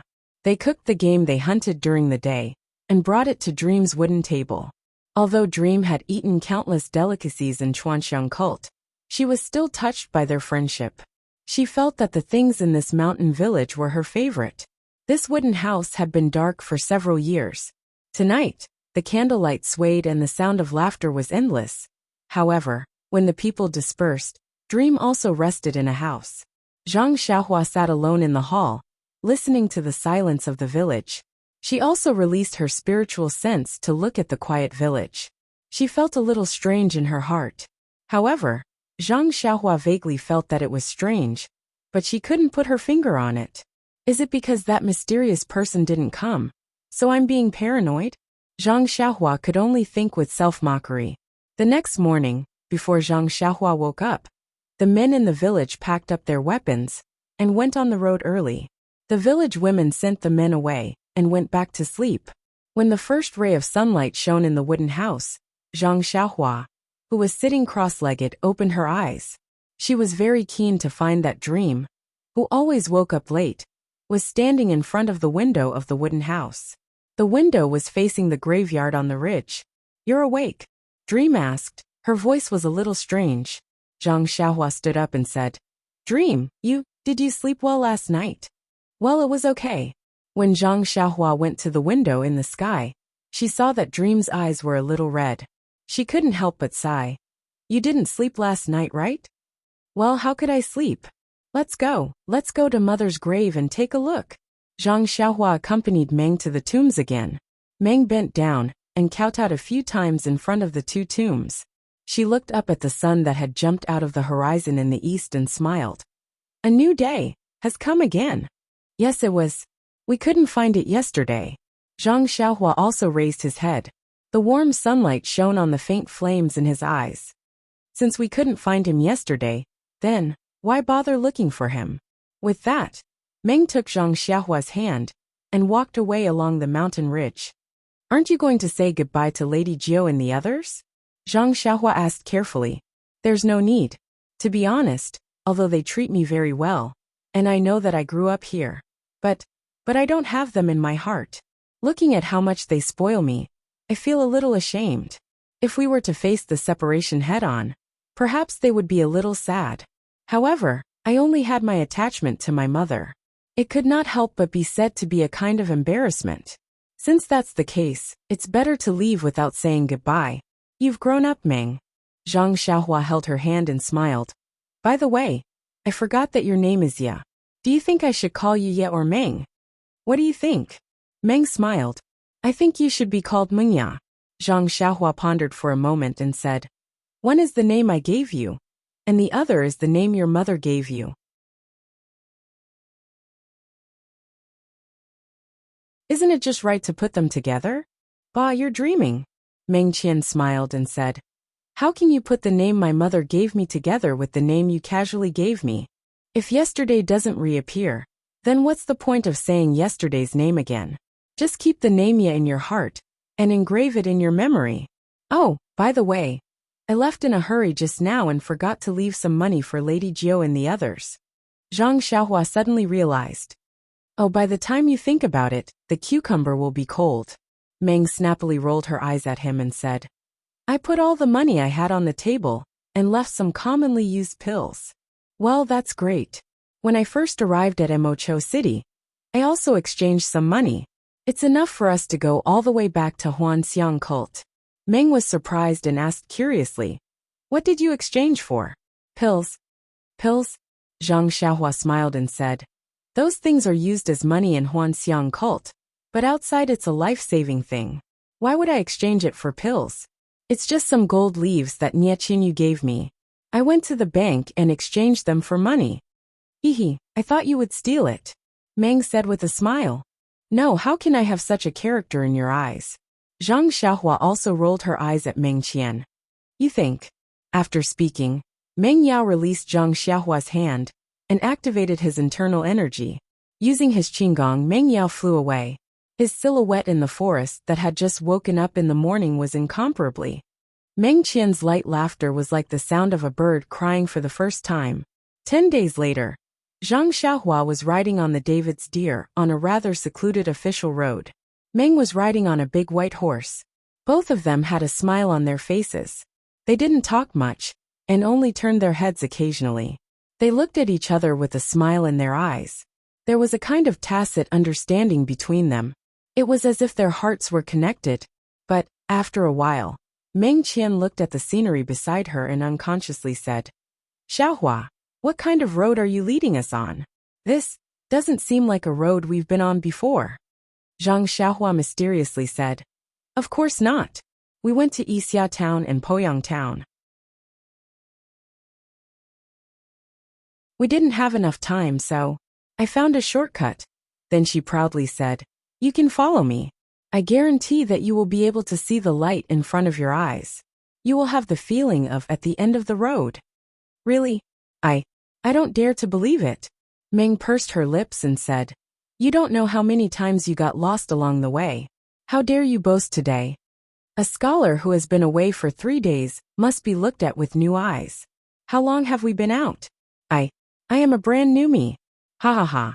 Meng Qian laughed and pointed at Zhang Xiaohua. Aren't you still a pair of small eyes and a flat nose? Zhang Xiaohua touched her nose and felt a little wronged.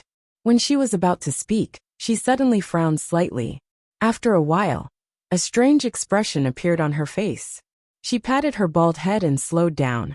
When Meng Qian walked side by side with her, she said with a smile, Meng, I have something to tell you. What? Meng Qian said. Why are you so mysterious? Then she blushed and said vigilantly, You don't think too much. Zhang Xiaohua blushed and said, I really didn't think too much. While they were talking, the sound of horse hooves suddenly came from behind. The official road was straight, so they could see very far at a glance. When Zhang Xiaohua and Meng looked back, they saw dozens of horses chasing from a distance. Oh no, what's wrong? Meng Qian was shocked. The official road was very remote. They had been walking for a long time, and had not met anyone. Now that someone was chasing after them, they were in trouble. Zhang Xiaohua's eyes were sharp. She saw that the person in front was Liang Sangxiu who ambushed Peacock. And the person behind him was one of the people who set up the tripartite formation. Oh no, Zhang Xiaohua shouted. Meng, something bad is going to happen. Meng Qian panicked. What's wrong? You know all these people. Which sect are they from? How dare they go against the fragrant sect? Zhang Xiaohua nodded. Yes. Do you remember when Peacock was returning to the fragrant sect from Rejuvenation Valley? She was ambushed. Yes, I do. You are these people? Yes, I followed Peacock back to the fragrant sect. So I've seen them before. The first one is the one. Then why don't we run? I'm afraid that won't work. Zhang Xiaohua looked around and said, Even though we can't be sure that these people are coming for us, we still need to be prepared. How about this? You don't need to be afraid. We are the emissaries of the fragrant sect. In the future, the fragrant sect will go out into the world. If we don't go back, not only will the hierarch be angry, even the Dalan temple will be angry. They won't be able to bear the consequences. But Meng Qian was at a loss. What are you afraid of? Meng Qian, don't forget. Besides the fragrant sect and the Dalan temple, you have the Tenryu sect as your backing. Tell me, how dare they? Meng Qian nodded. Her mother was the sacred ambassador of the Tenryu sect. There was no doubt about it. Even the great master Changgung could see some clues. How could the leader of this mysterious sect not see it? Then, what do you mean? Meng Qian looked at the approaching crowd and felt a surge of courage. It's nothing. They're just here to capture us or cause us trouble. I have an idea. Since the two of us aren't a match for them, why don't we go with them and see which sect this mysterious force is from? What do you think? Zhang Xiaohua said in a relaxed manner. I thought it was a good idea. It's a bad idea. Meng Qian said helplessly. It's okay, Meng. I promise you that you'll be fine. Besides, if you don't want to play with them, we'll leave immediately. What do you think? Zhang Xiaohua said, patting her chest. Leave. That's easy for you to say. My Qinggong isn't as good as Senior Kong's. If she can't run, how can I? Meng Qian said disdainfully. No, it's not that Peacock can't run. She can't run. Zhang Xiaohua explained. Rejuvenation Valley's caravan. Cough, cough. Don't say any more.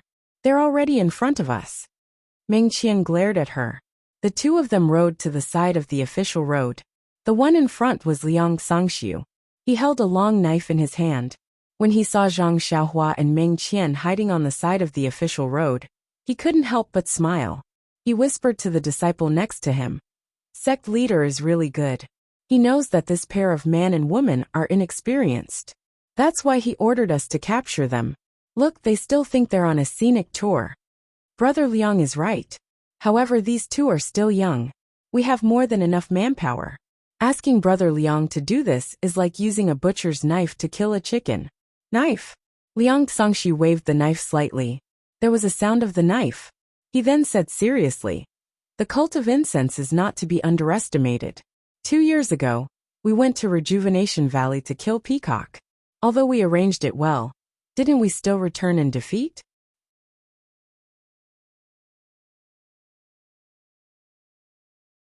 Chapter 10:18. Liang Sangshu led everyone to catch up with Zhang Xiaohua. With a wave of his hand, he surrounded Zhang Xiaohua and Dream. Zhang Xiaohua looked at them coldly. When everyone stood still, she cupped her hands and said, I am the disciple of the incense cult who sent the message to the Dalan temple. May I know what business you have with me? Liang Sangshu rode forward and cupped his hands. I am Liang Sangshu from between the clouds and the water. Greetings to the disciple of the incense cult. Between the clouds and the water? Zhang Xiaohua was stunned and blurted out. Is it a sect? Between the clouds and the water? Liang Sangshu smiled. Yes, our sect is called Between the Clouds and the Water. We have not made a name for ourselves in Jianghu yet. We have embarrassed Ren Xiaoxia. Brother Liang. Since you know that my surname is Run, and that I am the disciple of the incense cult, it seems that you have come prepared. What business do you have with me? Liang Sangshu nodded and said, I'm looking for young hero Run and Miss Zixia. Of course I have something to discuss with you. But it's not convenient to talk here. Can you follow me to the other sect? Where is Between the Clouds and the Water? Zhang Xiaohua asked curiously. Ren Xiaoxia is really muddle-headed. Between the Clouds and the Water has not made a name for itself in Jianghu yet. Of course, this place cannot be told to him. Zhang Xiaohua shook her head. Then it will be difficult. I have to rush back to the incense cult to report to the cult leader. It is not up to Ren Xiaoxia to decide whether to go or not. Don't you think so, Miss Zixia? Meng looked at him coldly and said, I'll listen to junior brother Run. Zhang Xiaohua said proudly, See? Before he could finish his sentence, the saber in Liang Sangshu's hand trembled slightly and hummed continuously. A disciple next to him said angrily, You brat, Brother Liang is giving you face and advising you nicely.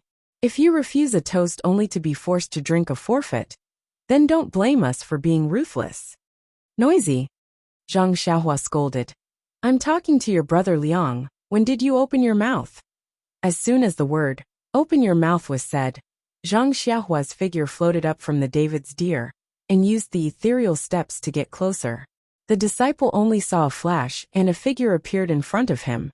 Without waiting for the disciple to make a move, a voice angrily said, "You dare."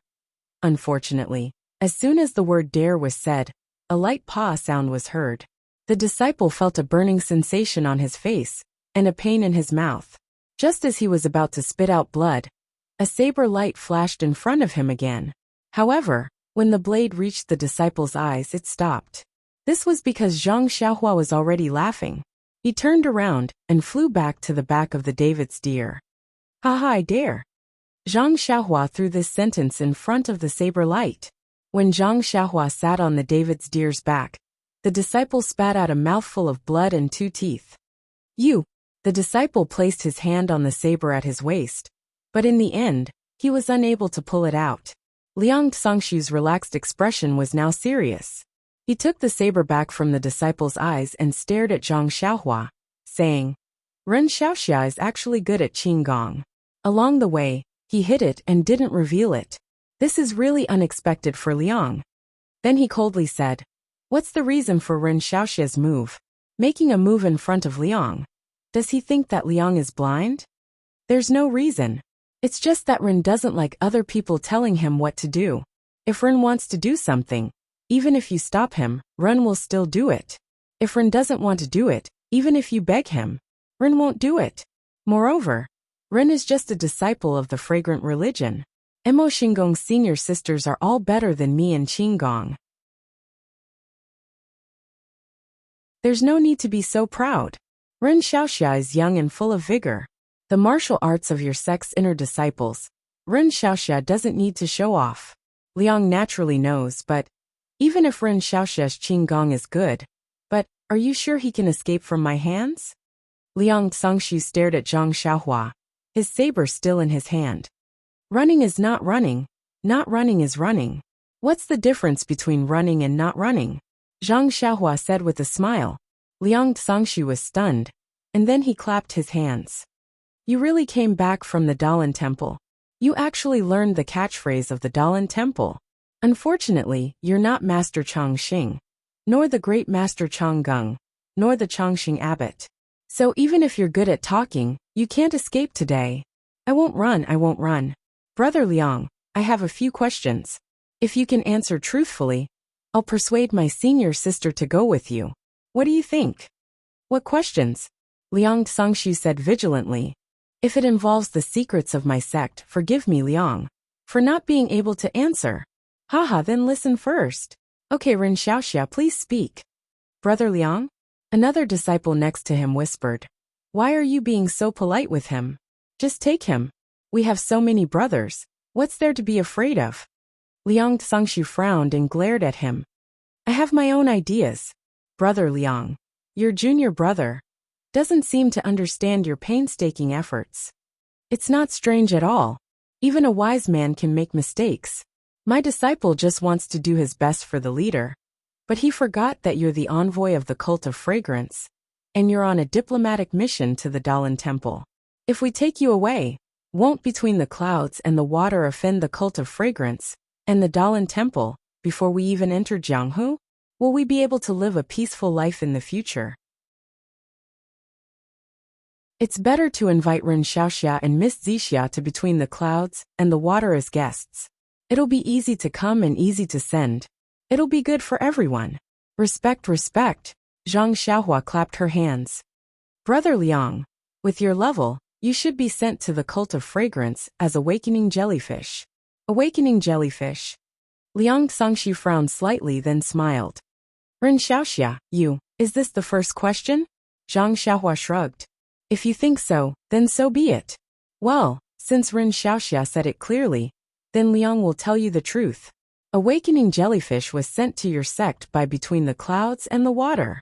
It's just that there hasn't been any news of awakening jellyfish for a long time. Moreover, Ren Xiaoxia also knows about it. I'm afraid that he's most likely dead, right? Well, it's impolite to keep in touch. I'll also answer Brother Liang's question. I only found out about it from the mouths of your sect's other spies. As for who it is, whether it's dead or alive, I really don't know. However, before I left the valley, something big happened in the sect. In a fit of anger, the sect leader captured all the spies from the various sections. I'm afraid that Lord Awakening Jellyfish is among them. Oh, so that's how it is. Liang Songshu nodded. Is the master the sect leader of Between the Clouds and the Water? Zhang Xiaohua asked again. Yes, that's right. There's no need to hide this. Ren Xiaoxia came from the Cult of Fragrance and appeared in Macho City. I'm sure he also knows about the incident in Rejuvenation Valley. Sai, you are really something. You even know that Ren and senior sister went to Macho City? I don't deserve such praise. Ren Xiaoxia and Miss Zixia went to the Dalan Temple without anyone knowing. That's what I call amazing. The people of Jianghu were all kept in the dark by you. If it weren't for the disciples of the other sects, Liang wouldn't have known that these two unremarkable disciples were actually the emissaries of the Cult of Fragrance. Zhang Xiaohua chuckled. I'm afraid it was your sect's spies in the Dalan Temple who told you. Haha, is this the third question? Of course not. Zhang Xiaohua rolled his eyes. Do you think I'm the one asking such an idiotic question? Anyone with a brain can think of the answer.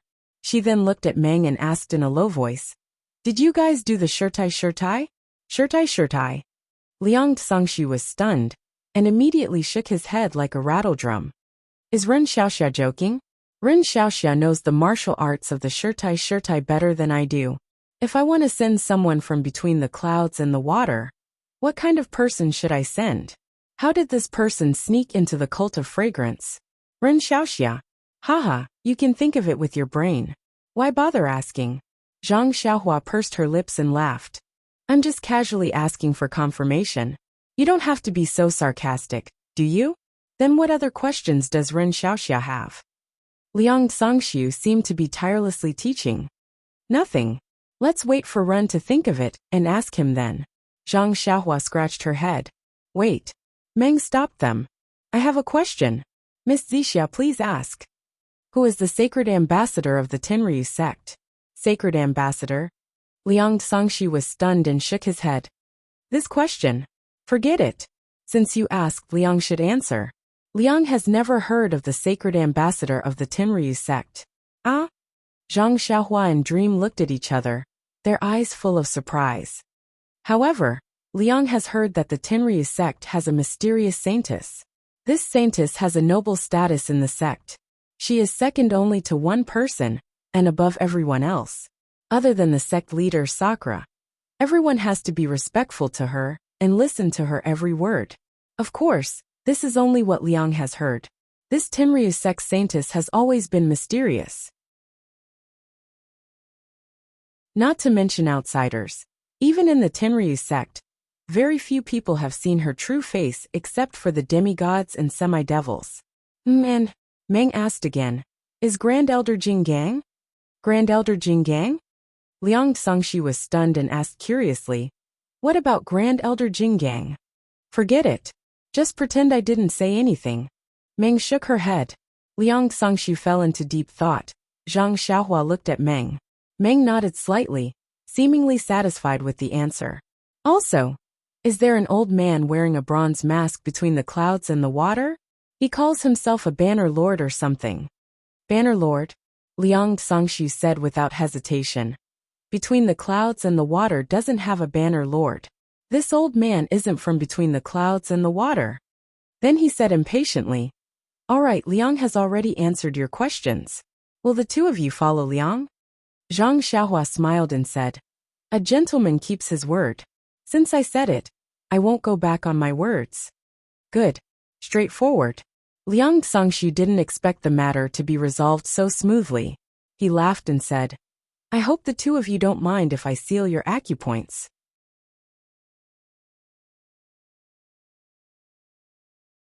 Chapter 10:19. Nonsense, of course I mind. Zhang Xiaohua said. Do you think we're fools? If you hit our acupoints, won't we be at your mercy? That's not very good. Liang can't let you know where between the clouds and the water is. Zhang Xiaohua smiled and said, "That's your problem. Anyway, we can't let you hit our acupoints." Forget it. Since Ren Xiaoxia doesn't agree to hit our acupoints, then we won't hit them. Liang Xangxu smiled and said, "Then what should we do?" Zhang Xiaohua had an ominous feeling. "You'll know when the time comes." Liang Xangxu also smiled and didn't answer. The three of them chatted for a long time, and it was as if they were friends who hadn't seen each other for a long time. No matter how you looked at it, they didn't look like they were hostile to each other. Then, Zhang Xiaohua and Dream followed beside Liang Xangxu, and Liang Xangxu walked in the middle of the Aqua Cloud disciples. They found another official road and headed southeast. After a few days, Liang Xangxu got a carriage from somewhere and took out 2 pieces of black cloth. He said apologetically, "Ren Xiaoxia, Miss Zixia, if you go any further, you'll reach between the clouds and the water. For safety reasons, please get off your horses and use these 2 pieces of black cloth to cover your eyes. My disciples between the clouds and the water will lead the carriage and send you to between the clouds and the water as guests." Out of Liang Xangxu's expectation, Zhang Xiaohua agreed very readily. She obediently got on the carriage and covered her eyes with the black cloth again. She said, "Brother Liang, what do you think?" Of course, this is good."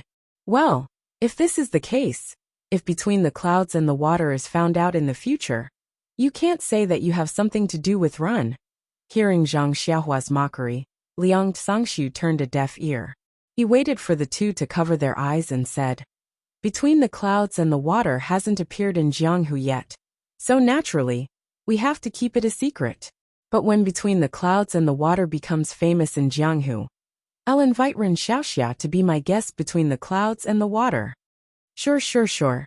As long as there's good wine and good food, call me at any time." Zhang Xiaohua released her divine sense and spoke casually.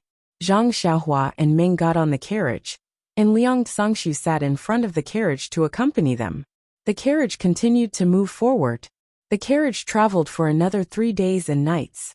Zhang Xiaohua also used her divine sense to observe for 3 days. But as she watched, Zhang Xiaohua almost laughed out loud. Except for the first day, when the carriage went in a straight line, the rest of the days were curved.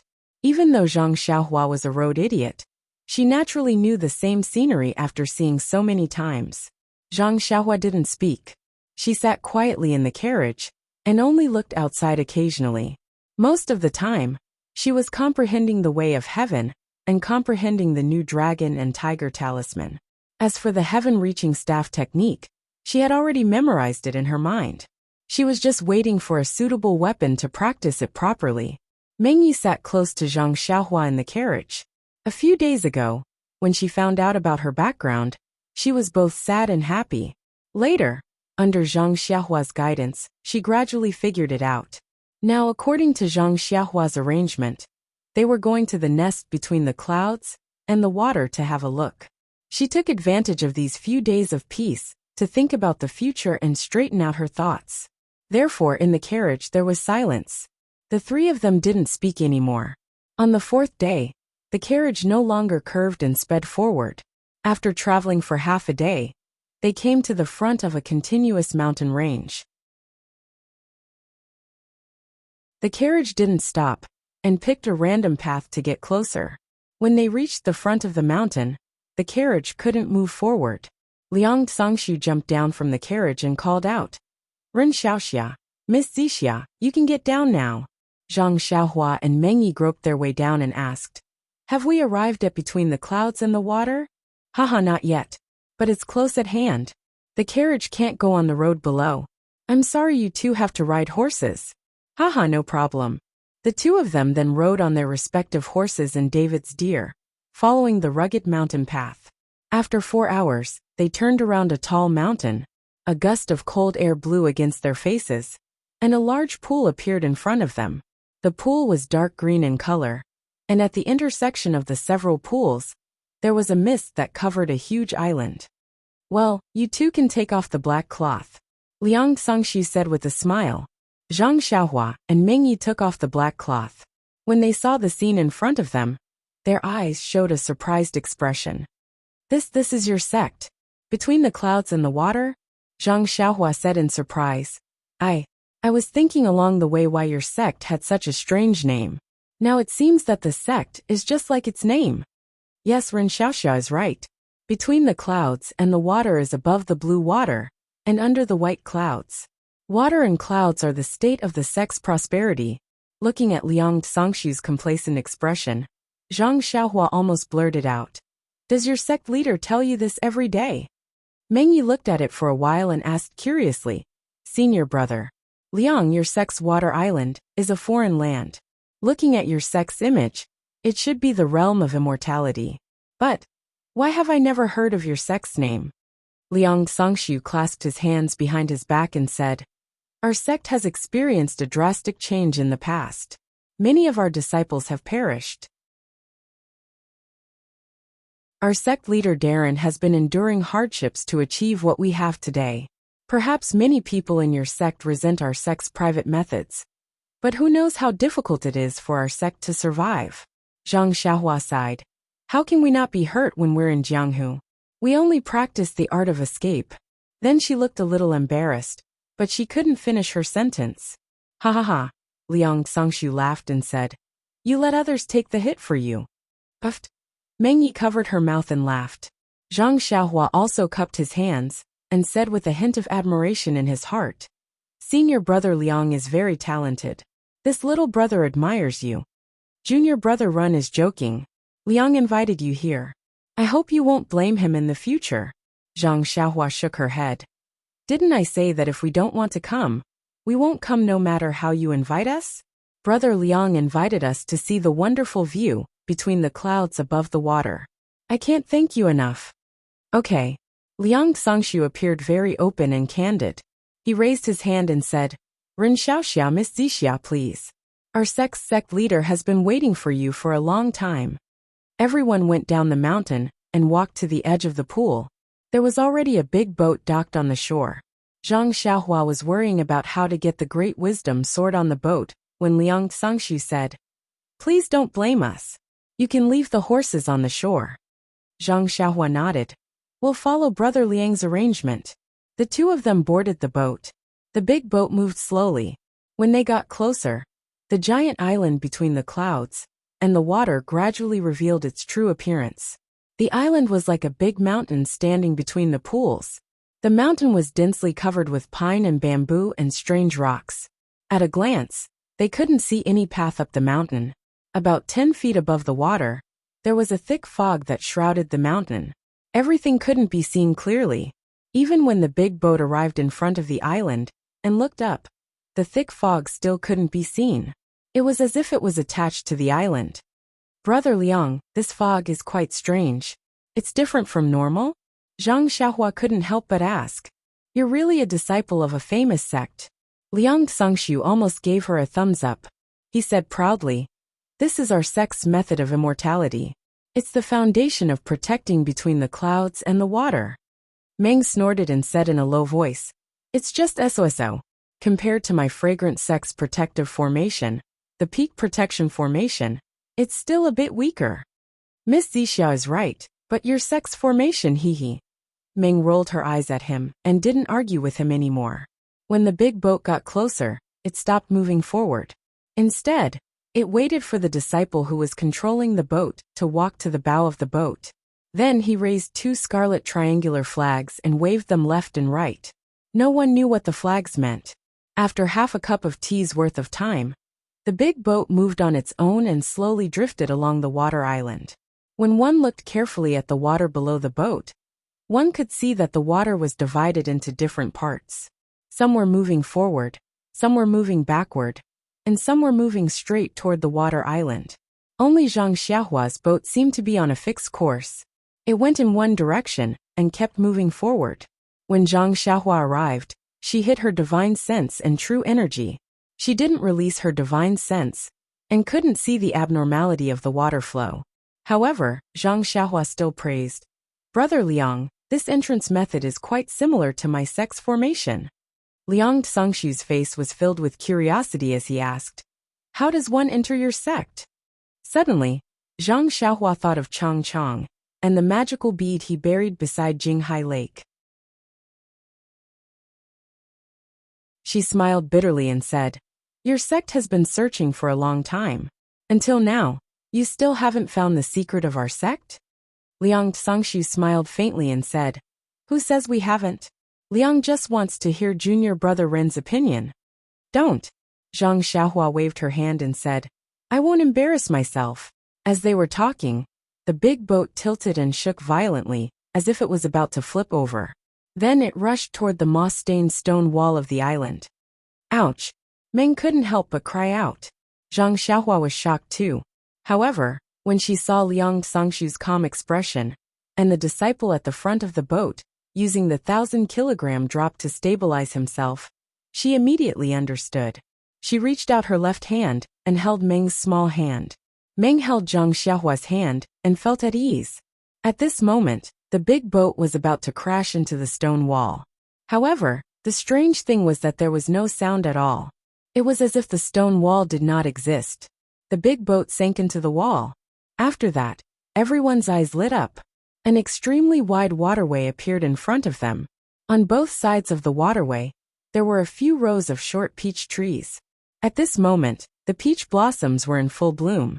Wherever the breeze passed, countless petals would drift and fall on the water surface of the waterway. It was a poetic and picturesque scene. Zhang Xiaohua clapped her hands and said, "What a good place to go. Your sect leader seems to be a cultured person." Junior brother Ren is right. Our sect leader has great talent and bold vision. She is indeed rare in this world. All the traps and arrays between the clouds and the water were set up by her. She is truly admirable.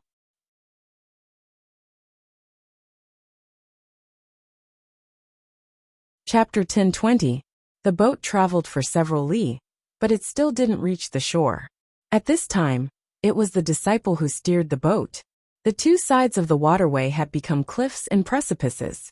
On the cliffs, the cries of apes and cranes rose and fell one after another. The precipices were also lush and verdant, with many green things hidden in the clouds. Zhang Xiaohua looked at it and felt quite strange. She pointed at the green on the precipice and said, "Brother Liang, what kind of medicinal herbs are these? This humble one has never seen such a thing before." Liang Sangshu glanced at it and said with a smile, "Junior brother Ren has misjudged. Those aren't medicinal herbs but tea trees." "Tea trees?" Zhang Xiaohua was stunned. She asked curiously, "Are those green leaves tea leaves? Why are they different from what I usually see?" "Naturally they are different," Liang Sangshu said. "Junior brother Ren has seen that they have been processed. These are grown on tea trees, so of course they are different." "Haha, I understand," Zhang Xiaohua said with a smile. "Reading 10,000 books is really not as good as traveling 1,000 li. If I didn't come to your sect, how would I know that tea leaves would be like this?" While chatting and laughing, the big boat went against the current and entered a small pool. When it docked on the shore, Zhang Xiaohua couldn't help but sigh. There is an island in the water, and there is water on the island. The Tao of Immortality is really magical. On the shore, an old man with white hair and beard was waiting with several disciples. After jumping ashore, Liang Sangshu introduced, "Ren Xiaoxia, this is Li Su of Huiming Hall Li Li." Li Li smiled, his mouth wide open. He cupped his hands and said, "On behalf of Bai Zhangmen, I welcome Miss Zixia Ren Xiaoyao and Ren Xiaoxia from the incense cult." Although Zhang Xiaohua and Meng were forced to come here, they saw that Liang Sangshu did not make things difficult for them along the way. This Huiming Hall's Li Su was also polite to Li. Although they were puzzled, they also went forward to greet him. They bowed and said, "Thank you very much, Mr. Li, for welcoming us. Miss Zixia and Ren Xiaoxia are too courteous." Li smiled. "Both of you are the messengers of the incense cult. Of course, you represent the incense cult. How could I, between the clouds and the water, not treat you with respect? We don't dare, we don't dare," Zhang Xiaohua said with a smile. Bai Zhangmen of the incense cult still has important matters to attend to. For the time being, I will have to inconvenience you too. This way please. I have already arranged a place for you too. Please take a rest. This way Ren Xiaoxia, Miss Zixia. Liang will take his leave first. Liang Sangshu cupped his hands and said goodbye. then left without saying a word. Zhang Xiaohua and Meng were led by Li Li to an abode. In the abode, several beautiful maids had already brewed fragrant tea and picked some rare fruits, waiting for the guests. After the guests and the host landed, Li raised his teacup and said, "Ren Xiaoxia Miss Zixia, please try our cloud mist tea. This is a specialty of our incense cult. You can't taste it anywhere else." Zhang Xiaohua and Meng both picked up their teacups and took a sip, praising it endlessly. Meng was fine with it. She only felt that this mouthful of refreshing tea made her mouth salivate and had endless flavors. Zhang Xiaohua was even more different. She only felt that when the tea entered her stomach, a wisp of qi of heaven and earth was naturally born. She only needed to slightly circulate her qi to refine it into her body. She knew that this tea was indeed precious. Zhang Xiaohua had also drunk tea with qi of heaven and earth in the Guozhuang house. That tea only had an ordinary taste. Although the qi of heaven and earth was comparable to this tea, the taste was worlds apart. Good tea. Zhang Xiaohua put down her teacup and praised. Ren can be considered to have drunk countless good teas, but I think this is the first time he has drunk this kind of celestial tea. Lili was overjoyed and said, "Ren Xiaoxia can actually taste 3 of its flavors?" Sect leader Bai is also a tea lover. He often says that this is a celestial tea. Although this old man can taste the differences, I can't tell why. Please enlighten me, Ren Xiaoxia.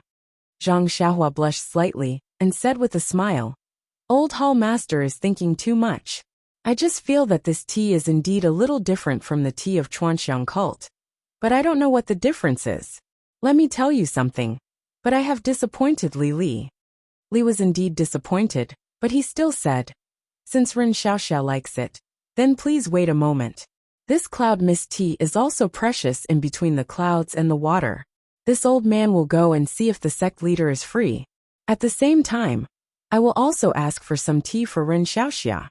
Zhang Xiaohua was overjoyed and cupped her hands and said, "Thank you very much." After Li left, Zhang Xiaohua also asked the others in the house to leave. Meng rebuked, "When did you drink tea on Lingering Fragrance Peak? Why didn't I know? Why are you talking nonsense? Don't you care about your face?" Zhang Xiaohua laughed and said, "Mother and father at home both like to drink tea, but they drink despicable tea. Now that they see a rare tea, how can they not ask for some? Bring it back for father and mother to taste? For this, why would I care about my face?" Meng was a little disappointed. "Sigh, you can give up your face to find something fresh for mother. Even if I want to give it up, who can I give it to?" "Hee hee." Zhang Xiaohua patted Meng's shoulder and said, "Don't you still have my father and mother? If you have to give it up, then give it up." Meng's face flushed red, and she spat. "They are your father and mother. Well, what does it have to do with me?" Zhang Xiaohua smiled, but did not continue to harp on this. She said, "That may not be so. Although your mother is no longer alive, your father can still be found. From Liang Sangshu's words, your mother should be the holy maiden of the Tenryu sect. Such a noble role, how bad can your father be? Perhaps he is a famous person in Jianghu? But what?" Meng Qi asked. "However, looking at your mother's appearance, she ran to a remote village to hide. There's an 80 to 90% chance that she's hiding from the Heavenly Dragon sect. That father of yours that you haven't met, I'm afraid he's not someone from the Heavenly Dragon sect." "Sigh, yes, I think so too. But my father is still my father. No matter what, I have to know who he is." Meng was melancholy. She then looked outside and frowned. "Xiaohua, I have been thinking along the way. Why is Liang Sangshu so polite and insisted that we come between the clouds and the water? If it was my decision, even Yu Sui would not agree. I listened to your idea and followed you here. You, how confident are you that you can escape from here? Why do we have to escape?" Zhang Xiaohua asked curiously. Although I don't quite understand the intentions of that by Zhang Men between the clouds and the water, just looking at Liang Sangshu and Li Su here, they do not seem to have any ill intentions. Perhaps that Bai Zhangmen has something to ask us personally. I have a feeling that things are not so simple. Didn't you ask Liang Sangshu a few questions earlier? You also told me on the way here. They have been working hard in Jianghu for so many years, and have always maintained a mysterious appearance. Why are they being so polite to us? Don't forget that great elder Jing Gang was killed by them. They have been at odds with our fragrant cult for so many years. It would be easy for them to kill us now. Hehe, you don't have to worry about this. Since this Xiaoxia dared to bring you here, I naturally have 100% confidence. If I had a 99% confidence, why would I be willing to let you take the risk? Let's not talk about other things, just you. Can't you talk about something else? Why do you always talk about my appearance? Isn't it just because my mother is the sacred ambassador of the Tenryu sect? As for whether or not she is the sacred lady, I don't know if she will give face. Meng was a little annoyed by Zhang Xiaohua's weak explanation. Zhang Xiaohua knew that Meng was a little upset. She was brought to a strange place by between the clouds and the water, and walked blindfolded for a long time. He couldn't help but feel a little apologetic. He held Meng's hand and chatted with her. Meng's expression gradually eased. After the time it took to eat a meal, the old hallmaster returned with 2 jade bottles in his hand. He had a smile on his face. He entered the door and said, "I am really sorry for making you 2 wait." Then he handed over the jade bottles and said, "This is between the clouds and the water's specialty, cloud mist tea. Please keep it well." Zhang Xiaohua took the bottles and opened the cork. A light and elegant fragrance rushed into his nose. His whole head felt refreshed. He used his divine sense to scan the jade bottles, and found that there was a rich vitality in them. Zhang Xiaohua kept 1 bottle for herself, and handed the other to Meng. Meng looked at him and said, "You keep it for me." After Zhang Xiaohua put it away, Li said with a smile, "Bai Zhangmen of the Bai sect invited Ren Xiaoxia to the White Cloud Hall for a chat." "Me?" Zhang Xiaohua frowned and said, "Why aren't there 2 people?" The old hallmaster said, "This is the sect leader's order." "I don't know." "I see." Zhang Xiaohua thought for a moment and nodded. She said, "Please lead the way for me, Mr. Li." Then he turned his head and said, "Senior Sister Zixia, please wait here. I will be back soon." "Okay, you be careful." Meng replied with concern. Zhang Xiaohua followed Li Su to a simple and unadorned hall. At this time, there were more than 10 people sitting on both sides of the hall. There were men and women, fat and thin. Liang Songshu sat on the right side, slightly above. The 3 people who set up the 3 talents formation were also next to him, sitting below. Young Master Peng Yiyu was also among them. When Peng Yiyu saw Zhang Xiaohua, his face changed greatly. When he returned to between the clouds and the water, he only told her about the immortal Dao people in Imocho City. How could he tell her about him in Huangchang? Although he knew that there were disciples of the fragrant religion in Jianghu, they were all male disciples of the Ruijin Palace. Sometimes he faintly felt that Meng's words were somewhat credible, but he had always been secretly denying himself. When he saw Zhang Xiaohua, he knew that the unremarkable young man and woman were telling the truth.